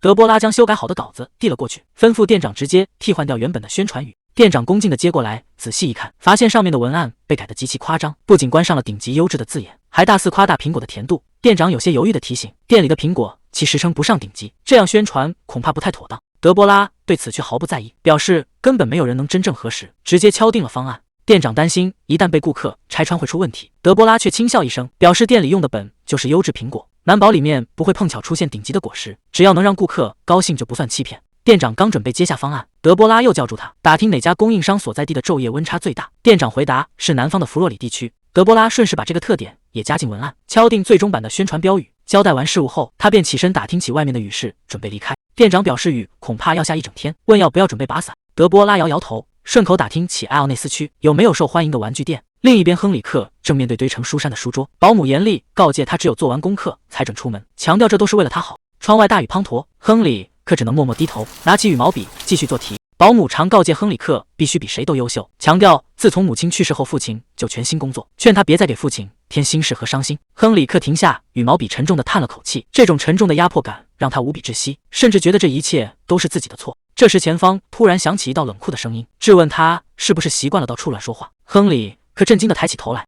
外界疯传德波拉残忍如毒蛇，可在那时的亨里克眼中，挡在他身前质问保姆的德波拉却宛如一位勇敢的战士。亨里克想起今天还有德波拉的课程，即便眼下的功课还没做完，但如果继续待在房间里，他觉得自己真的快要窒息了。为了逃离这种沉重的压迫感，亨里克果断起身冲出房间，一路在走廊上全力狂奔，引得路过的仆人们满心惊诧。保姆见亨里克居然敢违抗自己，连忙追上去一把拽住他的胳膊，质问他大雨天功课都没做完，究竟想要跑到哪里去。亨里克急忙解释，说自己今天约好要接受德波拉的指导，保证回来后一定把功课做完。可保姆根本不信，强行拉扯着要将他押回房间。亨里克情急之下说出实情，表示德波拉早已收自己为徒，每周都在定期指导他。保姆听后大吃一惊，他怎么也没想到亨里克竟然敢瞒着自己，私下跑去接触那个恶棍。保姆见一向温顺的亨里克竟然敢顶嘴，暗恨这全是受了德波拉的坏影响，但他很快收敛怒气，一把将亨里克紧紧抱在怀里，假意关切他是不是太累才糊涂了。见亨里克满面困惑，保姆顺势开始挑拨，直言德波拉根本不可能真心待他，收他做弟子不过是闲来寻开心。他甚至狠心揭开伤疤，声称正是亨里克的出生害死了母亲，德波拉绝不可能喜欢害死母亲的人，劝他好好回想过去受过的虐待。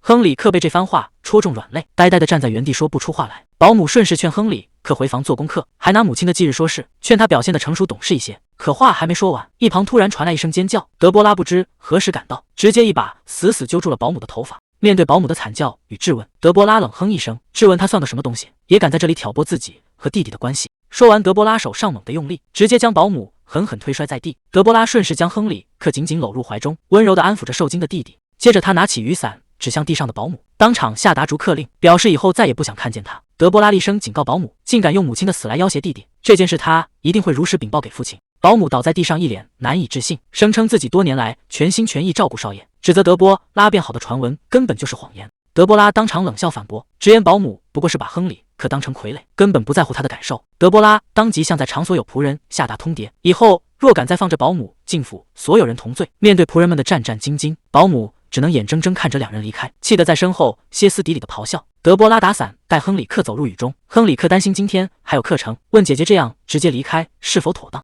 注意到亨里克的肩膀被雨水淋湿，德波拉直接将他紧紧揽入怀中，提醒他贴近自己，别被雨淋着了。感受着姐姐传来的体温，亨里克有些不好意思的开口，表示自己不怕肩膀被淋湿，能不能改成牵姐姐的手？面对弟弟这番可爱的请求，德波拉当即爽快答应。德波拉顺势提议回府洗个热水澡，亨里克却还在顾虑今天的课程。德波拉打趣道：“雨天休息就是今天的课程。”亨里克听后忍不住吐槽：“姐姐，这分明是临时编的理由。”乔治亚沉重地叹了口气，叫来德波拉，质问他是否清楚自己被召来的原因。德波拉看出父亲神情严肃，因为被他赶走的那位保姆不仅是家族的远房亲戚，此前口碑也一直很好。面对父亲要他解释经过的要求，德波拉毫不客气地表示，自己唯一遗憾的就是没把那保姆的头发全部拔光。德波拉拿出录音模石，请父亲听一段记录。模石里播放出保姆的声音，不仅将母亲的死归咎于亨里克，还用忌日肆意挑拨离间，甚至气急败坏地咒骂德波拉。得知真相的乔治亚极度震撼，脸色瞬间沉了下来。德波拉这才意识到，父亲此刻的怒火比当初还要可怕。乔治亚缓缓站起身，感谢德波拉把真相告诉他。乔治亚当即表示，剩下的事情全部交给他来处理。到了晚上，保姆被彻底驱逐出西摩府邸，对外只宣称是他因个人原因离职。不仅如此，父亲还取消了亨里克今年的生日派对，改为一家人共进晚餐。听说亨里克晚餐前一直被父亲叫去说话，德波拉心里有些担心弟弟的状况。可当他推开门时，却发现亨里克早已哭得双眼红肿。看着亨里克哭得肿肿的眼睛，德波拉心里直呼可爱，只能拼命憋住笑意。随后他来到餐桌前入座，维勒克忍不住吐槽他迟到，德波拉立马毫不客气地对了回去。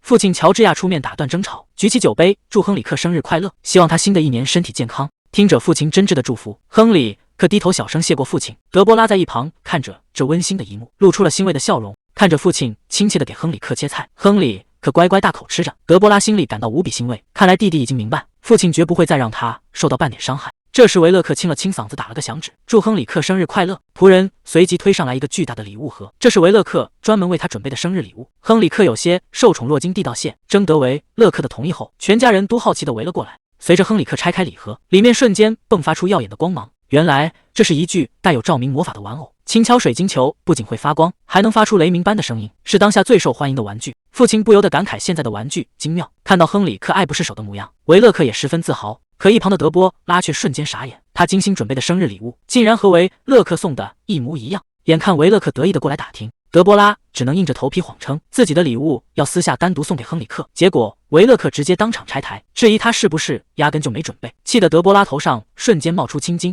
德波拉不服气的继续跟维勒克辩解，父亲在一旁小声劝架，希望大家在这个好日子里先开开心心的把饭吃完。晚宴结束后，德波拉心满意足地走在走廊上，感慨今天的菜品十分丰盛。这时亨里克一路小跑从身后追了过来，德波拉见状故意打趣，问他是不是急着来要生日礼物。亨里克害羞的连忙否定，解释自己是因为德波拉刚才提到秘密，这才特意悄悄跟上来的。亨里克忍不住开口确认，问姐姐是不是真的准备了礼物。面对弟弟期待的模样，德波拉笑着表示绝不会忘记，顺势带他前往图书室。夜幕降临，图书室里的壁炉正噼啪作响，亨里克在沙发上安静等待。德波拉在书架前翻找出一本礼物，笑着递到他面前，祝他生日快乐。亨里克捧着书本有些困惑，德波拉温柔地公布答案，表示这其实是母亲留下的日记。亨里克简直不敢相信，问姐姐这么珍贵的东西真的能送给自己吗？德波拉笑着点头，邀请他一起翻开看看。日记里记录着母亲当年怀他时的心情，上面写着天气很好，自己正满心欢喜地为孩子挑选名字，如果是男孩就取名叫亨里克，如果是女孩就叫埃里娜。日记里满是对孩子的期待与深情，母亲表示每天都在倒数着相见的日子，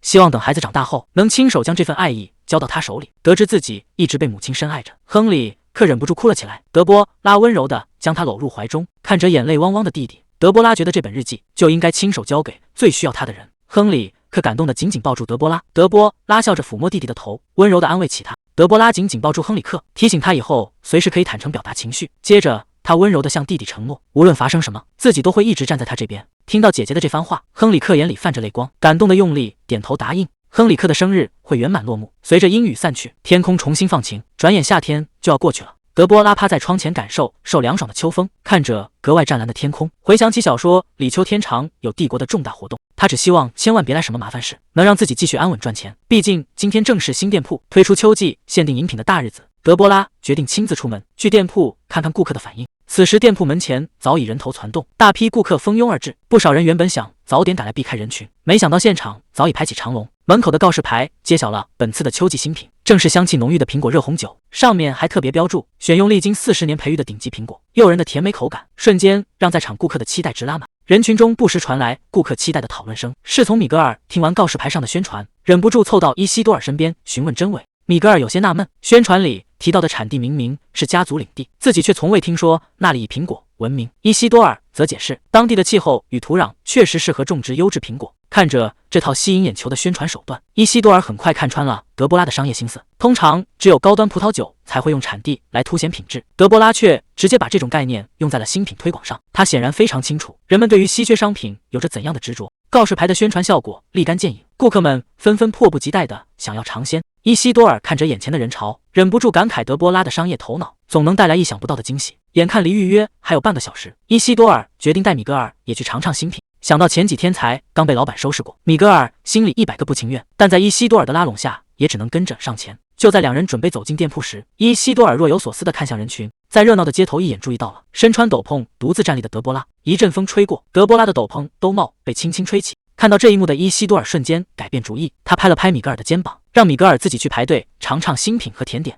面对米格尔的困惑，伊西多尔交代完自己有事要办，便头也不回地拔腿跑开，只留下米格尔一个人站在街头，彻底懵在原地。伊西多尔一路飞奔穿过街头，甚至引起了路人的侧目。他一路紧赶慢赶，终于在小路边追上了德波拉。看着前方独自散步的德波拉，伊西多尔整理好衣领，悄悄跟了上去。此时德波拉正为新品的热销感到高兴，以为今晚能睡个安稳觉。伊西多尔却突然出现在身边，微笑着叫住了他。伊西多尔上前打起招呼，询问德波拉准备去哪。面对眼前突如其来的帅脸，德波拉强行保持镇定，解释自己只是出来散散步，好奇他怎么戴着兜帽也能认出自己。伊西多尔笑称是凭感觉猜的，随后顺口提醒他，下周就要迎来新的秋季学期。听到开学消息，早已忘得一干二净的德波拉，表面上硬撑着表示自己当然记得，内心却在疯狂尖叫。为了掩饰尴尬，德波拉连忙转移话题，询问平时繁忙的伊西多尔今天怎么会出现在这里。伊西多尔解释自己正准备去附近的训练场，顺便请比赛获胜的骑士们吃饭。德波拉正纳闷他为什么要请客，伊西多尔就微笑着表示这全靠德波拉在比武大赛上为他加油。德波拉赶忙顺着话题祝贺他当时的精彩表现。伊西多尔十分感动的感慨，当时所有人都不看好自己，把主权压在了对手迪埃伦身上，只有德波拉选择相信他。听到这话的德波拉瞬间愣在原地，因为在原小说的剧情里，明明迪埃伦才是那个夺冠的热门候选。德波拉连忙清了清嗓子，解释自己只是没想到他实力这么强，毕竟伊西多尔长得过于好看，实在让人联想不出他骑枪也如此厉害。没成想这番夸奖直接让伊西多尔有些不好意思的红了脸，笑着埋怨他说话也不提前打个招呼。看着眼前的伊西多尔，德波拉的心跳突然乱了节奏，他连忙强压下内心的慌乱。为了打住话题，德波拉提醒他该赶去训练场了，免得耽误了正事。伊西多尔却笑着表示时间充裕，自己这次夺冠带去了荣誉，即便稍微晚到一会儿，大家也不会介意。德波拉有些意外，问他原本不是不打算参赛吗？伊西多尔停下脚步解释，自己本无意参赛，只是看中了当时的比赛奖品。听完这番话，德波拉心里更加纳闷，原著里的奖品分明一模一样，当时他可完全没有参赛，况且以他的财力，自己买几百把名剑都不在话下。见德波拉有些怀疑，伊西多尔笑着坦白，刚才那只是随口编的借口。他顺势凑近德波拉，解释自己只是听说比武能展现实力，这才特意跑去参赛，还轻声问他会不会觉得这样有些幼稚。听到这话的德波拉瞬间乱了阵脚，连忙拉低兜帽掩饰慌张，心想他特意参赛，难道是为了向自己展示实力？伊西多尔见他把兜帽拉得更低，以为是自己的话显得太过幼稚。德波拉努力让自己冷静下来，借口外面风大不宜久留，想要顺势结束对话。伊西多尔闻言微微一笑，顺势伸出手邀请他一起去店铺里喝茶休息。面对伊西多尔极具杀伤力的笑容，德波拉只觉得自己的心跳彻底失去了控制。德波拉赶忙在心里安慰自己，这其实是个好机会，正好能借机让他多给店铺做宣传。他大方表示自己经常光顾那家店。伊西多尔闻言笑得格外灿烂，顺势接话以后自己也要常去。面对伊西多尔的主动接话，德波拉强压着内心的慌乱，一路上随口聊起店里刚出的新品。伊西多尔十分痛快地决定请客，把所有新品全都点上一遍，就当是庆祝自己在比武比赛中夺冠。德波拉虽然觉得现在庆祝有点晚，但还是顺势答应下来，暗自下定决心，不仅要趁机多卖几杯新品，更要弄清楚他最近到底为什么这么反常。原本计划好要趁机试探对方的用意，结果面对满桌的甜食和饮品，德波拉正发愁，根本吃不完。伊西多尔却贴心的把派推到他面前，笑着让他先尝尝看，表示剩下的全部由他包办。这番宠溺的举动，直接让德波拉彻底打乱了阵脚。回到房间的德波拉抓狂的倒在床上，伊西多尔的帅气和体贴彻底打乱了他的思绪，让他根本没办法冷静下来思考。就在这时，敲门声响起，仆人送来了一大堆信件。德波拉迅速收拾好情绪，让仆人把信件放在桌上，看着桌上高高叠起的一大堆信件，德波拉有些纳闷，不知是谁寄来了这么多信。他随手拿起其中一封，看到了上面的金色徽印，这才发现这是薇薇安公主寄来的信。信里祝贺德波拉成为首席，还随信附上了礼物，并表达了对新学期的期待。但这让德波拉想起上学期研究论文的折磨，心里不禁有些犯嘀咕。他继续在信堆里翻找，被一封格外精致的请柬吸引，居然是社团内部茶会的专属邀请，这让他喜出望外，终于有了真正融入社团的实感。正当他琢磨穿什么出席时，门外突然传来了敲门声，来人正是设计师海伦，提醒今晚按约定前来拜访。德波拉这才猛然想起，刚才光顾着纠结伊西多尔的事，竟把今晚的预约给忘干净了。随后便连忙招呼海伦进屋。海伦进屋热情打招呼，展示专门为秋季学期准备的最新款礼服。德波拉满意他的周到准备，走上前亲自挑选。别看德波拉表面高冷，心里早已乐开了花，对这些缀满珠宝的华丽礼服爱不释手。就在挑选时，其中一套设计极其新颖现代的裙子吸引了他的注意。德波拉看着裙子的高开叉设计，暗赞这种款式很方便走动，便顺势问起海伦怎么突然有了这样的设计灵感。海伦有些不好意思地解释，自己回想起了春花节前德波拉的建议，当时德波拉指出那些花边缎带不适合他，还曾提出过大胆的男装设计，这让海伦意识到自己过去太拘泥于流行趋势，这才受到启发，设计出这套能凸显个人风格的新款。听到海伦的这番告白，德波拉忍不住打趣海伦说的好像自己是他的缪斯一样。海伦以为自己说错了话，慌忙道歉，准备撤下那套裙子。德波拉却反问为什么要拿走，随后爽快地表示今天带来的所有款式他全要了。海伦千恩万谢后，一溜烟风似的跑出了房间。德波拉看着海伦神速离开的背影，还以为他是急着赶回家。刚一关上门，海伦就吓得腿软直打晃，想起刚当上德波拉专属设计师时，自己每天都吓得想辞职。虽然这位大小姐气场强大令人害怕，可她的眼光却无比犀利，给出的建议总能带来全新的灵感。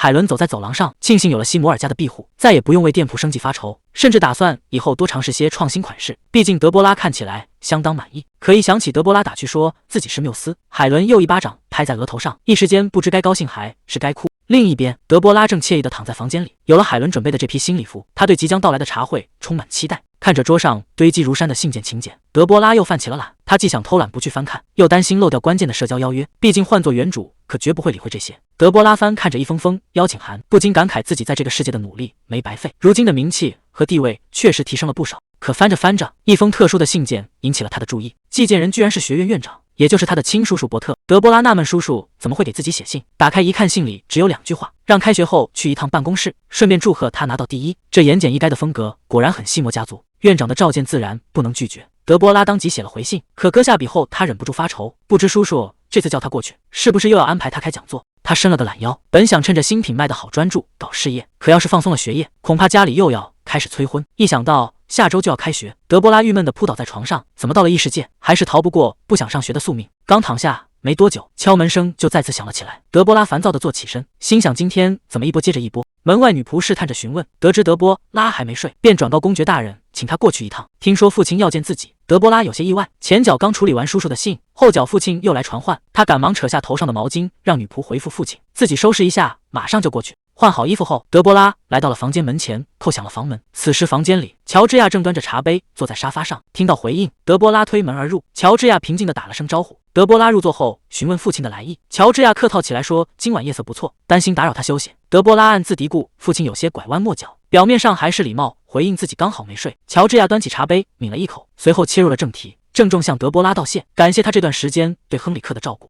这突如其来的直白让德波拉十分意外。乔治亚提到他不仅亲自辅导，还专门为亨里克编写了学习教材。德波拉表示自己想把他培养成助手，况且他天资聪颖，普通的教材根本满足不了他。乔治亚忍不住红了眼眶，欣慰德波拉能用心照顾弟弟。他也坦诚是自己一直忽视了亨里克，以为交给别人照顾就好。听完父亲的自责，德波拉放下手中的茶杯，顺势提议让他抽空带亨里克去新建好的花园里散散步，顺便聊聊种的花草。乔治亚看着手中的茶水，陷入沉思，担心自己疏远了孩子这么久，突然主动接近，反而会让亨里克感到压力和负担。德波拉赶忙用自己的经验劝导，说亨里克最开始也很戒备他，也是花了些时间才慢慢接受。要是像以前那样不敢靠近，两人的关系就很难有突破。自己当初也是不断尝试合适的方法，才慢慢走进亨里克。从最初耐心的辅导功课，一步步赢得了弟弟的信任。在他看来，这就像解答复杂的魔法公式，只要愿意花心思去琢磨，父子间的隔阂终究会被融化。听着女儿这番透彻的劝解，乔治亚若有所思。乔治亚竟忍不住笑了起来，认可了德波拉的说法。这反应让德波拉十分意外。乔治亚坦言是自己太急躁，才会跑来抱怨这些琐事，甚至感慨最近从女儿身上学到了不少。没想到她竟如此聪慧。随后，乔治亚吩咐身边的随从递给德波拉一份推荐清单。见德波拉有些困惑，乔治亚主动解释，知道他上次对安排的女仆不满意，这次便由他亲自筛选了一批人选。得知是父亲亲自把关挑选，德波拉喜出望外，这下终于能摆脱原剧情里那些麻烦的女仆了。看清名单上的内容后，德波拉十分惊喜。四大名门通常会从附属家族中挑选家世好、能力强的人选充当仆侍，可过去原主脾气暴躁，经常动辄打骂下人，根本没有人愿意来侍奉他。家族无奈之下，只能随意安排些外部贵族，甚至还导致原主后来遭到了背叛。德波拉本以为自己也会继承这烂摊子，没想到父亲这次挑的人选全都是能力出众且名声极佳的人才。他由衷夸赞父亲眼光独到。乔治亚在一旁惬意地喝着茶，神情格外高兴。名单上全是家族附属的精英，完全没有外部贵族，这份信任让德波拉心里暖洋洋的。乔治亚让他把文件带回去慢慢挑选，德波拉却表示现在就能决定。他直接指着名单最顶端的名字，选中了玛格丽特。听到这个名字，乔治亚和随从都愣了一下。乔治亚随即追问挑选他的原因。德波拉看了随从一眼，表示玛格丽特是父亲得力干将的女儿，也是名单上的第一人选。不过他心里最真实的原因，其实是在原著小说里见过这个名字。然而乔治亚听完他的说法，却直言这个理由很难让他接受。德波拉之所以坚定选择玛格丽特，是因为在原著小说里，他精通宗教法且极度忠诚。当初德波拉遭到指控，在结局几乎注定的公开审判上，玛格丽特是唯一站出来为他辩护的人。虽然对方忠于的是家族而非自己，但谁也无法保证未来的局势。他极度需要这样有能力的人成为助力。于是德波拉顺势补充道，既然是父亲亲自挑选的人，自己自然非常期待能与对方见面。这话瞬间戳中了乔治亚的软肋，他得意地表示女儿一定会喜欢他，随即便吩咐手下尽快安排两人见上一面。乔治亚随后温声提醒德波拉时间不早，让他早点回房休息。德波拉优雅地向父亲告别，表面上端庄沉稳，心里早已兴奋地尖叫起来，终于要拥有专属自己的女仆了。到了和玛格丽特见面的日子，女仆送来了海伦准备的最新款礼服。看着面前琳琅满目地华丽衣服，德波拉若有所思。既然是第一次正式会面，自然要给对方留下深刻的印象。他当即吩咐女仆从中挑选出最奢华的一套给自己换上。换上最奢华的华服后，德波拉站在镜子前量着自己，听着女仆在一旁的夸赞，他表面上一副理所当然的架势，心里其实早被自己的颜值迷倒。这时门外传来了敲门声，女仆通报玛格丽特已经按时到达。得知盼望已久的人终于来了，德波拉收起笑容，整理好裙摆，踩着高跟鞋优雅地准备下楼。走到楼梯口的德波拉视线落在了大厅中央的女子身上，对方身穿一身深蓝色长裙，显得举止严谨而端庄，正是他期待已久的玛格丽特。玛格丽特恭敬地弯腰行礼，表明自己遵照公爵的吩咐前来担任德波拉的专属助手。其实在他出发之前，父亲就曾对他称赞过德波拉，直言这位大小姐是真正的西魔家族成员，这与过去外界的坏名声完全不同。玛格丽特暗中观察着眼前的人，想亲眼确认父亲的话是否属实。德波拉主动向玛格丽特伸出手，表达了希望能合作愉快的态度。玛格丽特顺势握住了他的手，表示能侍奉大小姐是自己的荣幸，双方就此正式达成了合作关系。在父亲的帮助之下，德波拉顺利收获了一位得力助手，而转眼之间，秋季学期也正式拉开了序幕。开学当天，德波拉边走边打着哈欠，嘴里还小声咕哝着不想去上学。结果一抬头就看到玛格丽特已经在马车旁候着。德波拉连忙收起懒散的模样，正准备登上马车出发，身后突然传来了亨里克的喊声。只见亨里克一路气喘吁吁地跑来，红着脸小声祝德波拉开学顺利。看到弟弟这副可爱的模样，德波拉开学的郁闷瞬间一扫而空。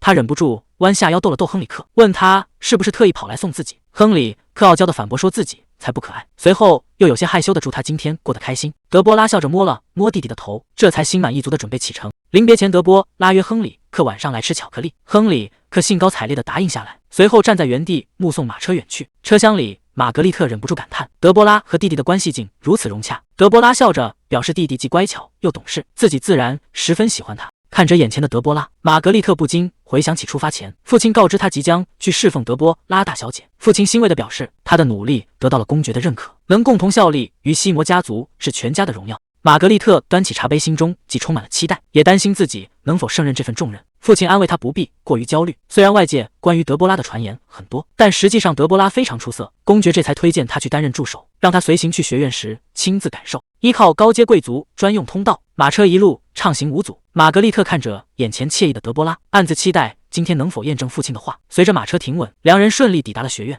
德波拉和玛格丽特刚下马车，周围的学生就立刻向两旁退开，自动让出了一条宽敞的通道。众人一边保持距离，一边低声议论起德波拉的近况，不仅聊起他上学期拿下了全院第一，还注意到他换上了最新款的华丽礼服，甚至带上了专属助手。感受着四面八方传来的目光，德波拉心里有些纳闷，不懂为何大家对第一名这么关注。直到他抬头看向学院大楼，只见上方高高挂着一条横幅，上面赫然写着祝贺他夺得第一的大字。看着眼前的巨型横幅，德波拉和玛格丽特瞬间愣在原地。面对四周铺天盖地的祝贺，德波拉暗自发愁，这动静太大，担心身旁的新助手会感到古怪，便故作平静地表示不懂大家为何大惊小怪。玛格丽特闻言若有所思，想起父亲曾说到了学院就能亲眼见识德波拉有多出色，便赶忙为没早点得知这件事，恭敬地向德波拉致歉并道贺。德波拉随口表示不必在意，心里却在无奈吐槽自己当时明明只是单纯想拿奖金。玛格丽特笑着感叹，父亲曾说德波拉作风低调，不会到处张扬，但优秀的光芒根本掩盖不住，早晚都会成为万众瞩目的焦点。德波拉暗自感到意外，没想到克莱德爵士对他的评价居然这么高，平时脸上可是一点都没显露出来。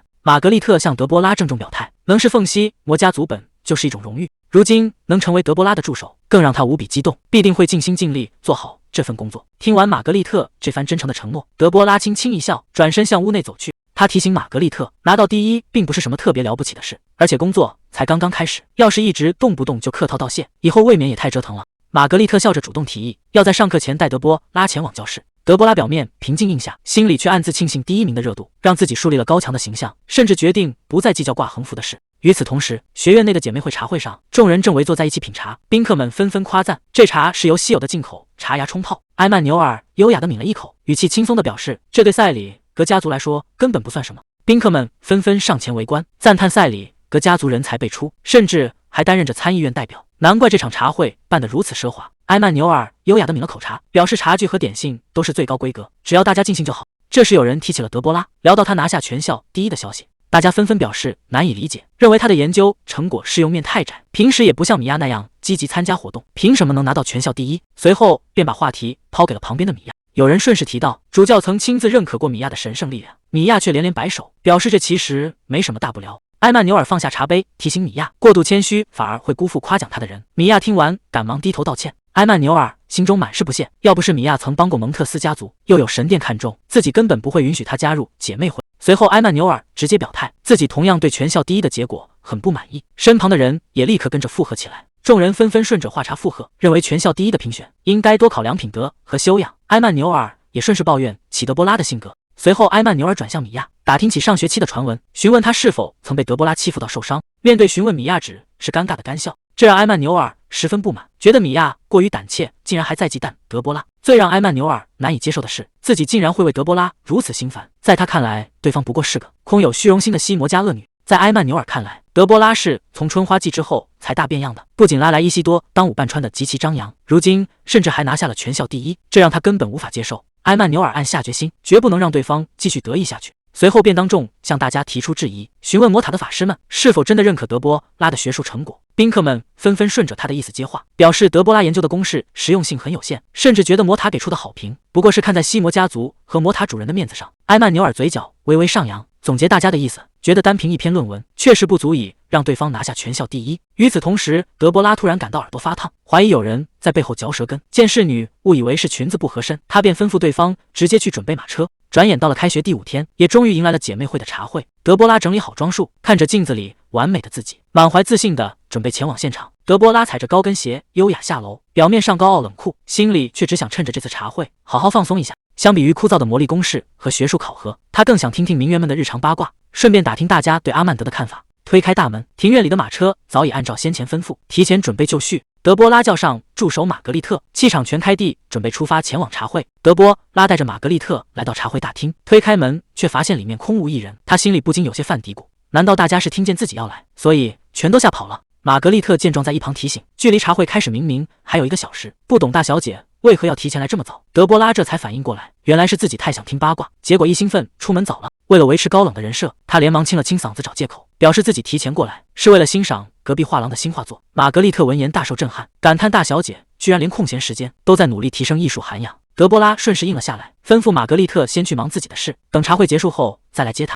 打发走玛格丽特后，德波拉暗自松了一口气，庆幸自己的借口总算蒙混过关。他顺势在画廊里逛了起来，这里虽然面积不大，但布置得相当精致，大多都是与女神相关的画作。可惜没过多久，德波拉就把整个展厅逛完了，正纠结接下来该如何打发时间。就在这时，隔壁突然传来了悠扬的钢琴声，瞬间吸引了他的注意。德波拉循着琴声轻轻推开门缝，被高超的琴艺吸引，决定走进去一探究竟。定睛一看，弹琴的人竟然是蒂埃里。德波拉想起蒂埃里先前曾说过，如果无聊可以到兄弟会的音乐室，没想到他真的会在这里弹琴。就在这时，门外突然传来急促的脚步声，紧接着有人大声喊出了蒂埃里的名字。来人一冲进房间，就气急败坏地质问蒂埃里怎么现在还有心思弹琴，甚至嚷嚷着自己快要被父亲惩罚，非要蒂埃里对此负责不可。躲在门口的德波拉连忙捂住嘴，蒂埃里却显得相当镇定，只是劝对方先冷静下来，把门关上。来人情绪激动的表示自己根本冷静不下来，抱怨当初出于信任，把家里的传家宝放进了当铺。随着房门砰的一声关上，门外的德波拉暗自吃惊，敏锐地抓住了当铺这个重要线索。门一关上，德波拉在外面便听不太清了。室内叫吉约姆的青年正愤怒质问，抱怨听信建议去赌马，导致把家当给抵押在了当铺。蒂埃里却显得格外从容，表示自己也把东西当掉了，还调侃自家父亲可是剑术大师，真要算起账来，自己恐怕命都要不保。吉约姆见他居然还有心思开玩笑，连忙追问他究竟凭什么这么镇定，明明连零用钱都被停了，难道还有地方能筹到钱？蒂埃里嘴角微微上扬，坦言确实有办法解决这场危机。门外的德波拉听得津津有味，没想到这群败家子拿家当抵押赌马后，竟然还藏着什么秘密计划。还没等他仔细琢磨，室内的声音突然小了起来。正当德波拉急着想听清时，吉约姆却突然大声惊呼，质问蒂埃里难道要伪造孵化石？这一声巨响震得德波拉耳朵发疼，但他立刻抓住了关键信息，所谓的孵化石正是神圣生物的蛋。联想到奥尔戈家族的背景，这指的必定是神圣白龟。室内吉约姆被吓得不轻，直言一旦暴露后果不堪设想。蒂埃里解释道，那颗孵化石17年来没有任何动静，外表看着就和普通原石头没两样，伪造起来可比复杂的怀表容易得多。门外的德波拉听完恍然大悟，这才明白对方敢下手的原因。吉约姆依然有些担心，提醒那毕竟是他哥哥迪埃伦的东西。蒂埃里却根本不在乎，表示迪埃伦自从在比武中输给无名骑士，还在3秒内败给团长，就深受打击，到现在都很少回家。见迪埃伦根本无暇顾及家里，两人不禁大笑起来，彻底打消了最后的顾虑。听到蒂埃里嘲笑迪埃伦平时摆架子，门外的德波拉大受震撼，哥哥深受打击不敢回家，亲弟弟不帮忙就算了，居然还趁机偷东西。不过德波拉很快意识到重点，既然蒂埃里打算用假的换走真孵化石，那真的那颗他要怎么处理？如今女神结界出现破口，如果找不出原因，魔兽只会越来越多，而能检测结界裂缝的光属性神圣白龟对未来的危机绝对大有用处。这时室内吉约姆也问出了关键，追问伪造好之后打算怎么处理。蒂埃里毫不犹豫地表示要把真的那颗拿去黑市卖掉。德波拉暗自琢磨，那毕竟看起来只是一块普通石头，就算拿到黑市也卖不出什么高价，恐怕根本凑不够赎回传家宝和利息的钱。室内吉约姆也提出了同样的疑问，蒂埃里却表示正因如此，接下来这场比赛才至关重要。吉约姆反应过来后大声质问，难以置信对方竟然还打算去赛马场。蒂埃里极力辩解，声称直觉告诉自己那匹红马绝对能赢。吉约姆听完竟然真的被对方说服。门外的德波拉大受震撼，明明就是因为赌马才落到这般田地，这两个家伙居然还妄想靠赌马翻盘。德波拉意识到一旦孵化石流向黑市，以后再想弄到手可就难了，甚至今天都有可能被卖掉，他必须想办法买下来。想到这里，德波拉整理好衣摆，深吸一口气，决定放手一搏。他直接一把推开房门，高调走了进去。这突如其来的闯入把蒂埃里和吉约姆吓了一跳。德波拉当面拆穿，表示自己本是循着琴声过来，没想到却目睹了一场精彩的骗局。蒂埃里试图装傻充愣，询问德波拉的来意。德波拉直接拿他之前的邀请反击，调侃早知有这么精彩的造假计划，自己早就该过来了。吉约姆赶忙在一旁打哈哈，声称高层干部绝不可能干出这种事。德波拉顺势接话，挑明能拿假石头换走蒂埃伦的真家伙，还打算卖去黑市的只有蒂埃里自己。蒂埃里被当面戳穿，因沉着脸走上前来，反过来指责堂堂贵族大小姐竟敢干出隔墙偷听这种失礼的事。蒂埃里步步紧逼，质问德波拉凭什么用编造的谎言威胁他们。德波拉丝毫未退，直言对方少在这里装无辜，这种威慑比起工会场简直差远了。他顺势抛出提案，建议蒂埃里干脆把神兽蛋卖给自己，大家直接做个共犯。蒂埃里还想硬撑，追问他手里能有什么证据。德波拉反手便表示自己不介意直接找迪埃伦核实真假。这句话彻底击中要害，蒂埃里顿时哑口无言，只能收起敌意，询问他到底有什么诉求。德波拉顺势伸出手，承诺会出比黑市更高的价格，条件是必须把东西直接交给他。蒂埃里听完十分不解，质问那东西不过是一块破石头，他凭什么愿意花重金购买？德波拉从容回应，直言人生太无趣，赌一把大的才刺激，赌赢了自己大赚，就算赌输了也全当是对他俩做慈善，毕竟自己有的是钱。蒂埃里和吉约姆被震慑得说不出话，完全被这股挥金如土的气场征服。见两人彻底相信了自己的借口，德波拉表面上依旧高傲冷酷，心里早已乐开了花。德波拉顺势靠上前，表示自己对他很感兴趣。蒂埃里瞬间吓得抱紧自己，还以为对方看上了自己。德波拉立马泼了盆冷水，澄清自己感兴趣的是赛马场上的红马，可不是他这个人。蒂埃里这才反应过来，难以置信地确认，德波拉是不是也想压住赛马？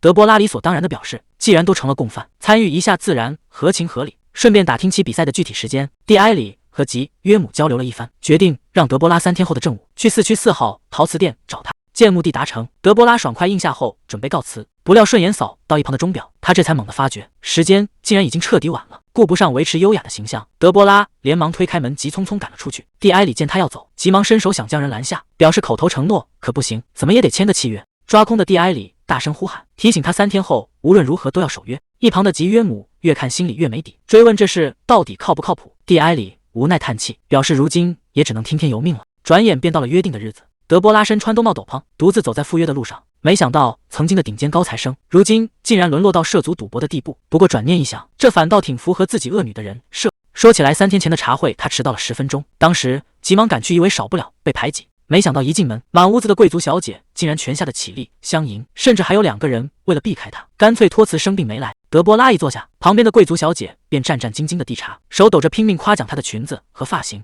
德波拉随口一句客套，听在对方耳里却像极了威胁，吓得贵族小姐们连忙改口夸赞。德波拉端起茶杯，越发觉得气氛尴尬，大家太怕他根本没法正常交流。画面一转，德波拉已来到约定的小巷，还没等他多想，前方陶瓷店门口就有人出声招呼他过去。推门进屋后，对方脱下兜帽，正是前来接应的蒂埃里。见德波拉真的按时赶来，蒂埃里感到有些意外，德波拉则表示既然答应了，自然会守约。蒂埃里坦言自己之前确实担心他会放鸽子，随后脸色一沉，提醒德波拉今天要是输了，两人可就彻底完蛋了。德波拉表面没说什么，心里却忍不住吐槽，一开始不跑去赌博，不就什么事没有？蒂埃里带他来到店内的地下暗道，表示这条隐蔽通道可以直接通往赛马场的售票处。沿着高高的阶梯一路向下，德波拉暗自感慨，这群家伙看着办事毛躁，准备工作倒还挺周密。他开口打听还有多久能到，蒂埃里已然走到了出口的大门前，推开大门，门后便是喧闹的黑市下注现场。主比赛还没开始，赌客们正在纷纷下注。蒂埃里一进门就径直向前走去。吉约姆考虑到德波拉是第一次来，便提议一起跟上去。德波拉点头回应，跟着众人踏上通往赛场的台阶。德波拉走在昏暗的通道里，心里忍不住犯嘀咕，明明说是赛马，怎么连半匹马的影子都没看到？顺着台阶推开出口大门，眼前瞬间豁然开朗，辽阔的赛场尽收眼底，骑手们正骑着马匹在场下跑动。吉约姆在一旁解释，虽然下注和售票都在地下，但比赛结果会直接在上面的魔法看板显示。德波拉看着场下有些好奇，既然距离开赛还有一段时间，那些骑手现在是在干嘛？蒂埃里表示他们是在做赛前热身，顺便检查马匹的状态。德波拉顺势打听场上那匹马的情况，蒂埃里仔细观察后表示，马匹的步态和状态都比预想更好，骑手也是能适应各种赛道的顶尖高手，两人配合默契，这场比赛赢定了。见德波拉好奇他为何如此有把握，吉约姆在旁边补充解释，骑士从小就要接受骑术训练，加上奥尔戈家族本身就经营着大型马场，他们看马的眼光绝对是一流的。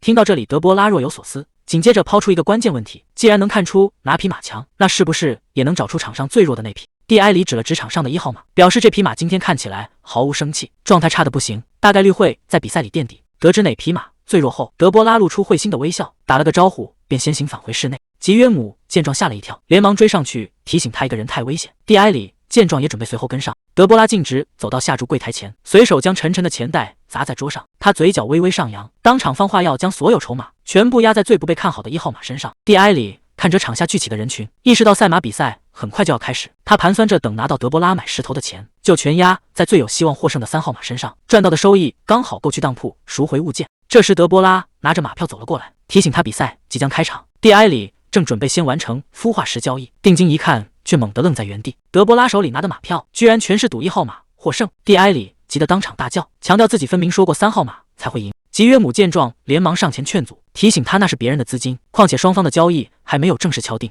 德波拉顺势打断他的话，表示买石头的交易等比赛结束再说。蒂埃里听完一愣，以为对方是不相信自己的眼光。德波拉轻笑一声，提醒对方既然大家都是共犯，就该试着互相保持信任。随后他扬了扬手中的马票，放话要把买石头的资金翻上10倍。这时场内响起广播放音，提示短程赛将在5分钟后开场。投注柜台前一片骚动，还没下注的赌客纷纷抓紧最后时间。眼看比赛即将迫在眉睫，蒂埃里和吉约姆心急如焚，毕竟赎回家传宝物全指望这笔钱，局势却彻底脱离了原本的预想。德波拉径直走回投注柜台，拿出刚买好的1号码票，要求全部退掉，改换成3号码。工作人员提醒，现在办理退票需要扣除一笔高额手续费。蒂埃里和吉约姆在旁直接看傻了眼，德波拉对此全然不在意，补上钱把筹码全改押到了3号码。蒂埃里完全想不通，既然最终还是要押3号码，何必白白亏掉一笔手续费？德波拉坦言，纯粹是被他在耳边吵得太烦。随后他转向吉约姆，询问2楼是否也能看清比赛赔率。得到肯定答复后，德波拉让蒂埃里先去看完赔率再谈。蒂埃里虽然满腹疑惑，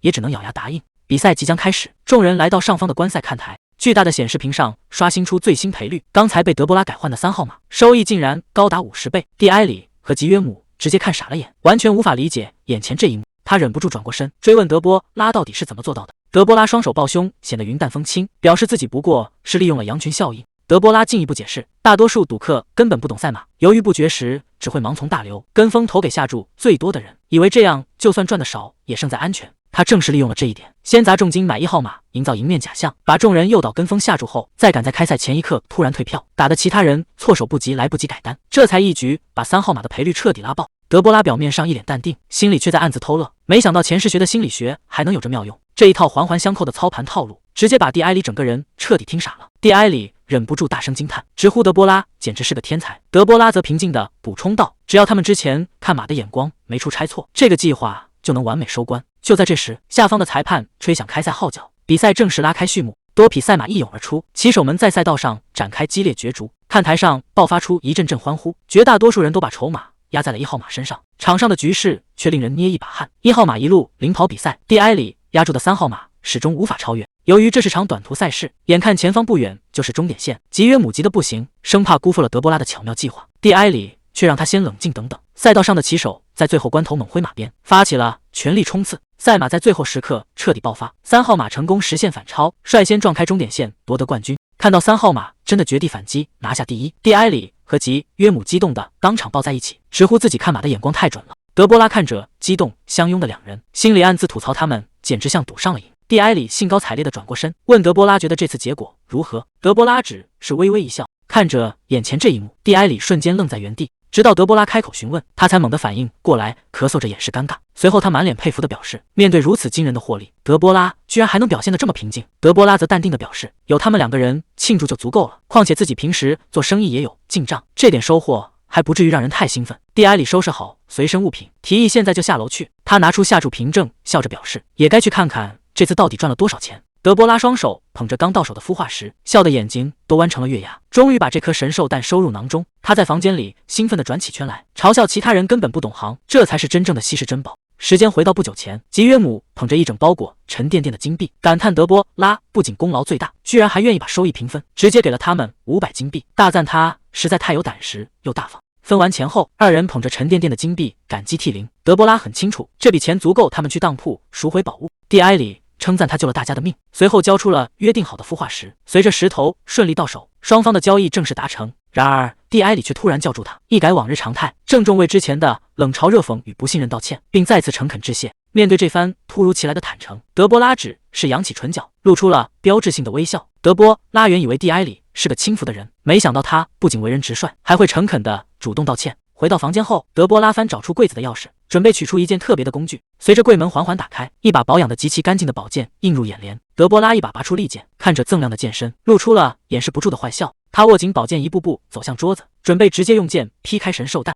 德波拉高高举起宝剑，朝桌上的神兽蛋用力劈了下去。与此同时的庭院里，蒂埃里正毫无形象地瘫躺在木箱上。路过的旁人见状议论纷纷，猜测他是不是又惹上了麻烦。听到旁人的议论，蒂埃里只能无奈地坐起身，长叹一口气。蒂埃里有些烦躁地揉了揉头发，想起当时3号码获胜时，自己明明是在为赢钱而高兴，可当德波拉转过头朝他微笑的那一刻，他的心跳却突然开始不受控制的狂跳。明明德波拉一直都很漂亮，他却发现自己根本无法停止去回想那个笑容。此外，德波拉此前还郑重告诫过他们，如果在当铺遇到有人诱惑去赌场，千万不能理会，毕竟赌徒之间的流言传得极快。赛马赢钱后，确实有人找上门来，诱导他们去地下赌场赚大钱。多亏记着德波拉的提醒，他们才及时拒绝，避开圈套。蒂埃里不禁想起自己当初正是踩中了这种圈套，才背上了巨额债务。虽然以德波拉的性格，未必是刻意关照自己，但他确实已经帮了自己2次。就在蒂埃里暗自感叹时，身旁突然传来了呼唤他的声音。来人通知蒂埃里，德波拉已经在音乐室等他。蒂埃里闻讯立刻赶了过去。见到德波拉后，蒂埃里以为他是专门来听自己弹琴，热情地表示只要他想听什么曲子自己都能弹。德波拉却直接打断了他，表示自己这次来是为了问正事，他想确认蒂埃里的哥哥手里是否还有其他的神兽蛋。听到德波拉只是关心神兽蛋，蒂埃里心中难免有些失望，但他还是表示如果哥哥还有蛋，自己早就偷出来了，毕竟他哥整天只对剑感兴趣。随后蒂埃里再次顺势提议，不如还是先去音乐室坐坐。两人正说着话，伊西多尔突然走上前，主动向德波拉打起招呼，询问他准备去哪里。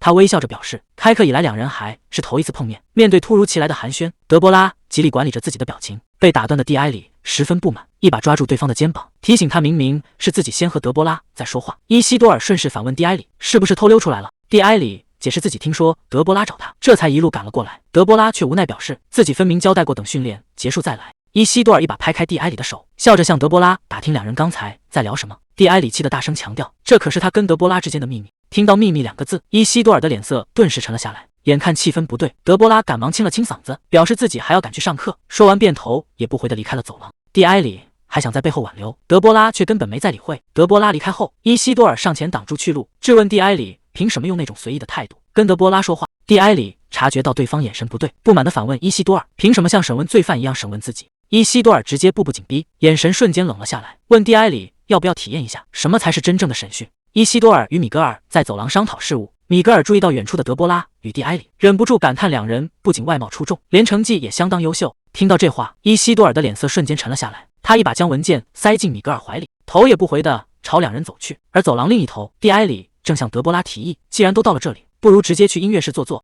面对蒂埃里的邀请，德波拉直接表示今天没空。快步赶来的伊西多尔心里直犯嘀咕，两人明明认识没多久，蒂埃里凭什么表现得这么亲热？他主动开口叫住德波拉打招呼，询问他准备去哪里，还笑着表示开课以来两人还是头一次正式碰到。表面上他笑得优雅得体，心里却对眼前的画面极其不满，更加无法忍受蒂埃里靠他这么近。蒂埃里根本没当回事，反问伊西多尔平时那么忙，怎么有空管这种闲事？伊西多尔直接提醒他，自己可是白骑士团的副团长，完全可以把蒂埃里近3年的训练报告交给他父亲奥尔戈公爵。面对这种威胁，蒂埃里气得直呼他手段狠毒。伊西多尔却露出微笑，表示只要他交代刚才和德波拉说了什么，这件事就可以彻底一笔勾销。伊西多尔步步紧逼，质问既然没什么特别的，为什么不能坦白？蒂埃里心中十分纳闷，平时从不干涉闲事的伊西多尔，今天居然如此死缠烂打。他想起自从春花季之后，确实经常看到两人待在一起，外界甚至传言是德波拉胁迫了伊西多尔，或是两家达成了某种交易。可看着眼前的阵势，蒂埃里终于反应过来，伊西多尔分明是针对德波拉上了心。蒂埃里不想透露神兽蛋的事，决定随便编个理由敷衍过去。他表示自己情谊相当不错，之前就给德波拉蛋过。两人不仅品味一致，对方今天也是专门来听琴的，结果全被伊西多尔打乱了。听到蒂埃里炫耀关系，伊西多尔气的拳头瞬间紧握。蒂埃里表面上顺势挑衅，问他这下是不是满意了。蒂埃里识趣的表示回去训练，随即转身离开。走廊里只留下伊西多尔一人。蒂埃里的话让他心烦意乱，明明自己在德波拉面前风评极佳，对方却始终对自己戒心十足。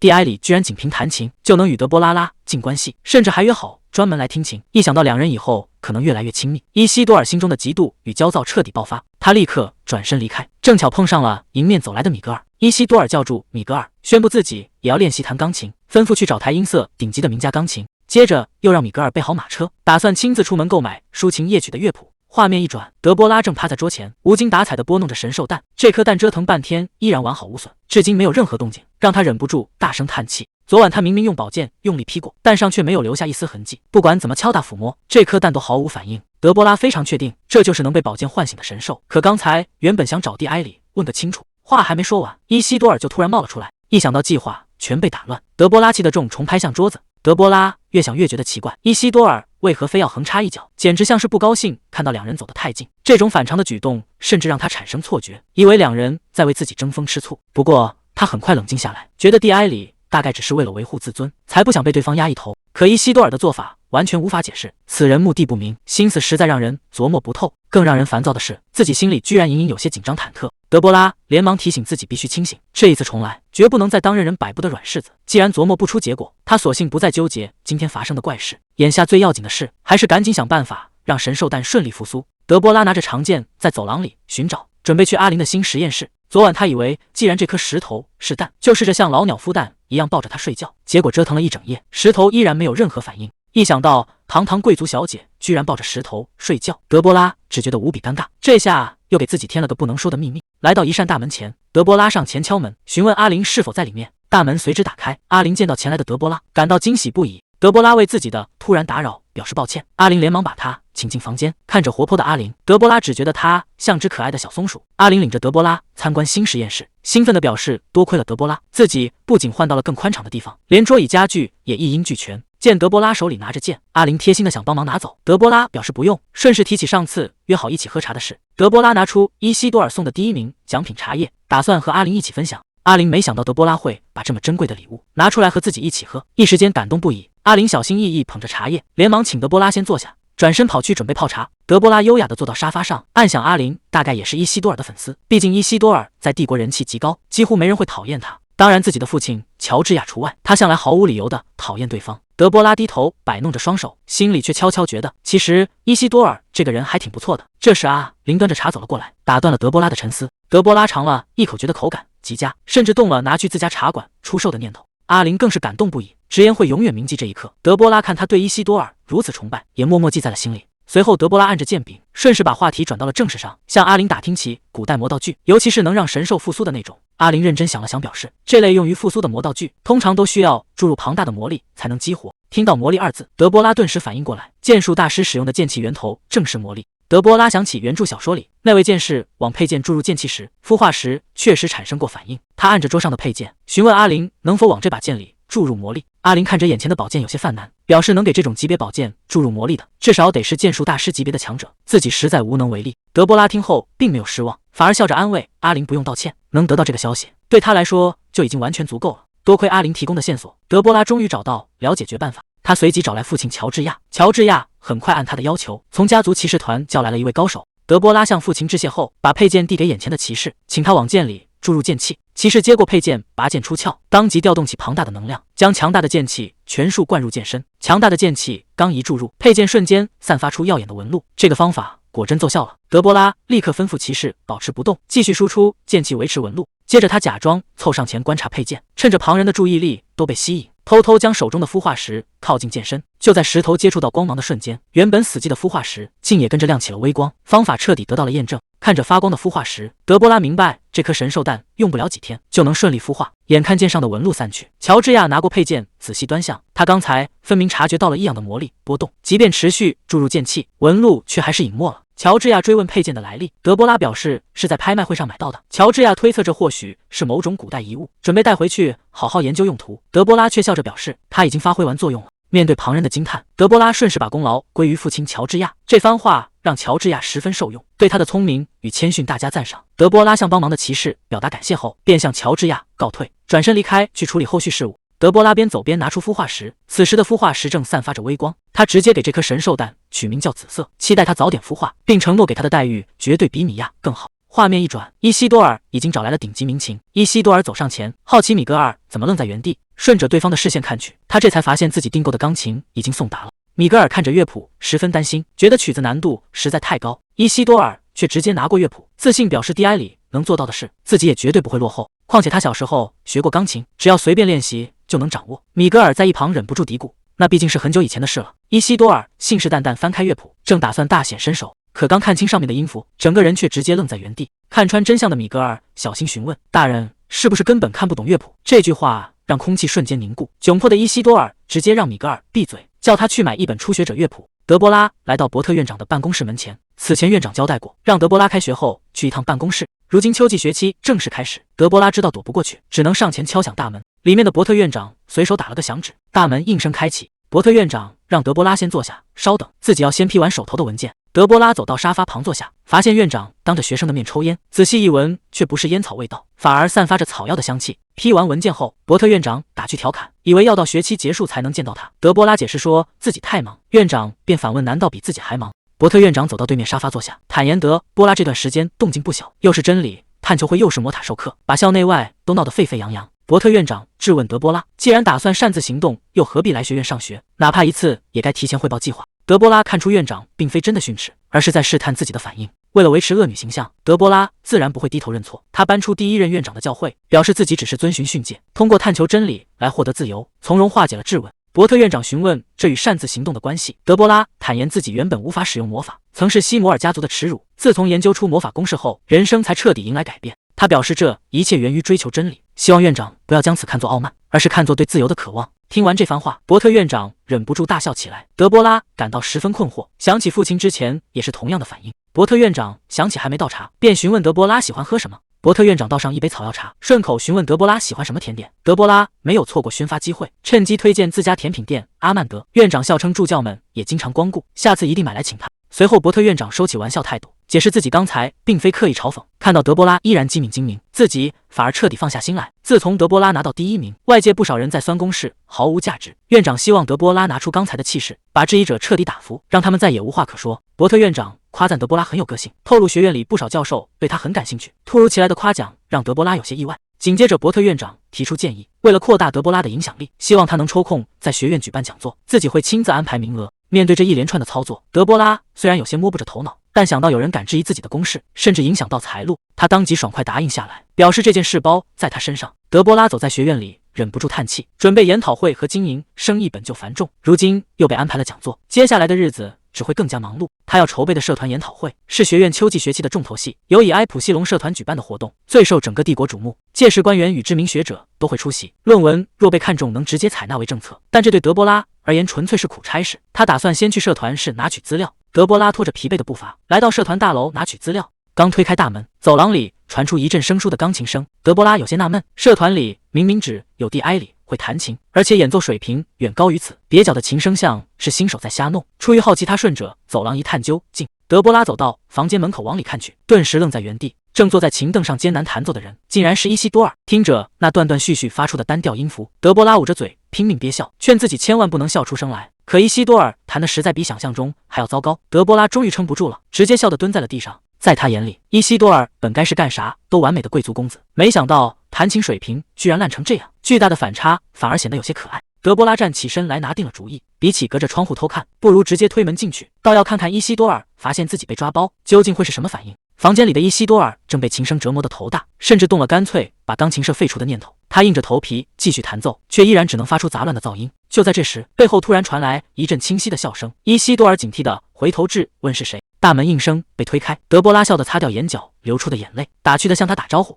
看到撞见自己窘态的竟是德波拉，伊西多尔瞬间彻底愣在了原地。德波拉边走近边努力憋笑，解释自己不是故意嘲笑，只是没想到他居然是个鹰翅。被撞破窘态的伊西多尔嘴硬辩解，说自己只是很久没练，况且之前两人还一起跳过舞，自己的节奏感可一点都不差。德波拉可不听他这一套，直言就算练熟琴键，他也弹不好。伊西多尔被呛得咳嗽一声，忍不住反问德波拉水平究竟有多高。德波拉得意地表示，自己小时候就已经通关了初级乐谱，弹得绝对比他强。他一边说着，一边将伊西多尔推开一点，坐到琴凳上，主动提出要教他一首能快速上手的曲子。德波拉伸出2根食指，推荐了最适合新手入门的猫咪圆舞曲，让伊西多尔别惊讶，听好就行。随着他只用2根手指在琴键上弹奏，欢快的乐曲瞬间响彻整个房间。一旁观望的伊西多尔感到十分意外，这曲风完全不同于贵族平日听的风格。他好奇德波拉是从哪里学来的，甚至怀疑这是他自己创作的曲子。德波拉示范完后转过头，表示只要像这样不断重复就行，自信地问伊西多尔，这总能做到吧？伊西多尔借口刚才速度太快，请德波拉再示范一次。德波拉爽快答应，耐心地带他一起弹奏。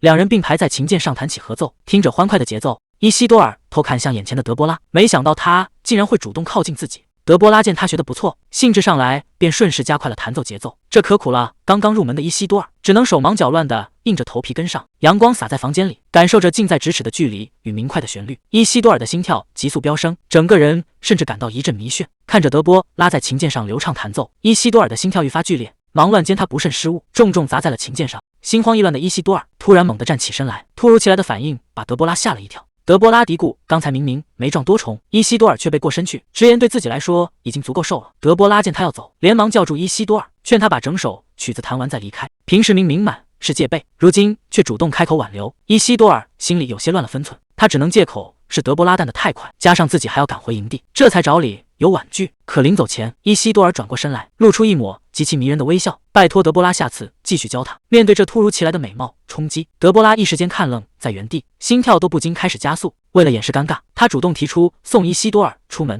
送伊西多尔出门的路上，德波拉好奇问他平时那么忙，怎么突然练起钢琴了？伊西多尔坦言，既然德波拉喜欢听，那弹琴就能成为自己的爱好。德波拉这才反应过来，这消息肯定又是蒂埃里透露的。没想到伊西多尔借机顺势绕过了话题，提醒他少跟蒂埃里走得太近。德波拉忍不住打趣，论名声恶劣，自己可比蒂埃里名气更大。伊西多尔看着他欲言又止，面对德波拉的追问，他只是微微一笑，伸手推开了大门。阵风刚好迎面吹来，德波拉追问他刚才到底想说什么，伊西多尔却只是打了个哈哈敷衍过去。随后他伸出手拿掉落在德波拉身上的红叶，顺势提到秋季学期的社团活动很多，这样一来两人见面的机会也就更多了。伊西多尔收下那片红叶，笑着向德波拉道别。看着伊西多尔离去的背影，德波拉不禁感叹，对方每次见面都这么温柔，刚才甚至还贴心的帮自己拿掉落叶。可他转念一想，伊西多尔平时明明那么忙，怎么会突然抽空苦练钢琴？难道是有别的店家也看中了伊西多尔的招牌魅力，打算挖他去做代言模特？好不容易才打败了竞争对手，德波拉绝不允许有人抢走这个金字招牌，当即决定必须尽快筹划新业务。正当他提醒自己别耽误正事时，脑海中突然闪过刚才的画面，目光瞬间锁定了钢琴。德波拉灵光一闪，打算制作并贩售初学者乐谱。他可以整理自己小时候学过的曲目，比如连伊西多尔都能轻松学会的入门乐谱，况且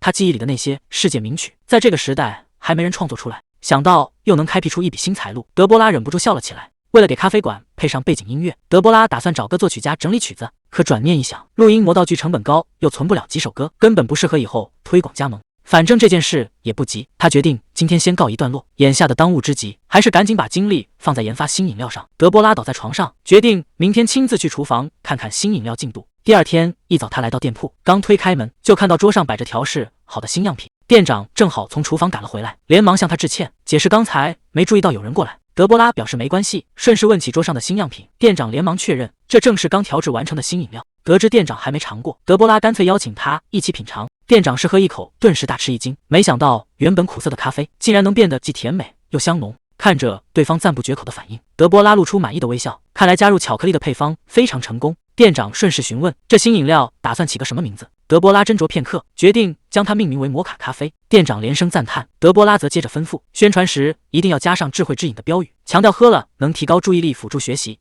店长赶忙在账本上记下，德波拉心里早就打好了算盘，眼下正值秋季学期，正赶上学术研讨和写毕业论文的季节，这就意味着绝对会有大批学生急需靠他来临阵磨枪熬夜突击。德波拉带着玛格丽特来到街上，玛格丽特见他步履匆匆，连忙赶上前询问要去哪里。德波拉顺手指向店门口的广告牌，上面正展示着刚推出的摩卡咖啡，直言自己正要去尝尝看。玛格丽特见店里生意火爆，便主动提出先进去占个位置。德波拉让他找个角落坐下，顺便帮两人各点一杯。看着玛格丽特一路小跑进店，德波拉嘴角微扬，毕竟要论起宣传带货，还有谁能比他自己更合适呢？德波拉推门走进店里，玛格丽特已经端着2杯咖啡迎了上来，引着他前往角落的座位。德波拉见玛格丽特亲力亲为，便表示让店员来端就好。玛格丽特则坚持要先替他把关，确认无误后才与德波拉一同落座。两人各自端起咖啡品尝，德波拉边喝边留意着对方的反应。玛格丽特刚抿了一口，就忍不住夸赞这饮料甜度适中，微苦的后味更是让口感变得十分美妙。德波拉暗自偷笑，知道今晚玛格丽特恐怕也别想睡个好觉。他顺势打听起本周的考试安排，得知未来几天共有4-5门小测。德波拉要求玛格丽特以后逢考必买外带，玛格丽特连忙应下。德波拉放下杯子，交代他在最后一门考试那天去办大事。安排妥当后，德波拉带着外带咖啡走上街头，边走边喝，用自己的影响力为新产品亲自带货。德波拉边喝外带咖啡边飞快答题，写完便潇洒离开考场，只留下一众目瞪口呆的考生。走廊上的学生对此议论纷纷，有人疑惑小测竟然能带饮料，也有人吐槽是有了外带服务，这才方便他带进考场。紧接着便有人爆出德波拉至今每门小测都是最高分，大家甚至开始打趣猜测那杯饮料里是不是藏着什么秘诀。还没等众人深入讨论，不远处突然传来一声怒吼，把闲聊的几人吓得身子一震。德波拉一巴掌打翻杯子，当众对玛格丽特大发雷霆，质问对方怎么买的不是他平时喝的饮料。玛格丽特吓得瘫在地上，一边道歉一边解释说以为德波拉考试会紧张，才擅自把甜摩卡换成了红茶。德波拉一脚重踩烂纸杯，斥责对方凭什么替自己做主，要是待会的考试拿不到第一，问玛格丽特能不能承担得起责任。路过的学生见状窃窃私语，感叹这位恶女大小姐竟然又在发脾气。德波拉在心里暗下决心，不仅要喝到想喝的甜饮料，还要给那些嫉妒他拿第一的家伙好好上一课。德波拉顺势对玛格丽特大声质问，问对方真以为自己是在无理取闹。接着他假装说漏嘴，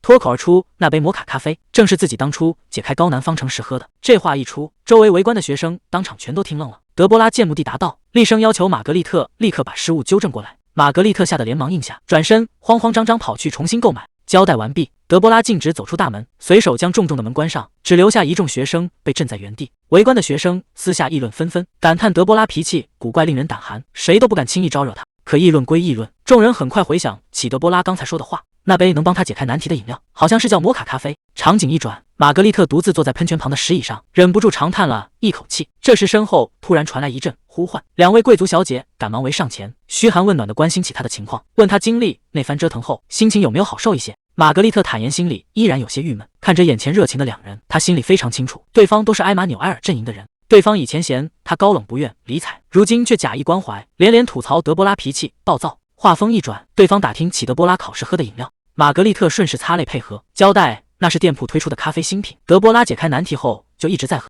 得知这个关键信息，两人心里暗自喜上眉梢，感叹那么苦的饮料对方竟能喝下，更加确信这杯咖啡非同寻常。两人听完摩卡咖啡的细节，趁机继续向玛格丽特示好，热情的让他把所有烦心事都说出来。玛格丽特拿手帕遮着面容，心里却忍不住暗自感叹，德波拉居然连这一步都算到了。原来在此之前，德波拉就曾单独找过玛格丽特，直言有件事需要他去办。玛格丽特没有半点犹豫，当即表示无论什么吩咐，自己都愿意照办。德波拉顺势打听起玛格丽特对阿曼德的看法，玛格丽特由衷夸赞商会相当了不起，特别提到商会捐建的大钟楼极大的方便了大家随时查看时间。德波拉闻言微微一笑，直言要是自己的家臣不喜欢这间店，他可是会有些伤心的。玛格丽特听完大吃一惊，这才明白全程讨论的商会老板正是德波拉。德波拉随即示意玛格丽特，交代他暂且替自己保密店主身份。德波拉直言是因为信任玛格丽特才把这件事交给他。玛格丽特大受感动，表示愿意全力配合。德波拉随即说出计划，他打算借机推广自己的摩卡咖啡，并拿出一个录音魔道具递给玛格丽特。德波拉交代，在最后一门考试那天，他会在考场外大闹一场。他让玛格丽特到石甲装体贴，故意把摩卡换成红茶送过去，以此配合他演完整场大戏。德波拉不仅安排好了发脾气的戏码，还精准预判了后续的发展。他交代玛格丽特只管委屈落泪，那些嫉妒自己考第一的人一定会趁虚而入，向他打听消息。德波拉吩咐玛格丽特到时候顺水推舟，套出对方的话，并全部录下来。德波拉交代玛格丽特用他的专业搜集确凿证据，反击那些敢诋毁公爵家的人。玛格丽特感动万分，没想到自己的专业能得到这份信任。很快计划按部就班推进，几名女生围着玛格丽特打听内幕，好奇考场外还发生了什么。玛格丽特顺势委屈落泪，抱怨德波拉确实太过分，随后顺水推舟反问对方听到了哪些传闻。看着对方一步步上钩，玛格丽特在心里下定决心，这次一定要完美回应德波拉的期待。德波拉独自坐在公园长椅上，感叹玛格丽特的演技比自己预想的还要出色。他推算听闻宣传的学生们此时肯定已经蜂拥前往店铺，摩卡咖啡的销售正按计划进行。至于那些导致他公示订阅量下滑的人，现在也差不多该彻底咬钩了。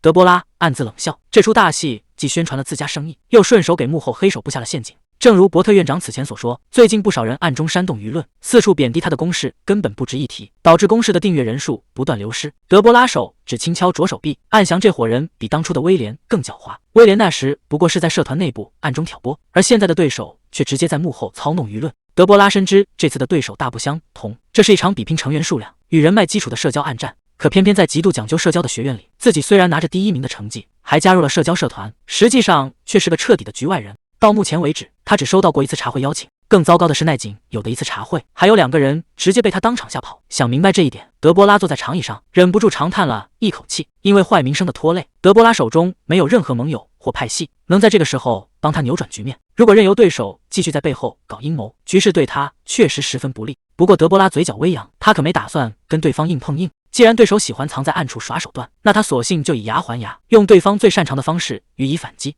德波拉决定抛出带毒的诱饵，给幕后黑手设下致命陷阱。这时伊西多尔正从远处走来，暗赞德波拉这次宣传没找他帮忙，全凭自己就办得非常漂亮。他一转头看到了长椅上的德波拉，德波拉正毫无顾忌地伸着懒腰。为了考第一，他最近彻底累坏了，决定把后续交给玛格丽特，自己先好好休息一阵。听着德波拉为生意顺利，暗自偷笑，伊西多尔忍不住嘴角微扬。他迈步走到德波拉身前，贴心地递出了一块手帕。德波拉有些疑惑，不知道对方为什么突然递过手帕。伊西多尔笑着问候完，解释说注意到他的衣服有些弄湿了。德波拉一时有些发愣，自己刚才明明什么也没干。伊西多尔没有多说，只是温和地笑了笑，随即单膝跪在他身前，用手帕细致地替他擦拭起鞋边的湿痕。伊西多尔注意到连裙摆也沾了污渍，便执意替他继续擦拭。面对对方这般贴心的举动，德波拉赶忙开口阻止，顺势邀请伊西多尔坐到自己身边。伊西多尔笑着接受，并顺势坐下。德波拉心里却泛起了嘀咕，担心今天考场外的闹剧会被对方撞见，但想到后续的宣传计划可能还需要对方帮忙，他只盼着伊西多尔不会因此疏远自己。这时，伊西多尔主动打破了沉寂，问起他平时是不是常来这里休息。德波拉赶忙轻咳一声，补充道：“自己确实很喜欢待在这儿。”伊西多尔闻言，温和地表示：“华丽的背后，往往隐藏着无人察觉的平静。”德波拉听完，顺势举起天鹅的例子，直言天鹅看似优雅华丽，水底下却一直在拼命划水，这可算不上平静。伊西多尔笑着回应：“反正水下的动静外人也听不见。”德波拉若有所思地点点头，甚至在心里从理工科角度认真推导起水下声波传播衰减的原理。不过看着眼前的伊西多尔，德波拉心里突然泛起了疑惑。德波拉原以为伊西多尔会打听自己和玛格丽特的闹剧，可看对方的眼神，却仿佛早已看透并理解了一切。伊西多尔顺势换了话题，说起自己最近琴艺大有进步，问德波拉想不想听他弹琴。德波拉随口开起玩笑，打趣说想听恐怕得等上好几年。伊西多尔听完却更加来劲，直言自己已经学会了德波拉教的那首歌。面对德波拉的怀疑，伊西多尔不仅催他早点来听，还开起玩笑询问，如果自己付报酬，能不能请德波拉来当私人家教。面对私人家教的提议，德波拉当场婉拒，坦言自己眼下已经够忙了。伊西多尔笑着表示理解，德波拉心里却有些诧异，没想到自己忙碌的传闻连他也听说了。伊西多尔站起身准备先行离开，临走前却突然开口，希望能借德波拉的手一用。德波拉虽然疑惑，但还是把手递了过去。没想到伊西多尔竟顺势俯下身，在他的手背上亲吻了一下。随后，伊西多尔带着笑意告别离去，只留下德波拉愣在原地，看着伊西多尔离去的背影，德波拉心跳不由得一阵加快，暗自琢磨，这就是所谓的骑士道礼节吗？原本以为对方会打听考场外的闹剧，可伊西多尔不仅只字未提，甚至还贴心地帮他擦净了裙摆和鞋子。这样的举动让德波拉心生疑虑，感觉对方仿佛早已看透了自己的计划。难道伊西多尔真的掌握了关于他的底细？德波拉边走边琢磨，怀疑伊西多尔频繁接近自己，是不是掌握了什么底细？可思来想去也没有头绪，眼下这也只是凭直觉猜测。他决定以后有机会再去试探。推开门后，德波拉意外发现有人正在等他，对方热情地主动打起招呼。德波拉没料到对方会在此时出现，便收起心思上前向维维安行礼问安。维维安热情地邀请德波拉共进下午茶，德波拉礼貌道谢后顺势坐下。茶水刚倒好，维维安便顺势聊起了今天发生的骚动。德波拉虽然表面硬着，桌底下的双手却不自觉捏紧，以为对方是要来兴师问罪。然而维维安只是拿砸钉子打了比方，劝他做事不能用力过猛，免得钉子断掉反而伤了自己，叮嘱他无论何时都要保持谨慎。虽然维维安补充说知道他自有打算，只是出于担心才提醒，但德波拉听完却心头一惊。在他看来，维维安是在告诫他，哪怕面对亲近之人，也必须时刻保持警惕，谨防哪天遭人在背后捅刀。德波拉端起茶杯，诚恳表示会牢记维维安的教诲。紧接着他坦白，自己这次其实是故意抛出诱饵，让维维安不必过于担心。维维安听完松了口气，顺势打听起幕后黑手的身份。德波拉直言怀疑是阿拉克隆。得知对方是谁后，维维安气得攥紧了拳头，斥责这帮人不思进取，只会在背后打压别人。没想到如今竟敢把阴招用到他头上。看着愤愤不平的维维安，德波拉却露出自信的笑容，安抚对方不必为此操心。论起暗中算计，自己可远比这帮人手段更狠。维维安听完瞬间被德波拉折服，激动的直呼他实在太让人安心，甚至开玩笑说自己都要爱上他了。德波拉对此只是淡定的礼貌道谢。这时门外突然传来了敲门声，很久没露面的米歇尔推门而入，手里还提着从店里打包的饮品。米歇尔解释说自己刚才路过店铺，猜到他们俩都会在活动室，就顺路带了新品饮料过来。维维安见状赶忙热心的招呼他过来坐下。维维安见状便吩咐女仆把桌上的茶具撤走。米歇尔顺势拿出带来的新品，向大家介绍这是店里新出的摩卡咖啡。维维安常玩赞不绝口，表示这饮料提神效果极佳，靠着他自己甚至完成了平时3倍的研究量。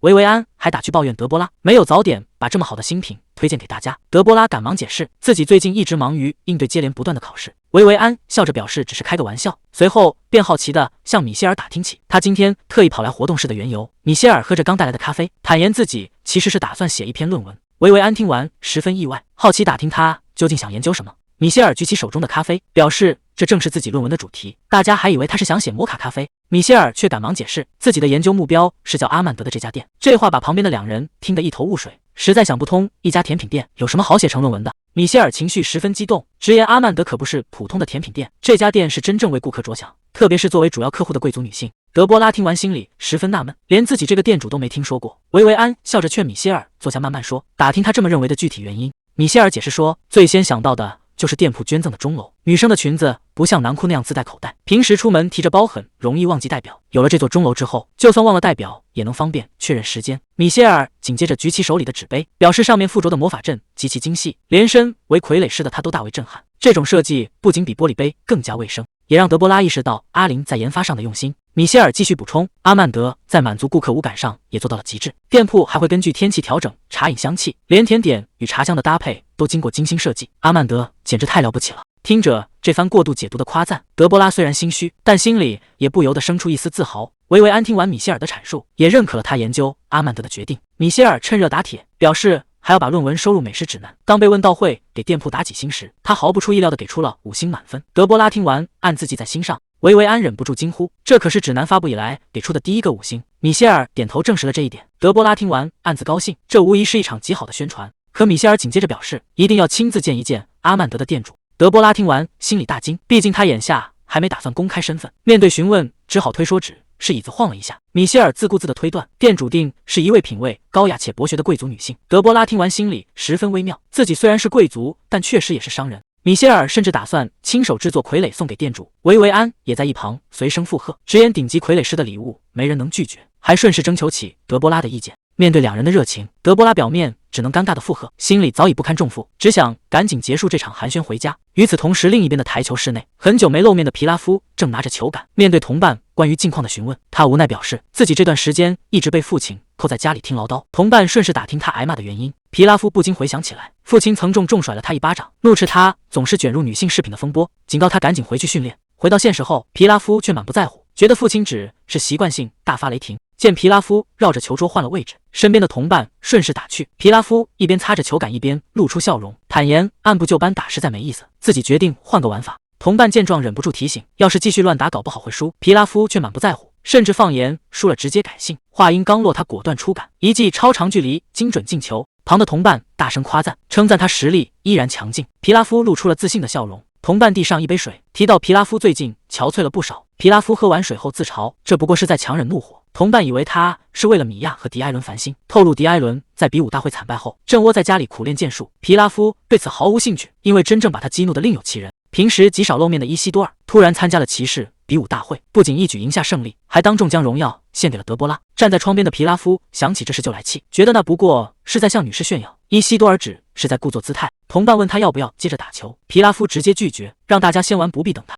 同伴顺势提起社交圈的八卦，男人猜到是在说德波拉，皮拉夫连忙打听详情。同伴一边俯身出杆一边解释，德波拉凭着推导出的公式直接拿下了学院第1名。由于德波拉的脾气和风格，外界的风言风语一直不断，传言他因为侍女送错饮料，竟当场泼在对方身上。但艾莎跑去向侍女打听过隐情，侍女表示德波拉研究出公式后，每次考前都要习惯性喝杯咖啡。同伴接着透露，法师塔对德波拉的公式并不看好。皮拉夫听完大感意外。同伴解释，这套公式主要适用于战斗法师，对普通法师派不上用场，再加上只向姐妹会付费会员开放，引发了更多人的不满。同伴调侃男人消息灵通，男人笑称全学院都在讨论。皮拉夫若有所思地看向窗外，注意到印有西摩家徽的马车，嘴角露出一丝笑意。皮拉夫抓起外套准备出门，同伴赶忙询问他要去哪。皮拉夫头也不回地表示不关他事，交代完有事要办便独自离开。夜幕降临，德波拉准备乘马车回家，走到门口却突然愣住。一辆马车径直挡在路中间，德波拉仔细一看，赫然是蒙特斯家族的马车。走下马车的正是皮拉夫，他主动上前打招呼，阴阳怪气的抱怨被停学期间自己过得极其痛苦。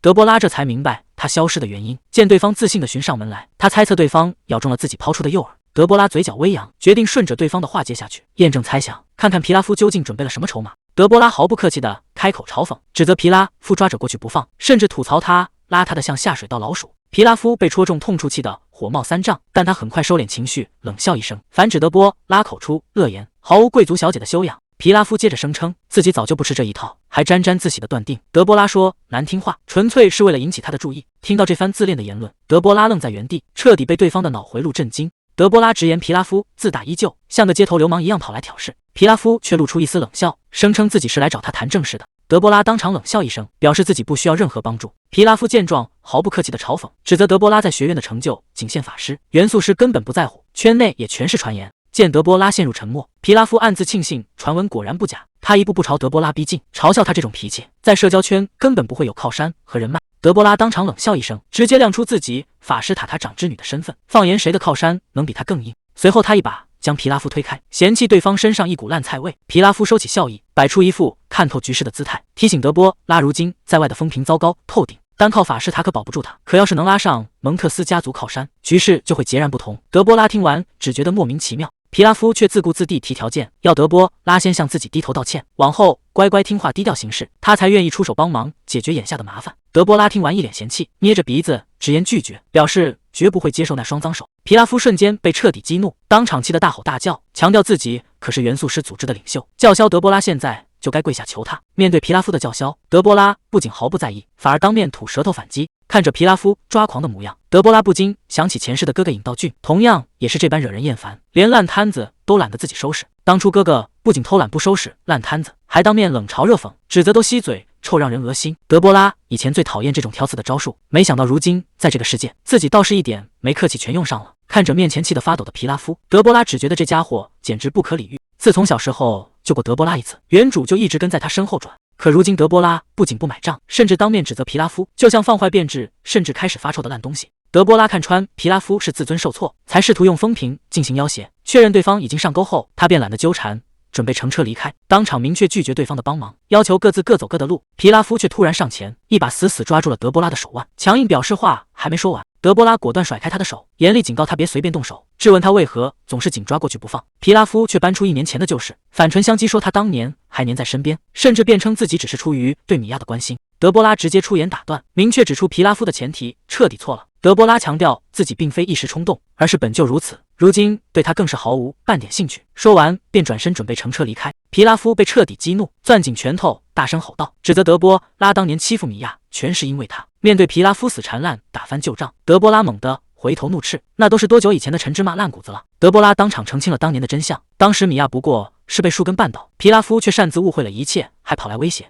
况且有伊西多尔这样出众的人支持自己，他又怎么可能还会看得上皮拉夫？德波拉直接劝皮拉夫赶紧清醒一点，少自以为很有魅力。皮拉夫被彻底激怒，叫嚣着该清醒的人是德波拉，甚至气急败坏地指责伊西多尔是个伪君子。看着皮拉夫失控破防的样子，德波拉立刻看穿了对方的心思，这家伙分明是对伊西多尔嫉妒到了极点，成功踩中皮拉夫的痛处。德波拉嘴角微扬，知道接下来该怎么拿捏他了。德波拉直言不讳，论长相伊西多尔比他强得多，劝他别再缠着过去不放，赶紧让开。皮拉夫失态地嘲笑起来，指责德波拉只是被外表蒙蔽，质问伊西多尔到底有什么了不起。德波拉一边登上马车，一边冷冷回击，伊西多尔就是比他优秀的多，能当选年度之花绝非偶然。说完，德波拉不再理会，直接关上车门。被晾在一边的皮拉夫恼羞成怒，冲到车窗外大声叫嚣，要德波拉立刻出来。德波拉完全不为所动，在车厢里从容吩咐车夫直接出发。马车缓缓驶离，德波拉留下一句最后的警告，叫皮拉夫彻底离自己的生活远一点。德波拉冷冷地抛下最后一句嘲讽，让皮拉夫还是好好去照顾他的米娅小姐，随后便不再理会。马车踏着马蹄声渐行渐远，皮拉夫被孤零零地丢在原地，看着德波拉头也不回地离去，皮拉夫气得咬紧牙关，对着绝尘而去的马车咆哮起他的全名。华丽的房间内，伊西多尔正独自坐在桌前查阅文件，听到推门声后，他停下手头的事情，看到推门而入的维维安，伊西多尔正准备起身行礼，对方直接免去了客套礼节。维维安坐上沙发，直接聊当地询问事情最终的决定结果。伊西多尔随即确认对方问的是否是研讨会的发表顺序，维维安当即给予了肯定的答复。伊西多尔给出确定答复，今年研讨会打响第一枪的正是他们厄普西龙社团。听到这个好消息，维维安当场大加赞赏，庆幸这次没被阿拉克隆抢去头筹，更发誓绝不重复去年的覆辙。毕竟小组研讨会是各方精英交锋的舞台，4大名门社团都会分不同日期发表。去年的刁难也让伊西多尔警惕起接下来的局势。去年的研讨会上，正是由阿拉克隆的埃曼纽尔率先发表。到了第二天普西龙发表时，正好有一位学生的课题与他极为相似，埃曼纽尔当场举手提出异议，指责对方的内容与自己高度重合。虽然本质上是完全不同的研究，他却当众扣上了抄袭的帽子，这直接引发了现场的非议，让普西龙陷入极为被动的局面。当时非议迅速蔓延，各种流言蜚语铺天盖地。皮拉夫见局势如他所愿，在一旁露出一丝冷笑。回到眼下的房间内，伊西多尔为维维安端上红茶，直言对方当初分明是蓄意打压。维维安对此也深表认同。维维安感叹在公开场合泼脏水手段恶毒，甚至公然重伤发表者的私生活，导致那名学生当场被逼得掩面痛哭。那名学生当场宣布放弃发表，撕毁了精心准备的论文，甚至没给厄普西龙任何辩护的机会。维维安至今想起此事依然愤愤不平，强调绝不能让悲剧再次上演，恨不得手里能有反制对方的把柄。这时，伊西多尔顺势提出建议，打算把厄普西龙压轴发表的名额直接交给德波拉。回到房间的皮拉夫大发雷霆，把屋内的瓷器家具砸得粉碎，发泄着对德波拉的怒火，气恼自己明明放下自尊主动找他，对方竟敢直接甩下他离开。正当皮拉夫怒不可遏时，下人突然在门外敲门报信，表示米娅小姐想要见他。听到米娅不请自来的消息，皮拉夫非但没有高兴，反而怒斥对方擅自登门，毫无规矩。他吩咐下人叫米娅先在外面等着，随即便让下人进来收拾屋里的烂摊子。皮拉夫点起一根雪茄，若是放在以前，米娅主动登门，他或许还会高兴，可如今他根本没心思搭理。此刻他满脑子都是德波拉高傲的样子，暗下决心要看对方还能嚣张多久。这时下人战战兢兢地上前询问，米娅还在外面追问要等多久。皮拉夫烦躁地掐灭雪茄，抱怨这些女人全都是麻烦，随后便吩咐下人在前面带路。米娅独自在客厅等待，皮拉夫推门进来，态度十分冷淡，直言没料到他会登门，让他有事直说。米娅解释自己冒昧造访是因为有紧迫的事情求助，他请求皮拉夫能在研讨会上给他一个展示治愈能力的名额。皮拉夫听完却并不买账，表示发表名额全由埃曼纽尔说了算，自己只管兄弟会。米娅失落地表示埃曼纽尔根本不肯给他机会，皮拉夫却极为不耐烦，吐槽他每次都跑来要机会。看着主动跑来求助的米娅，再想到德波拉将自己视如垃圾，皮拉夫心里越发不平衡，当即叫下人拿来纸笔。他决定亲自给埃曼纽尔写信，帮米娅要下这个发表名额。写完信后，皮拉夫冷冷警告，看在当年救命之恩的分上，这是自己最后一次帮他，绝对不会再有下一次。面对皮拉夫的通牒，米娅只能默默低头应下。收到皮拉夫寄来的信后，埃曼纽尔心里十分不满，觉得米娅不知天高地厚。但他转念一想，既然米娅如此执着，以后说不定会有利用价值，便打算顺水推舟给他这个机会。正当埃曼纽尔盘算时，门外突然传来敲门声，父亲竟然亲自走了过来。他赶忙起身相迎，不知父亲为何突然到访。父亲推门而入，开门见山质问账本查得如何，有没有发现什么可疑之处。瑟里古家族旗下的商会，自从竞争对手开张后，生意每况愈下，店铺为了省钱，甚至偷工减料。父亲怀疑是负责人内部贪污，这才把账本交给埃曼纽尔查证。可他先前只顾着参加社交，早就把查账的事抛在脑后。面对父亲的逼问，只能慌忙开口拖延时间。父亲见他至今没查出端倪，当场严厉呵斥起来，指责他整天沉迷聚会，挥霍金钱，办事效率远不如两个哥哥。埃曼纽尔心里极度不服，认为自己聚会是在积累人脉，只要凭好名声，嫁入名门，日后同样能为家族提供助力。埃曼纽尔只能拿研讨会论文当借口，保证等研讨会结束后，自己一定会仔细查清账本。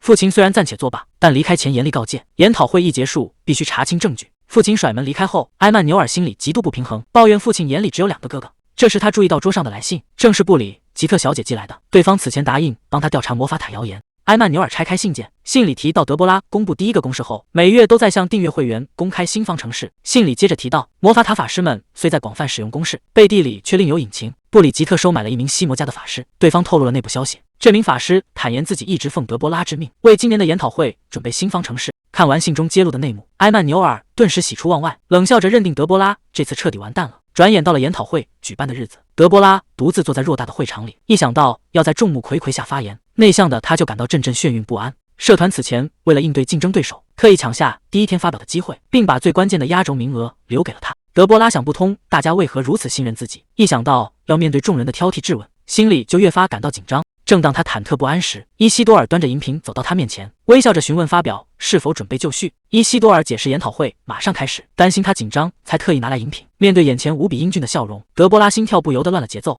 为了掩饰羞涩，他故意提起自己不顺心就泼人的传闻，伊西多尔却配合的笑称，若不合胃口，可以换到他满意为止。面对这套对答如流的招数，德波拉只能端着高傲道谢收下。本以为杯里装的是咖啡，入口才发现竟是安神的花草茶。德波拉顺势抱怨，真担心就不该安排他压轴发表。伊西多尔直言对他充满信心，坚信他定能像上次一样惊艳全场。德波拉顺势提起去年的变故，指出当时多位高层纷纷到场，甚至连殿下都亲自出席，这显然超出了普通纠纷的范畴。他当场质问伊西多尔是不是他在背后操盘。伊西多尔笑着承认做得有些过头。德波拉追问他为什么要这么做，伊西多尔直言是因为相信他的能力，坚信他今天也能圆满完成发表。听到这个回答，德波拉忍不住打趣反问，要是自己今天演砸了该怎么办？伊西多尔幽默表示，人非圣贤，谁都会犯错。听着大人物安慰自己，德波拉心里踏实了不少。伊西多尔见他放松下来，笑意也更浓了几分。就在这时，会场大门轰然打开，各方高层相继步入现场，不仅有各大院校教授与官员，连魔塔主和德波拉的父亲乔治亚也亲自来到现场。看着曾作为厄普西龙领袖的父亲出席，德波拉心中顿时倍感压力。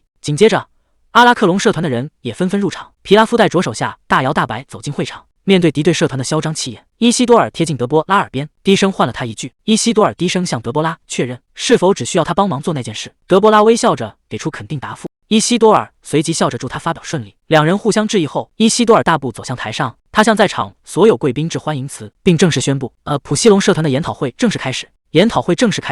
普西龙社团的成员轮流上台发表。台下的评委和观众听得格外认真，唯独皮拉夫觉得枯燥无味，甚至当场打起了哈欠。随后，另一位成员上台发言，演讲中特意拿阿曼德甜品店举例，称赞其首创的会员制模式在开业前就充分考虑了顾客需求。听到演讲，顺便帮自己的甜品店大肆宣传，台下的德波拉心里暗自高兴。随着发言人致谢落幕，全场响起了热烈的掌声。伊西多尔总结完刚才的发表，接着宣布研讨会进入尾声，隆重邀请压轴的德波拉上台。在同伴的祝福下，德波拉起身走向讲台，台下观众顿时议论纷纷，好奇他这次是否又要带来全新的算式。可还没等德波拉开口，埃曼纽尔嘴角露出冷笑，当场举手打断了流程，请求现场发言。伊西多尔见状停下流程，当面询问他究竟有什么事。埃曼纽尔明确表示要在德波拉发表之前提出异议。台下的维维安心理智犯嘀咕，认定对方肯定没安好心，指望着伊西多尔能当场拒绝。没成想伊西多尔微微一笑，竟直接准许了埃曼纽尔发言，气得维维安在心里一阵抓狂。得到了发言机会，埃曼纽尔拿着文件站起身，当着全场宾客的面公开指控德波拉即将发表的论文根本就不是他本人写的。此言一出，现场顿时一片哗然，不少人私下议论，认为发表前搞这种指控过于冒失。皮拉夫却趁机站出来拱火，声称既然提前有了这么大的嫌疑，正该借着机会把事情当场说清楚。台下几位名媛也纷纷附和，称赞埃曼纽尔向来举止得体，绝不可能凭空捏造。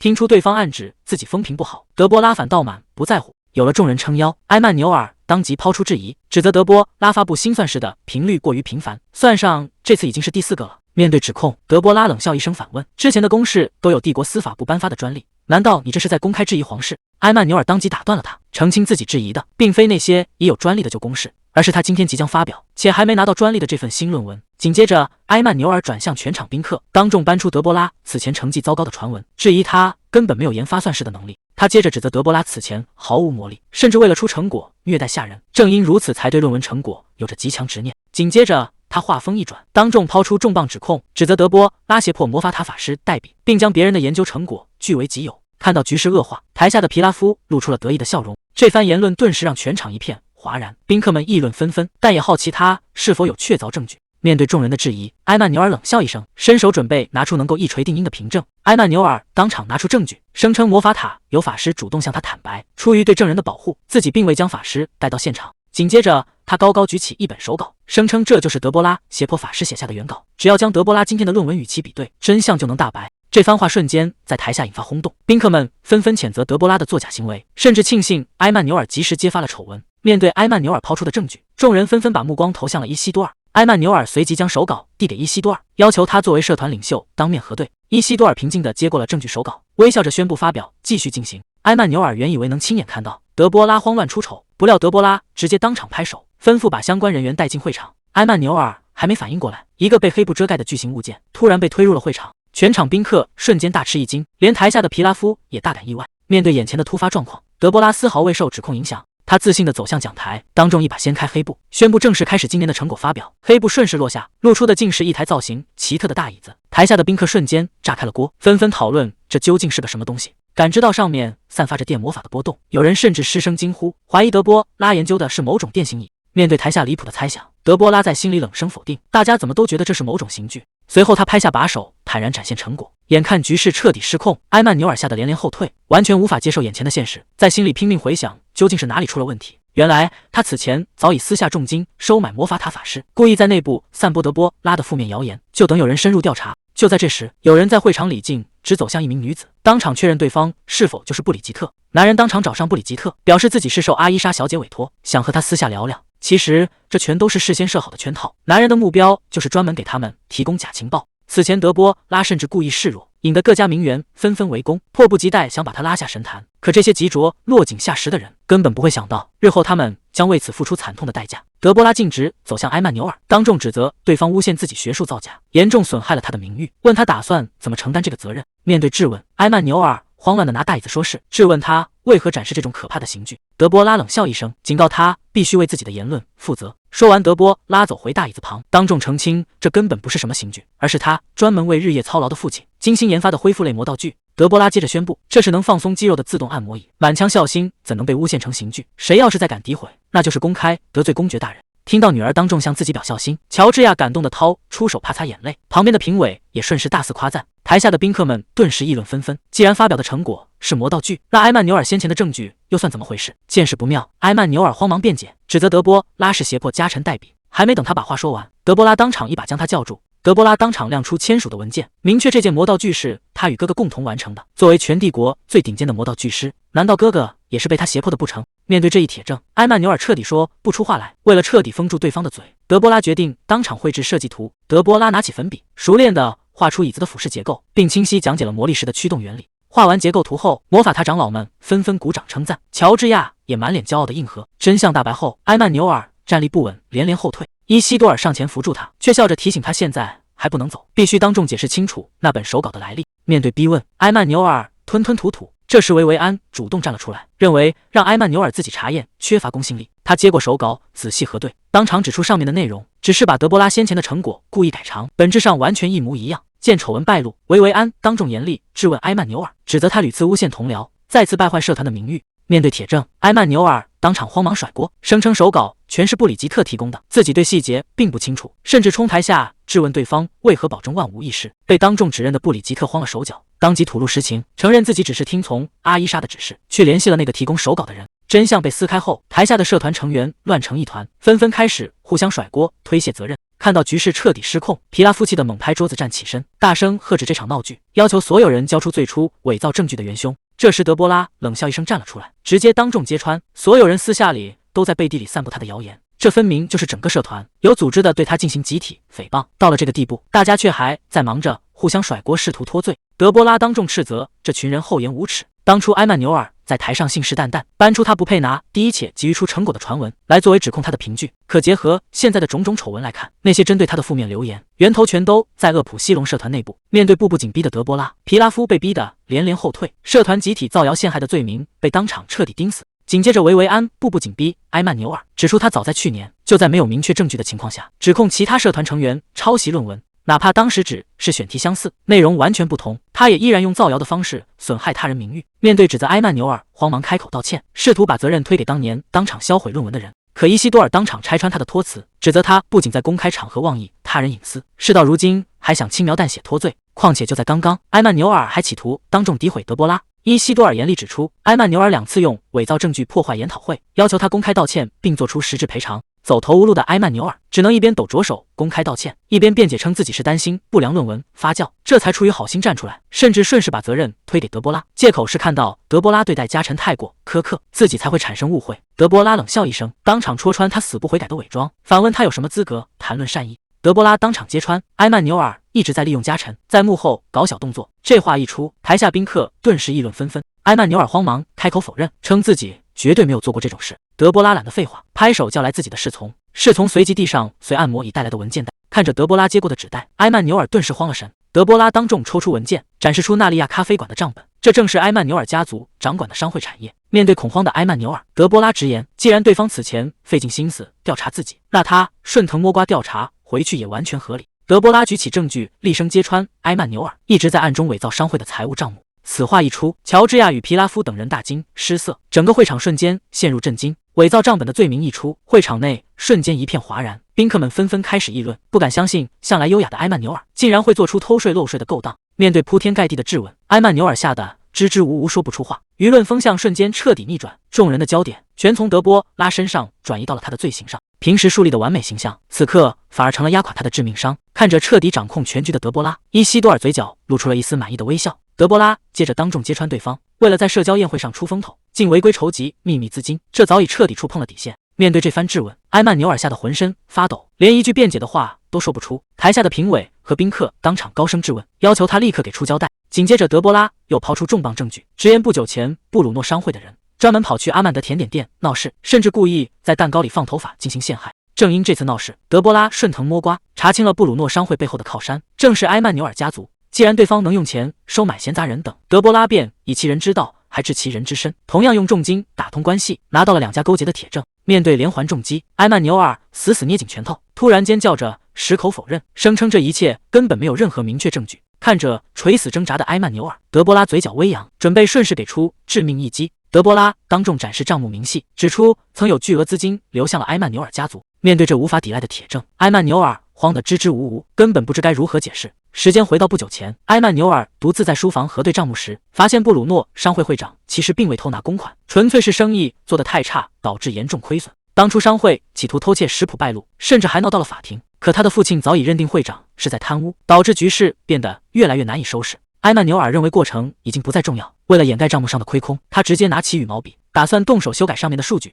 埃曼纽尔害怕招来家族责罚，慌忙辩称自己毫不知情，声称一切都是布鲁诺擅自所为。德波拉当场举起手中证明，揭穿对方才是商会实际负责人。他厉声质问埃曼纽尔，商会偷窃食谱，陷害同行，目前司法机关已展开调查，作为负责人根本无法脱干关系。面对无可抵赖的铁证，埃曼纽尔吓得支支吾吾。台下的海伦与宾客议论纷纷，确信了商会背后的丑闻真相。宾客们对纳利亚店铺大失所望，更对埃曼纽尔的不负责大为光火，纷纷表示再也不去光顾。处于舆论漩涡的埃曼纽尔只能死死捏紧裙摆。德波拉一步步走到他面前，当众提醒对方，原本计划在会上发表领导力演讲，可眼前的埃曼纽尔除了不断推卸责任，根本没有任何担当。德波拉当面质问，连自身罪行都不敢承担的人，有什么资格谈论政治领导力？在连环逼问下，埃曼纽尔彻底失去反驳底气，低着头当众向德波拉道歉。演讲圆满结束，伊西多尔悄悄凑到德波拉身旁，微笑着夸奖他表现精彩。突如其来的夸奖让德波拉有些羞赧，连忙轻咳一声掩饰尴尬。随着这场风波平息，研讨会圆满落下帷幕，后续赔偿事宜稳步推进。研讨会结束后，埃曼纽尔连演讲都没能发表。此时坐在马车上的德波拉正高兴地翻看着刚到手的地契，借着对方店铺爆发倒闭危机，他以极低价格买下该处土地。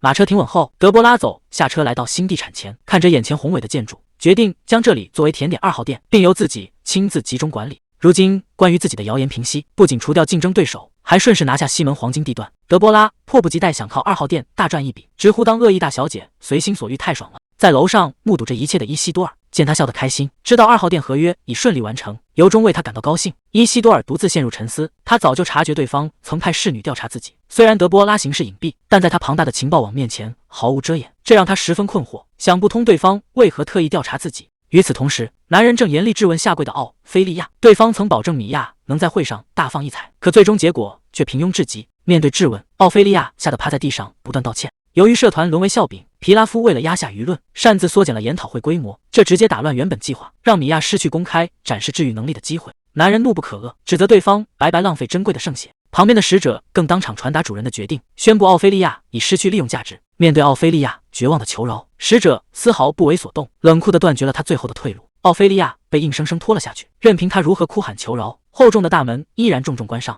处置完奥菲利亚后，使者重新提起米娅，毕竟在他身上耗费了大量圣血，就此放弃实在可惜。男人当即表示主人已下达最新指令，今后米娅由他亲自掌管。米娅本就出自没落贵族，依靠巨额圣血才获得治愈能力，虽然在平民中极具声望，但在上流社会却毫无影响力。黑袍使者直言在米娅身上投入巨大，绝不可能轻易放弃，但也必须解决德波拉这个麻烦。男人表示主人对米娅寄予厚望，使者当即下达命令，要求他务必扫清所有阻碍计划的人，无论付出什么代价，最终都必须将米娅推上圣女宝座。研讨会顺利结束后，德波拉总算能好好休息一下。侍女贴心地帮他按摩捏肩，德波拉惬意地享受着难得的悠闲。他一边吃着精致的马卡龙，一边感叹前段时间确实太拼，很久没有体会过这种放松感觉。可一想到如果不能顺利结婚，优渥的生活随时可能彻底泡汤，他的脸色瞬间耷拉了下来。好在西门2号店即将开业，离赚够100亿的目标越来越近。就在这时，他突然回想起一件至关紧要的大事。之前他成功唤醒了沉睡的神兽，为了让他加快吸收魔力孵化，德波拉特意把它藏在人少的书房角落，还在周围铺满了精纯魔石。按时间推算，神兽现在也到了该孵化的时候。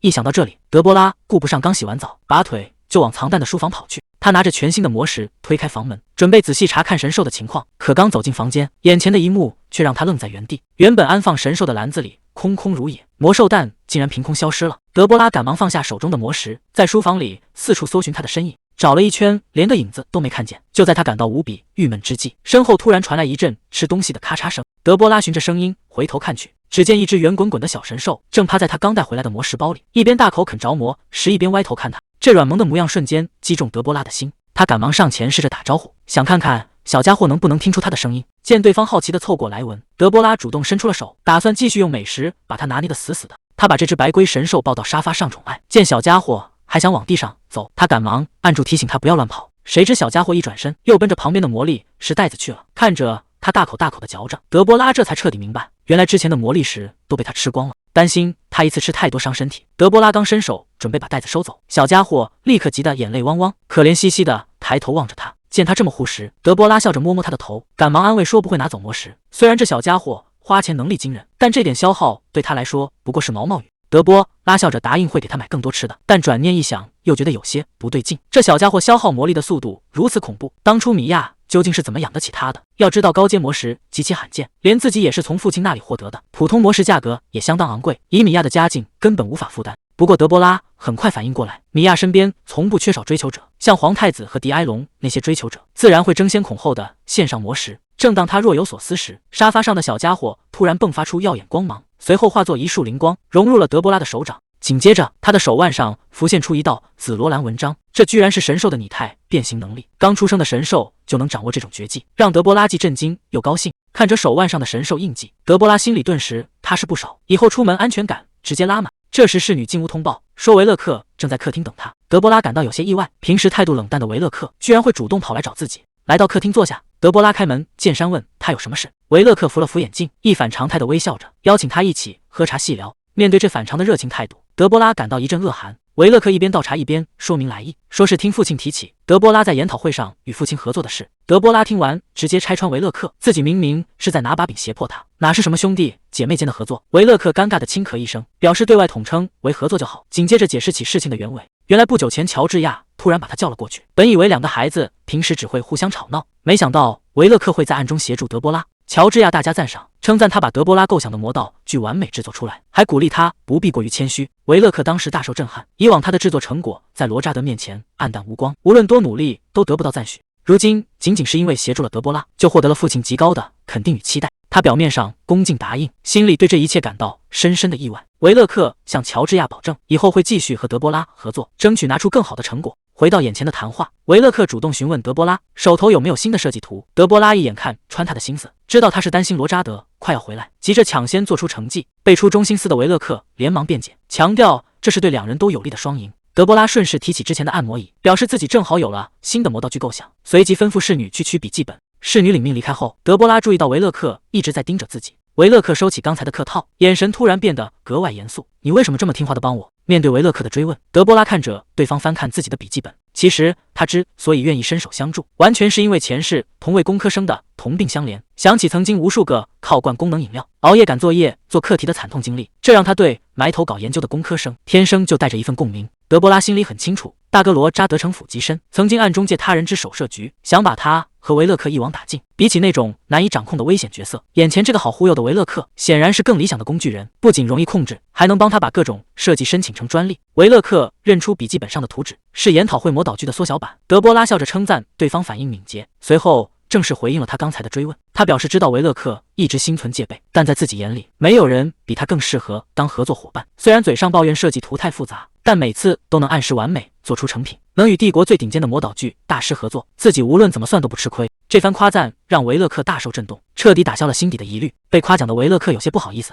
嘴硬回应称奉承自己也没有用。德波拉不以为意，提醒他打开笔记本，介绍这次设计的是脚部按摩器，考虑到父亲经常前往魔塔，两人合作线上必然能让父亲更高兴。看着眼前考虑周全的德波拉，维勒克心里终于有些理解父亲为何会改变对他的态度。随后他话锋一转，打听德波拉到底用了什么手段才能威逼伊西多尔收下他的手帕，甚至追问难道他真以为对方喜欢他。这番话让德波拉没好气的回应不知道，虽然他心里也觉得希望渺茫，但被当面揭穿还是让他感到极其火大。维勒克赶忙解释自己真没做什么，随后竟异想天开地猜测，难道伊西多尔也是什么神兽？这离谱的推测让德波拉彻底忍无可忍，当场质问他是不是以为别人都跟他一样。就在两人争执时，侍女敲门进来汇报，称玛格丽特小姐已经到了，有东西要亲自递交给德波拉。德波拉这才想起来有正事，顺势起身准备离开，不打算再继续听维勒克扯淡。临走前，德波拉特意转过头，微笑着感谢维勒克的茶水招待，还大方表示以后有空会多来陪他。看着自信离去的德波拉，维勒克忍不住轻声一笑，吐槽起这个无理的妹妹。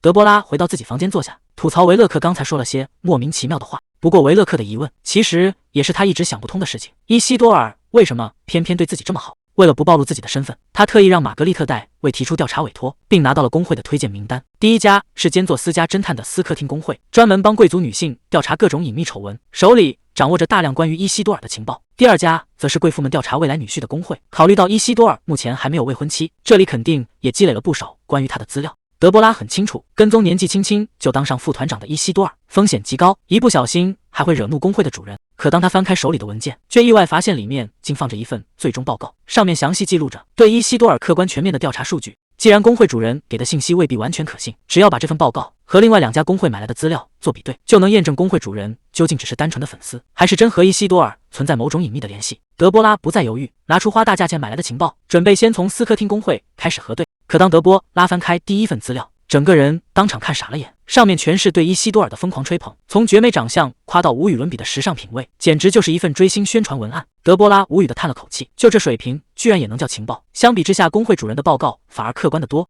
他接着翻开第2份调查资料，上面记录着一条隐秘传闻，称伊西多尔私下其实有着严重的洁癖，不仅极少出现在拥挤场合，而且平日里总是戴着手套。看到手套这2个字，德波拉顿时神色一凝，因为这项关键情报在工会主人的报告里竟然完全没有提及。德波拉这才想起，此前伊西多尔弹钢琴时，哪怕脱掉了外套，手上也依然戴着白手套。正常人弹琴哪有不摘手套的？这直接印证了工会主人的报告里确实遗漏了关键信息。出现这种情况只有2种可能，要么洁癖戴手套只是未经证实的传闻，要么就是工会主人故意隐瞒，不想让自己发现真相。想到线索再次陷入僵局，德波拉无奈地瘫倒在沙发上，深感这背后的水比想象中还要深。德波拉甚至冒出一个大胆的想法，难道要找机会亲自摘下伊西多尔的手套来确认？但他又担心擅自动手会惹得对方厌恶。清脆的硬币声将走神的德波拉拉回现实。工会主人抛出正面硬币，微笑着表示女神预示着2号分店开业顺利，劝他不必过于担心。德波拉只能尴尬的附和，可心里却无比抓狂，自己刚才满脑子都是昨天的疑点，整场会议根本就没集中过注意力。德波拉收起心思，主动询问店铺的装修进度。伊西多尔随即透露，此前趁着对方口碑崩塌，暗中散布了非法种植药草的谣言，才让店铺以极低的价格被顺利收购。得知真相的德波拉恍然大悟，为了消除谣言留下的负面影响，他决定再次通过慈善捐赠挽回形象，提出在西门修建一座全新钟楼，以此彻底打响店铺知名度。伊西多尔非常赞同这个提议，但也希望能与东门的旧钟楼做出区分。这番要求让德波拉心中有了新灵感。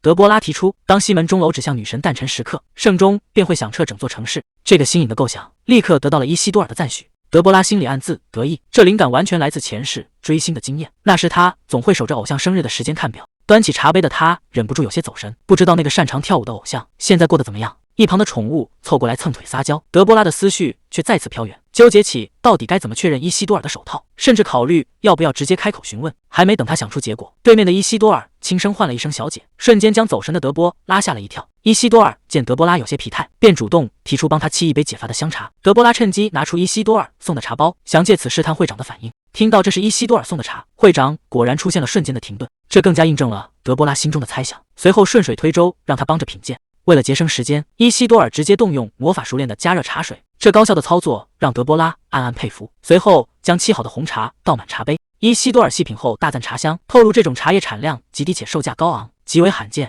德波拉这才明白，伊西多尔送给自己的全是顶级好物。他顺势向会长打听伊西多尔的喜好，希望能从工会掌握的情报中寻找线索。伊西多尔却让他直接去问本人，还吐槽他此前在研讨会上的冒险设局，让旁观者都提心吊胆。被点破的德波拉只能尴尬一笑，借口高风险才能换来高回报。听到德波拉这番高风险高回报的言论，伊西多尔愣了一下，忍不住轻声笑了出来，感慨连拥有一切的德波拉都如此拼命，自己也得更加努力才行。德波拉有些纳闷，指出会长手里的财富早已数不清，为何还要如此执着于赚钱？伊西多尔一边抚摸身旁的宠物，一边表示自己对黄金的喜好仿佛刻在骨子里，无论怎么看都不会厌倦。可盯着手里的金币，伊西多尔却突然补充了一句：“至少以前是这样。”这番意味深长的话让德波拉忍不住追问：“难道现在变了？”伊西多尔只是笑着打了个哈哈，蒙混过去，这让德波拉只能在心里暗暗吐槽：这家伙身上果然又藏着秘密。德波拉突然意识到，会长也从来没有摘下过手套，以为他是为了隐藏身份和指纹。可看着那双修长的大手，他竟走神，联想对方弹钢琴的模样，意识到自己在胡思乱想。德波拉瞬间羞恼地站起身来，赶忙借口今晚还有聚会，说完便慌忙摔门离去。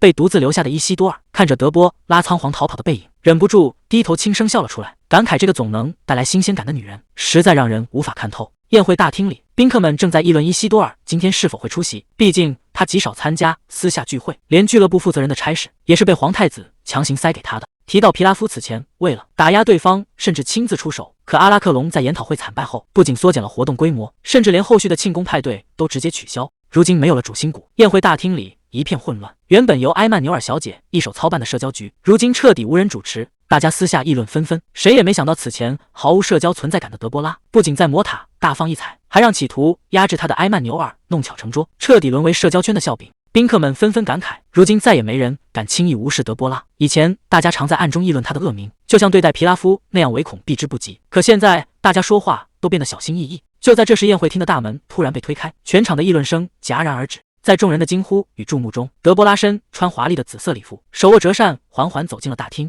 德波拉加入俱乐部后，首次公开出席聚会，宾客们纷纷小声议论起来。看到他手背上从未见过的纹身，众人开始暗自猜想，以为这代表凶悍雇佣兵或是苦修僧侣的强大信念。面对众人惊叹畏畏缩缩的目光，拿折扇挡脸的德波拉看似高冷，内心却极其抓狂，完全不懂大家为何死死盯自己。现场一个人都不认识。为了缓解紧张，德波拉拿起高脚杯准备借酒壮胆，还没等他喝上一口，贵族小姐莉亚便主动上前向他屈膝行礼。第一次收到别人的善意，德波拉表面淡淡应了一声，内心早已兴奋到了极点，但他很快又犯起愁来，总不能和对方聊魔力密度吧。好在莉亚很快说明来意，表示这次冒昧打扰是为了当面向他表达感谢。德波拉有些疑惑，顺口追问对方致谢的原因，莉亚这才吐露心声。去年的学术研讨会上，他曾被埃曼纽尔诬陷抄袭，孤立无援之下，只能委屈地撤回论文。德波拉听完，想起对方当时的遭遇，莉亚坦言，虽然明白德波拉并非刻意帮他，但看到德波拉公开反击击溃对手，心里依然无比畅快。德波拉轻笑一声，举起酒杯，表示自己只是拒绝向无端挑衅低头。莉亚由衷感慨，正是有了这份鼓舞，自己才顺利完成首次发表。二人正聊得投机，身旁突然走来一位不速之客，打破了原本融洽的气氛。来人自称麦克斯，主动提起他在研讨会上关于精灵力量与环境关系的论文。德波拉精准说出论文核心，夸赞这篇研究相当精彩，并鼓励对方继续深入。看着德波拉手背上的纹身，麦克斯与莉亚暗自感慨，这纹身既大胆又霸气。这时大厅突然传来一阵骚动，所有人循声望去，赫然是伊西多尔来到了现场。伊西多尔的出现让全场贵族瞬间沸腾，大家惊叹他竟会参加这场聚会。德波拉看着被簇拥的伊西多尔，正感慨对方颜值依旧出众，不料伊西多尔一抬头，眼神直勾勾锁定了他。看到他挥手朝自己走来，德波拉内心疯狂抗拒，一旦对方靠近，全场目光就会集中过来。为了平复紧张情绪，德波拉赶紧将杯中酒一饮而尽。伊西多尔熟络地走上前打招呼，注意到他已在和麦克斯与莉亚交谈。麦克斯笑着回应，大家刚才聊得十分投机。借着微醺的酒意，德波拉紧绷的神情终于缓和。德波拉觉得这酒甜如果汁，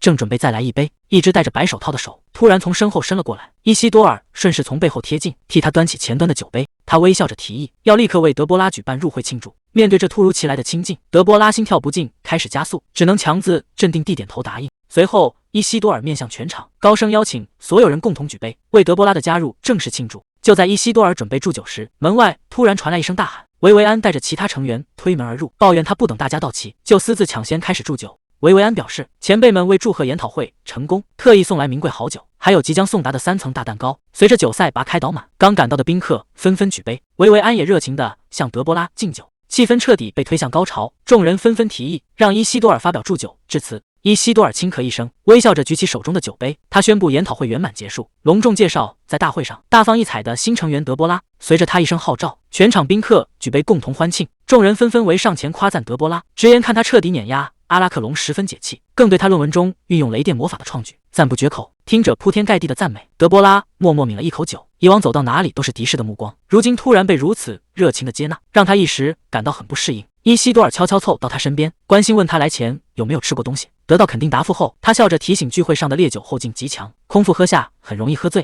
看着伊西多尔递来酒杯的手，德波拉陷入沉思。情报里偏偏完全没有提及手套的信息，这让他格外想亲自确认一番。见德波拉盯着自己迟迟没有回应，伊西多尔主动凑上前去，轻声询问他是不是已经喝醉了。德波拉慌忙开口否认，话还没说完，热情的维维安就一把拉住他，硬要带他去认识更多成员。德波拉只能被一路拉着走，看着他被众人簇拥着离开。伊西多尔无奈地笑了笑，感慨他走到哪里都受人欢迎。随后维维安向全场高声宣布，今天到场的人员已经介绍完毕，大家可以趁此机会尽情交流。德波拉在维维安的带领下，与社交俱乐部的成员礼貌打招呼。得知现场不仅有剑术高手与召唤师，甚至还有准备进入魔法塔的人才，让他切身感受到了这里的硬实力。可聊着聊着，德波拉眼前渐渐模糊起来，听到的声音也变得虚幻。他揉揉眼睛，这才意识到自己居然真的开始犯迷糊了。脑海中突然浮现出先前伊西多尔凑近问他是否喝醉的画面，德波拉顿时一阵羞恼，在内心疯狂否认自己喝醉。面对身边成员关切的询问，他连忙咳嗽一声，掩饰尴尬，强撑着镇定，再次递出酒杯，要求对方继续为自己加酒。试着为德波拉重新倒满酒，为了彻底忘掉刚才的尴尬，他直接将杯中烈酒一饮而尽。这番豪爽的举动瞬间点燃了全场的气氛，宾客们见状纷纷举杯敬酒。面对接二连三的劝酒，德波拉也是来者不拒，连一旁的米格尔都被他惊人的酒量所震撼。另一边的伊西多尔借口要与随从商讨要事，优雅地退出了人群。米格尔见状暗自感叹，他连离场都能维持完美形象。脱身后的伊西多尔松了口气，连忙向迎上来的米格尔打听德波拉的下落。米格尔顺势看向远处，表示德波拉现在绝对是全场最清醒的人。伊西多尔若有所思地打断米格尔，断定德波拉其实早就喝醉了。面对米格尔的疑问，伊西多尔开始有理有据的分析。虽然德波拉表面神色自若，但耳朵早已一片通红。更令人哭笑不得的是，他走路时还特意避开普通地砖，全程只踩着大理石上的金色花纹。而最关键的一点是，平日里总是刻意避开他眼神的德波拉，此刻竟隔着人群，目不转睛地死死盯着他。正当伊西多尔暗自观察时，蒂埃里却突然凑到了德波拉身旁。米格尔还在向身边感慨，两人关系居然意外的好。可一转头才发现，伊西多尔早已悄然溜走，只留他一人站在原地发呆。另一边，蒂埃里主动凑到德波拉身旁，热情邀请他去音乐室听琴。面对这突如其来的打扰，德波拉只是冷冷回应自己最近很忙。对方不仅没有放弃，反而顺势拉住他的手臂，缠着他哪怕抽10分钟时间也行。眼神迷离的德波拉正迷迷糊糊地重复着对方的话，还没等他做出回应，一声怪叫突然打破了气氛。男人这一冲直接摔倒在地，手里的红酒全泼到了蒂埃里身上。蒂埃里气得当场大发雷霆，男人试图辩解自己是被绊倒，两人当众激烈争吵起来。嫌现场太过嘈杂的德波拉一心只想找个安静的地方，便趁机转身独自离开大厅。而一直在关注他的伊西多尔见状也端着酒杯悄悄跟了上去。德波拉一路来到了安静的露台，趴在栏杆上迎着夜风吹散酒气。伊西多尔贴心地递上一杯水，劝他喝点水解解酒。看着德波拉目不转睛盯着自己的眼神，伊西多尔更加印证了心里的猜想。他主动凑上前，笑着询问德波拉是不是有什么事情需要找他。面对伊西多尔的询问，德波拉迷迷糊糊地抿了口水。伊西多尔见夜风有些凉，便脱下外衣，温柔地披在他肩上。德波拉盯着伊西多尔的手愣愣发呆。伊西多尔见状，伸出2根手指，笑着考他这是数自己。喝醉的德波拉很不服气，坚称这分明就是一。伊西多尔也不拆穿，反而笑着夸赞他看得真准。看着伊西多尔顺着自己说话，德波拉忍不住甜甜地笑了出来。这罕见的温柔笑容，瞬间让一旁的伊西多尔看呆了。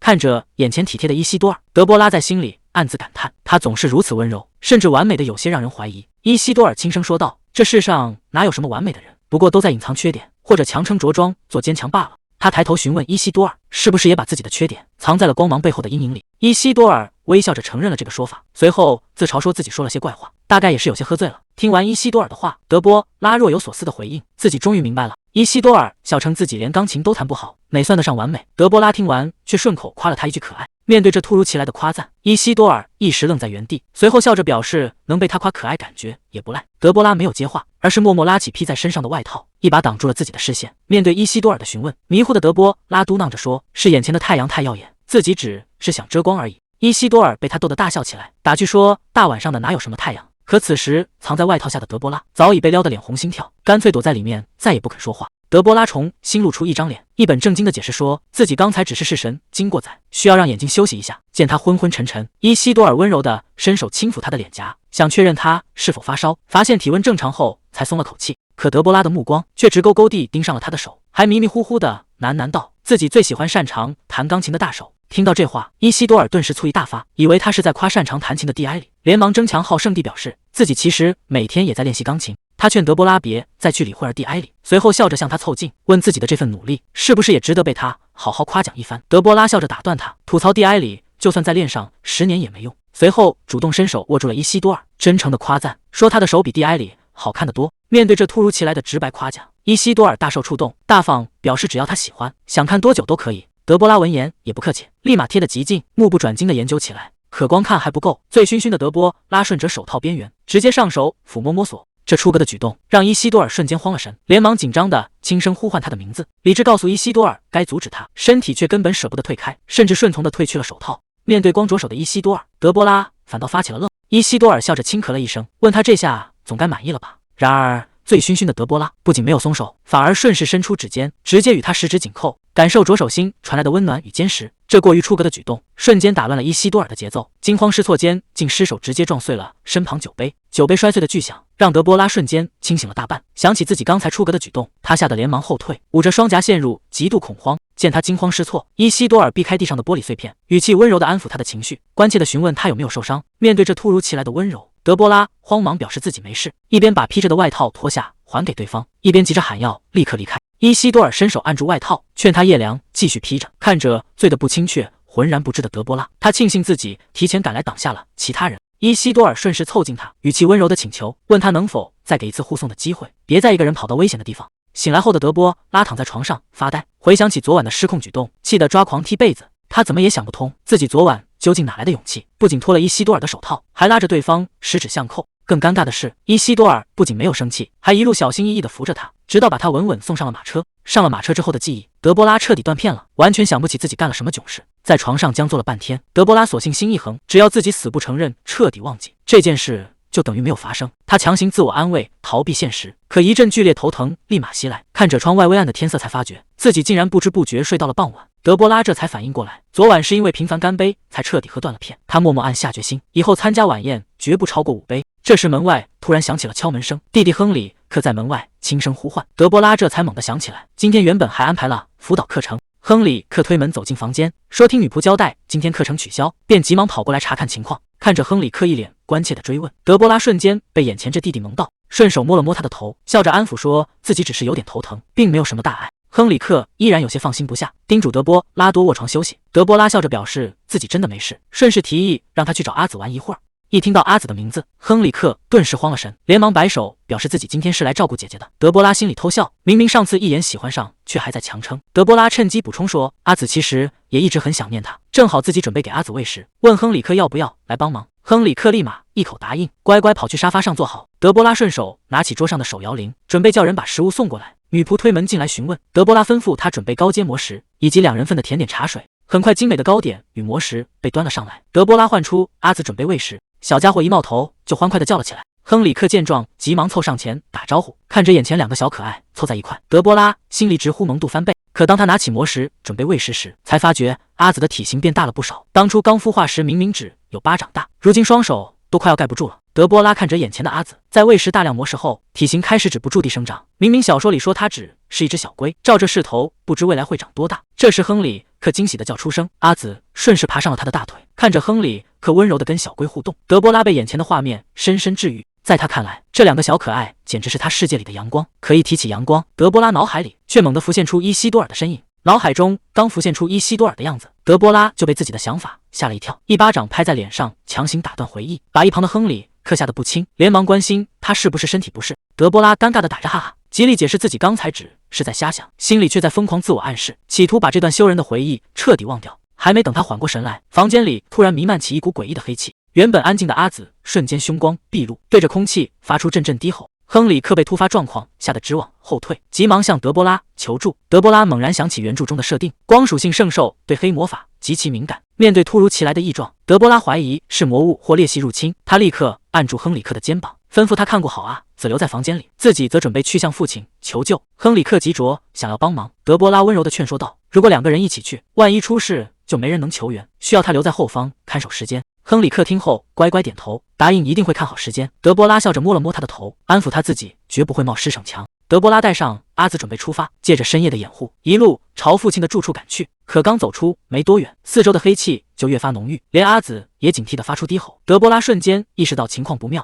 虽然提前带了攻击卷轴防身，但这种程度的异样显然已经超出了应对范围。他决定不再冒险，立刻原路返回去求援。然而话还没说完，前方突然传来一声凄厉的惨叫，惨叫声落下的瞬间，一道沾着血迹的身影从黑暗的树林深处缓步走来。德波拉紧张地握紧手中的卷轴，对方却有些意外的开口，表示原本还以为是某种野兽，没想到走过来的会是他。借着微弱的光线，来人缓缓念出了德波拉的名字。从树林深处走出的竟是哥哥罗扎德，他顺手推开身旁倒下的黑衣人，神色轻松地向德波拉打起招呼。罗扎德一边擦去脸上的血迹，一边询问德波拉为何深夜在此。德波拉表面上借口散步应付过去，心里却十分诧异。原著中罗扎德归来时左脚受了重伤，如今眼前的人却毫发无损。更让他想不通的是，阿紫为何会对哥哥产生如此强烈的敌意？没等德波拉细想，刚才到地不起的黑衣人突然动了。阿紫立刻发出叫声警示，德波拉急忙大声提醒罗扎德小心身后。话音未落，黑衣人已经猛地抓住了罗扎德的脚踝，黑衣人顺势张开大口，狠狠咬在了罗扎德的腿上。眼看黑衣人还要行凶，阿紫突然凝聚光芒，喷出一道璀璨的光束，直接轰中了黑衣人。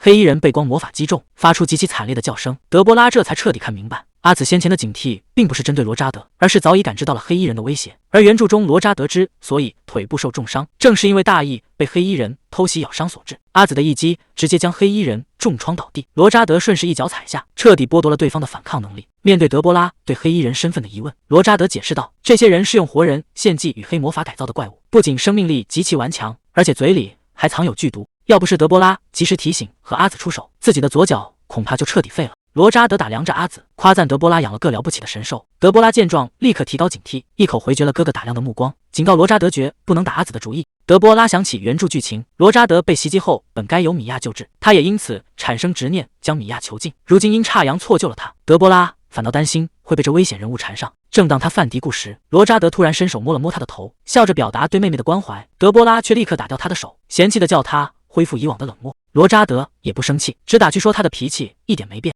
随后单手提起昏迷的黑衣人，准备去调查幕后指使。德波拉则冷淡的叫他以后少来打扰。场景一转，皇太子推开大门，亲自拜访了身为情报商的伊西多尔。面对这位稀客，伊西多尔主动询问来意，皇太子开门见山，直接将一大袋金币丢在桌上，表示自己是来做交易的。伊西多尔笑着拿起金币，爽快的让皇太子继续往下说。皇太子靠在沙发上交代起局势。近来各地频频出现原因不明的裂隙，贫民窟蔓延着传染病，但眼下最棘手的还是东部接连发生的失踪案。以前入侵东部的蛮族只是抢掠粮食，如今却开始源源不断的绑架居民。原本靠着将领镇压情况一度好转，可民间却散不起流言，质疑是因为他的不配位才招来灾祸。皇太子甚至自嘲打趣，要是这时候能出现一位圣女就好了。伊西多尔顺势提醒，虽然米娅的发色与女神极其相似，但论神圣力可还远远不够。皇太子对此更是嗤之以鼻，一个连学术界都没认可的人，根本不可能是女神化身。最让他感到威胁的是三皇子偏偏在这期间立下了战功，对方不仅武艺高强，在清理裂隙时更是屡建奇功。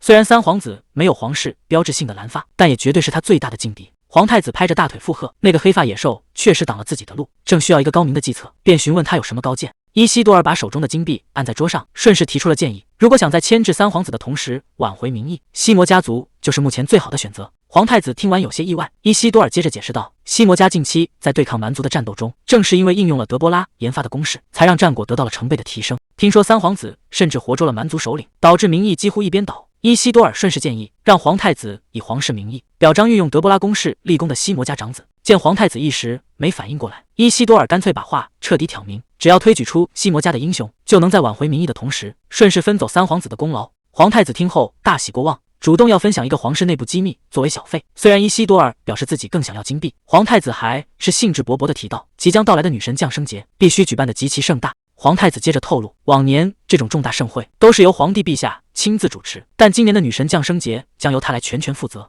皇太子在会议上正式宣布，今年的女神降生节由他全权主导，且这是皇帝陛下亲下的谕旨。突如其来的消息让在场的大臣们大吃一惊，把如此盛大的降生节交给皇太子，几乎等于变相宣告他就是下任皇帝。面对众人震惊的反应，皇太子嘴角微微上扬，询问大家对此是否有异议。面对已成定局的谕旨，乔治亚只能保持沉默，其他大臣也连忙附和表态。皇太子见状，心满意足地起身离开，交代大家继续留下来商讨。会议室大门重新关上，屋内的气氛瞬间降到冰点。乔治亚陷入沉思，对皇太子抛出的重磅消息感到极其棘手。会议室内大臣们私下议论起来，认为陛下把降生节交给皇太子，是为了打压近期声势浩大的三皇子。随后大家的话题转到西摩家身上，称赞罗扎德击败了使用禁术的蛮族，甚至还活捉了对方的首领，纷纷夸赞西摩家人才辈出。听到众人对儿女的赞赏，连同德波拉他们研发的按摩机也大受好评。乔治亚表面上一脸平静，心里却得意到了极点。旁边的红发贵族脸色极其难看，自家儿子此前在学会上闹出丑闻，全靠家族打点才把风波压下去。看着乔治亚风光无限，心里气得直咬牙。一旁的大臣顺势补充，德波拉的攻势给罗扎德帮了大忙，乔治亚也借机顺势炫耀。红发贵族心里嫉妒不已，转念一想，德波拉如今不仅能力出众，还十分懂得照顾家人，若能娶进门，孝敬自己也不错。他突然灵光一现，想起德波拉此前一直痴迷于皮拉夫，嘴角忍不住扬起狡黠笑意。他急忙赶回家中，推开大门，质问皮拉夫最近有没有再好好反省。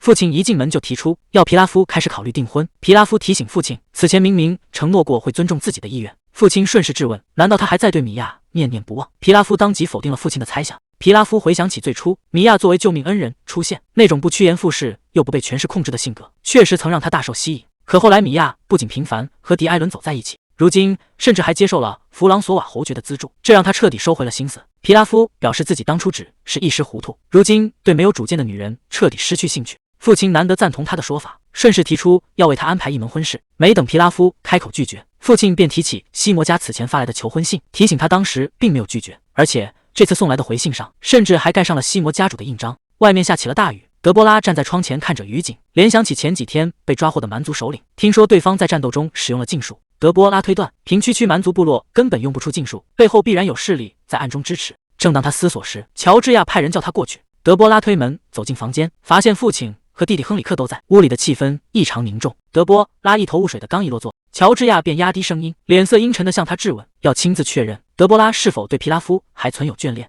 面对父亲的质问，德波拉反应相当强烈，当即表示光听到皮拉夫的名字就恶心，那种垃圾根本不是自己的菜。他强调自己只想专心搞研究，绝不会把精力浪费在对方身上。然而话还没说完，脑海里却莫名浮现出伊西多尔的模样。德波拉赶忙甩开杂念，再次向父亲声明自己现在极其讨厌皮拉夫。听到女儿坚定的态度，乔治亚这才放下心来，随后重重一拍桌子，怒骂蒙特斯公爵简直是老糊涂，女儿早已没了兴趣，居然还敢跑来提联姻。一听说姐姐要结婚，亨里克当场急得跳脚。乔治亚顺势提起当年德波拉闹着寄给蒙特斯家的求婚信，没想到对方拖了几年，如今竟盖着家主印章回了信，摆明了想借机强行敲定婚事。面对这种无耻手段，乔治亚决定把心晾上10年。既然确认了女儿的心意，这件事就由他亲自处理。德波拉可不打算善罢甘休，当即提议要加倍报复回去。亨里克在一旁听得满眼崇拜。德波拉提出了具体的报复方案，既然蒙特斯家当年到处造谣，那西摩家就以牙还牙，把消息直接传遍整个帝国，让所有人清清楚楚的知道皮拉夫这种垃圾根本不是他的菜。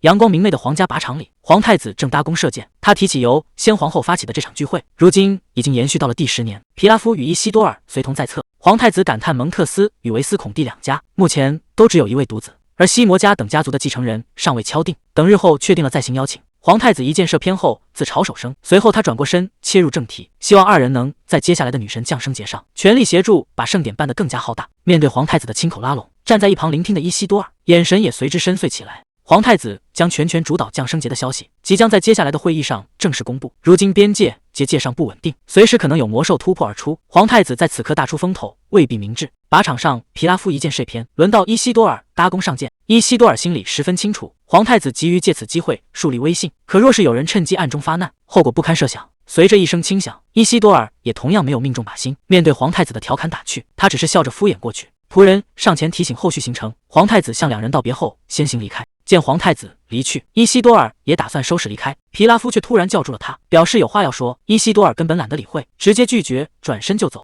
皮拉夫气急败坏，当场骂伊西多尔是个两面三刀的家伙。伊西多尔随口反唇相讥，嘲讽皮拉夫不过是个动不动发脾气的人。被对得恼火的皮拉夫当即酸溜溜地表示，伊西多尔无非是靠着一张好看的脸，才在德波拉面前讨到了好处。听到对方提起德波拉和自己的脸，伊西多尔的神色瞬间沉了下来。皮拉夫自以为看穿了一切，当面嘲讽伊西多尔不过是在虚张声势，警告他只要自己重新对德波拉好，伊西多尔手段再多也没用。说完便头也不回地转身离去。伊西多尔看着皮拉夫离去的背影，只觉得对方莫名其妙，可回想起皮拉夫刚才的话，他却猛然反应过来一件事。皮拉夫口口声声说德波拉是唯一没有被他美色吸引的人，这句话在伊西多尔听来，恰恰意味着德波拉其实对自己产生了心思。伊西多尔忍不住心生得意，难道德波拉真的是被自己的长相打动了？几天后，米格尔前来汇报最新情报，蒙特斯家竟然同意了皮拉夫与德波拉的婚事，甚至已经寄出了正式信件。伊西多尔听后冷笑连连，直言蒙特斯家及其厚颜无耻，晾了人家整整3年，如今却跑来蹭这门婚事。他本以为西摩公爵会直接拒绝，米格尔却表示西摩家至今没有回应，这让伊西多尔瞬间慌了神。没有回应？难道西摩家真在考虑这件事？回想起皮拉夫那些嚣张的警告，伊西多尔心里不自觉泛起顾虑。一份坚持了整整6年的感情，真的能说放下就彻底放下吗？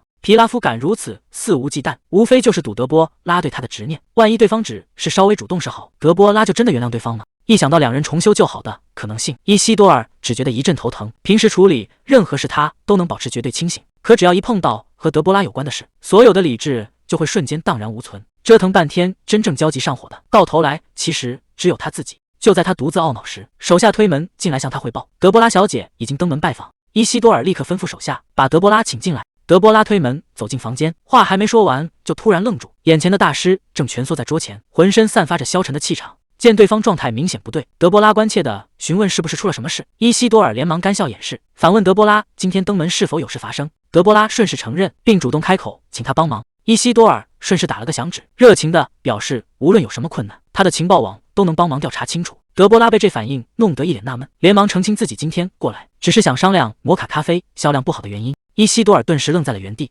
德波拉接着解释，当初是因为咖啡口感偏苦，这才决定往里面加入巧克力。起初大家很喜欢这种甜苦平衡的口感，可如今习惯后，越来越多顾客抱怨偏甜，还有不少人无法适应牛奶，所以德波拉打算顺势推出纯黑咖啡，希望伊西多尔帮忙寻找大批供应优质咖啡豆的商会。听完德波拉的请求，伊西多尔却叹了口气，抱怨德波拉每次登门都直奔主题，以为合作久了关系能更进一步，没想到自己在对方眼里只是个普通生意伙伴。德波拉见状连忙开口澄清，表示他绝不只是普通伙伴，如果没有他一直以来的支持与协助，很多想法和繁琐手续根本无法落实，自己心里其实一直非常感激他。听完德波拉真心实意的感谢，伊西多尔态度瞬间软化下来，主动表示能免费帮他解决近期的麻烦。见平日里极其抠门的会长居然免费，德波拉大受震撼，甚至怀疑对方是不是因为总帮自己，这才导致生意受了影响。既然对方坚持，德波拉便顺势表示确实有一件烦心事，想请他帮忙处理一项极度保密的委托。伊西多尔立刻迫不及待地追问，回忆起先前喝醉酒时在伊西多尔面前失态的尴尬场景，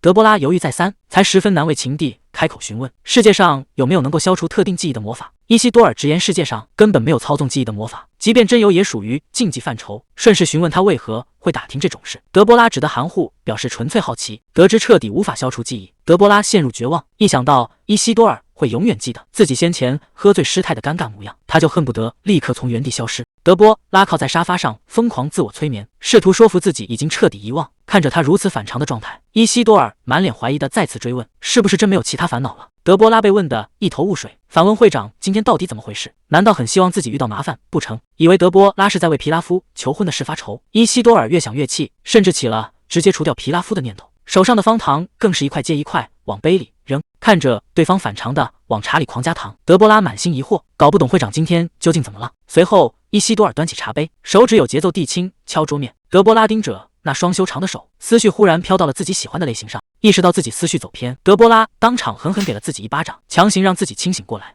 为了掩饰尴尬，他借口2人今天都无法集中注意力，说完便起身准备离开。德波拉叮嘱伊西多尔好好休息，随后便告辞离开了房间，只留下伊西多尔独自坐在沙发上，无奈地长叹了一口气。坐在回程的马车上，德波拉越想越觉得奇怪，今天的对话不仅毫无头绪，会长甚至还说要帮他除掉什么人，难不成是对方听说了蒙特斯家提亲的传闻？可会长平日里最讨厌插手别人的闲事，今天突然这么反常，实在让他摸不着头脑。而另一边，伊西多尔早已换回了原本的身份，在活动室碰巧遇上维维安。伊西多尔礼貌地上前打招呼，维维安随口问起他的来意，伊西多尔便直言自己是来找德波拉的。得知德波拉今天有课不会过来，伊西多尔道谢后目送维维安离开。看着对方远去的背影，伊西多尔暗自叹了口气。自从上次派对结束之后，德波拉似乎就在刻意躲着他。得知对方此时正在上课，伊西多尔当即决定转身赶往魔法学院。早在很久以前，伊西多尔就摸清了德波拉常走的每一条路线，哪怕对方那时根本不会多看他一眼，他也总会故意在路上等候。当时他不过是想以情报商的身份探查他的秘密。而此时的学院走廊里，德波拉正抱着书本往前走，一抬头却意外看到了早已等在路上的伊西多尔。伊西多尔面带微笑的主动上前，温和的对他说了一声好久不见。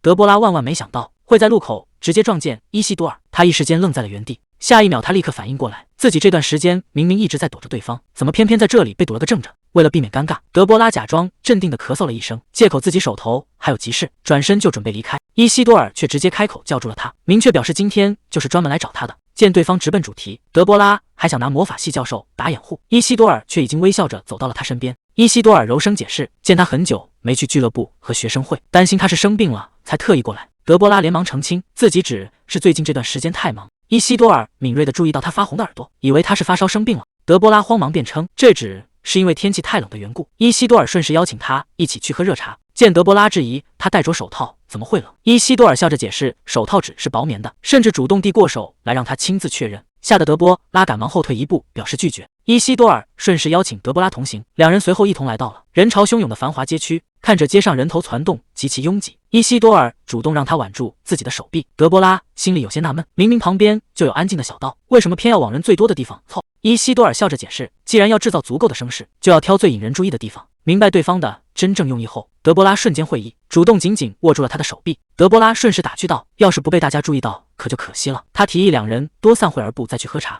伊西多尔欣然答应。德波拉借着赏秋的理由让对方全权负责接下来的护送，两人亲密同行的消息很快就在整个社交圈里传开。室内茶会上的贵族们此时正热火朝天地讨论着蒙特斯家族历经3年终于接受提亲的大消息。这场高调的街头出行成功达成了两人预期的效果。蒂埃里越聊越起劲，透露西摩尔家对这次提亲极其厌恶，甚至直接把求婚信给烧了。维安更是当场放话，绝不嫁给魔法比自己差的人。身为魔法学院第1兼魔力会会长，同时还是武皇女的她，忍不住打趣说，按照这个标准，自己才是最适合德波拉的人。说笑过后，话题再次回到德波拉身上，大家都觉得他是彻底对皮拉夫断了念想。毕竟当初为了争宠，德波拉甚至还公然霸凌过米娅。维安顺势打趣道，看如今这个局势，之前的那些传言恐怕全是假的。到了第2天，西摩尔家族召开了内部会议，乔治亚全程冷着脸宣布会议开始。外界传得沸沸扬扬的亲密流言让他感到十分不满与愤怒。乔治亚刚要安排庆祝会的事宜，罗扎德却当场打断，表示眼下有比庆祝更紧迫的大事。当被大家问及原因时，罗扎德直接提到了德波拉的提亲案，提醒大家绝不能让蒙特斯家族得逞，否则相关专利也将落入他人之手。罗扎德还没把专利对策说完，维勒克就先没忍住笑了出来，弄得一旁的长子满脸疑惑。乔治亚见状瞬间怒火中烧，一拳重重砸在桌子上，痛骂长子享受了妹妹最多的好处，如今却只顾着操心专利，简直是把德波拉当成交易商品。面对父亲的严厉指责，罗扎德满脸困惑地嘟囔着，德波拉不是一直喜欢皮拉夫吗？结果瞬间被乔治亚狠狠吼了回去，痛斥德波拉最爱的分明是魔法。一旁看戏的随从十分无奈，长子刚从远东回来，根本不知道家里的风向早已变了。随着乔治亚怒吼着赶人，这场家族会议彻底告吹。乔治亚吩咐下属把资料送去办公室，随后便头也不回的径直离开。众人纷纷起身告退，原本热闹的会议室只剩下兄弟2人。维勒克露出冷笑，嘲讽大哥想把德波拉随便嫁人，落得这般下场纯属活该。罗扎德捂着脸反唇相讥，质问维勒克当年不也想把妹妹送去远方？维勒克笑着矢口否认，提醒大哥别忘了是谁提供的情报，才让他占尽了便宜。维勒克接着警告大哥，要是还敢像过去那样对待德波拉，以后绝对会追悔莫及。说完他便挥手道别，笑着转身离开，只留刚回国的长子独自坐在原地，彻底陷入了一头雾水的迷茫之中。此时的皮拉夫得知消息，当场气得砸碎茶具，完全无法接受这个事实。他本以为德波拉拒绝提亲不过是在欲擒故纵，早晚都会向自己妥协，可他怎么也没想到，德波拉竟然在提亲热议期间公然挽着伊西多尔在商业街高调散步。自尊心备受屈辱的皮拉夫不甘作罢，决定再去劝说父亲一次。然而他刚找到父亲，迎面就被重重扇了一巴掌。父亲怒不可遏地质问他，西摩尔家拖了3年才给答复，如今德波拉当众嫌弃他，还高调挽着伊西多尔满街走，这种局面居然还敢登门要说法。皮拉夫还想硬着头皮辩解，担心就此收手会更落人口实，父亲却怒吼着将他打断，呵斥他如今的局面早就够丢人了。父亲当场叫来侍卫，把皮拉夫强行轰了出去，还下令将他关在房间禁足，任凭皮拉夫如何哀求，父亲都没有丝毫动摇。到了第2天，皮拉夫违抗父命，偷偷溜了出来，结果刚走到走廊，就听到旁人在私下嘲讽，笑他被德波拉像踢球一样甩掉，甚至再次败在宿敌伊西多尔手里。听到对方不仅抢走生意，如今连德波拉也落入其手，忍无可忍的皮拉夫瞬间暴怒，直接冲了过去。皮拉夫一把揪住对方领口，怒骂这些人不知天高地厚。旁边的同伴见状连忙上前阻拦，提醒皮拉夫注意身份，随意招惹贵族子弟只会让漫天飞的流言更加失控。被说中痛处的皮拉夫恼羞成怒，猛地将人甩倒在地，气急败坏的粗暴离开。被打倒的贵族看着他拂袖而去的背影，忍不住继续嘲讽，觉得皮拉夫这番失态的举动反而印证了他才是死缠烂打的那个人。皮拉夫一路气急败坏的暴走，耳边全是对他的议论与嘲讽。他越想越觉得心有不甘，凭自己的家世背景和财力，分明是人人梦寐以求的最佳女婿。可如今提亲不仅没成，自己反倒成了全城茶余饭后的笑柄。就在这时，皮拉夫刚好撞见准备乘车离开的德波拉，当即怒气冲冲地将人叫住，质问对方竟真的敢拒绝自己。面对质问，德波拉只是冷冷地回头看了一眼，皮拉夫死攥紧拳头，骂德波拉目光短浅，丢掉了他能给的一切财富与荣耀，还放话现在求他挽回还来得及。德波拉听完直接冷笑出声，明确告诉皮拉夫，他口中所谓的财富与荣耀，自己靠双手就能全部拿到，根本不需要依靠他来自取其辱。说完，德波拉不再理会，直接转身登上马车，让他回家慢慢做白日梦。马车扬长而去，只留皮拉夫一人愣在原地，咬牙切齿地低吼着德波拉的名字。车厢里的德波拉这才松了口气，感叹非要说到这个份上，对方才能明白自己根本不喜欢他。拒绝提亲的传闻很快传遍帝都，德波拉只觉得烦不胜烦。不过看到皮拉夫名声扫地，他心里倒是舒坦了不少，毕竟以前对方总觉得是自己在死缠烂打。回到房间后，德波拉仔细琢磨着外界的传言，自己根本没说过择偶标准是擅长魔法，这分明是父亲自己的喜好。想着想着，德波拉突然联想到伊西多尔，对方是个骑士，应该并不懂魔法。意识到自己竟然在考虑伊西多尔，德波拉赶忙甩开脑海里的念头。可对方此前暧昧的叮嘱，还是让他的心率瞬间失控。德波拉被伊西多尔这番话弄得手足无措，连忙干咳着转移话题。伊西多尔却微笑着凑上前打趣说，要是他想不明白，自己可以亲自帮他解释。害怕对方提起喝醉后的尴尬往事，德波拉赶忙开口婉拒。伊西多尔顺势表示，只有自己一个人知道这件事，感觉也不错，惹得德波拉满心慌乱。与此同时，两人亲密的消息传出，皮拉夫得知他拒绝自己竟是为了伊西多尔，在暗处大发雷霆。皮拉夫独自在房间里疯狂发现，地上早已被砸得一片狼藉。想到皇太子、父亲，甚至连德波拉口中全都是伊西多尔的名字，皮拉夫愤怒地砸碎酒瓶，痛骂对方除了有钱以外根本一无是处。在他看来，自己可是被大精灵选中的人，绝不是伊西多尔那种平庸之辈能比的。皮拉夫冷笑一声，决定要让德波拉重新见识自己的真正实力。皮拉夫脸上露出扭曲的狞笑，他在心里下定决心，一定要让德波拉好看清楚自己到底比伊西多尔强多少。德波拉抱着书籍走在校园里，发现最近皮拉夫完全消失了踪影。虽然这根本不像他会轻易罢休的性格，但少了这个缠人的家伙，倒也省下不少心力。近期讲座项目地扩展，让德波拉的工作量大增，幸好能趁机免去一些课程，不必整天泡在教室里。到了该回家的时候，德波拉发现四周空无一人，正纳闷大家是不是先走了一步，一道沉闷的巨响突然砸落，周围氛围瞬间变得无比诡异。皮拉夫带起火焰精兽逼近，德波拉赶忙按住召唤符文，阻止刚觉醒的精兽出来迎战。面对高阶精兽，他根本支撑不了几秒。为了尽可能拖延时间，德波拉出声警告对方，在学院内动武不仅会受严惩，更是公然挑衅皇室。皮拉夫却打着响指轻蔑一笑，声称自己绝非为了动武而来，反倒大言不惭地表示他只是刚确认了对他的爱意，又怎么舍得伤害心爱之人。德波拉当场冷笑打断，直言这根本不是什么爱，纯粹是他无法接受自己不再顺从，而在歇斯底里发脾气罢了。皮拉夫却依旧执迷不悟，狡辩称这都是为了他好。紧接着他露出狞笑，提醒德波拉这里早已脱离学院管辖。为了防止意外，皮拉夫甚至张开了高阶水之结界，封锁了整座区域。这种屏障唯有同等级以上的传送魔法才能强行突破，这意味着无法使用魔法的德波拉靠自己的力量根本无路可逃。不过德波拉掏出随身携带的传送卷轴，准备强行突破结界，可还没等他激活，一团烈火便凭空飞来，瞬间将卷轴烧成了灰烬。皮拉夫大步上前嘲讽，真以为自己没跟法师打过交道吗？德波拉被逼得不断后退，怒斥他彻底疯了。皮拉夫却强行声称这都是因为爱，指责是伊西多尔蛊惑了他，才让他忘了最初为何对自己倾倒。为了证明自己的优秀，皮拉夫拿出蕴含精兽力量的魔石，随着魔石被瞬间激活，恐怖的威压倾泻而出，周围的景象竟开始发生剧烈改变。德波拉认出皮拉夫拿出的竟是稀有的古代神器，皮拉夫狂笑喊道，要让他看看自己家族的辉煌。还没等他把话说完，一道蓝色剑光呼啸而至，瞬间将他手中的魔石斩碎。还没等皮拉夫反应过来，伊西多尔便凭空现身，一记重击将皮拉夫狠狠逼退。皮拉夫捂着手退后，大惊失色，高阶结界连普通法师都进不来，区区剑士怎么可能强行突破？他死死盯住挡在面前的人，这才猛然反应过来，对方根本不是普通骑士，而是一名极罕见的魔剑士。面对震怒的皮拉夫，伊西多尔眼神冰冷地拔出长剑。伊西多尔很想直接砸毁悬浮的神器，但这种古代神器只有使用者亲自解除才会停止。为了彻底解决危机，伊西多尔拔剑出击，准备趁自己还能保持理性，把皮拉夫痛揍一顿，逼他收手。强烈的空间威压让德波拉一阵头疼恶心，难受的直接瘫倒在地。挣扎间，他看到挡在身前的伊西多尔正全力应对眼前的强敌。伊西多尔转头看到倒地痛苦的德波拉，神色顿时大变，焦急地朝他大声呼喊起来。伴随着神器的力量爆发，二人竟被瞬间传送到了异空间。看着周围非同寻常的魔力波动，伊西多尔立刻警惕起来，听到地上德波拉的轻哼，伊西多尔连忙低头查看情况，发现他的呼吸已经平稳了不少。他因该只是受神器魔力冲击，一时无法适应，才休克昏迷。好在身上并没有明显的伤痕。见德波拉身上发冷，伊西多尔慌忙想脱下外套帮他保暖，甚至开始纠结保温魔法该怎么施展，急得他一时间有些语无伦次。伊西多尔看着昏迷的德波拉，满心都是自责，要是自己能再早一点赶到，他就不会遭遇这种危险。他暗下决心，一定要平安带他离开这里，希望德波拉能毫无损伤的醒过来。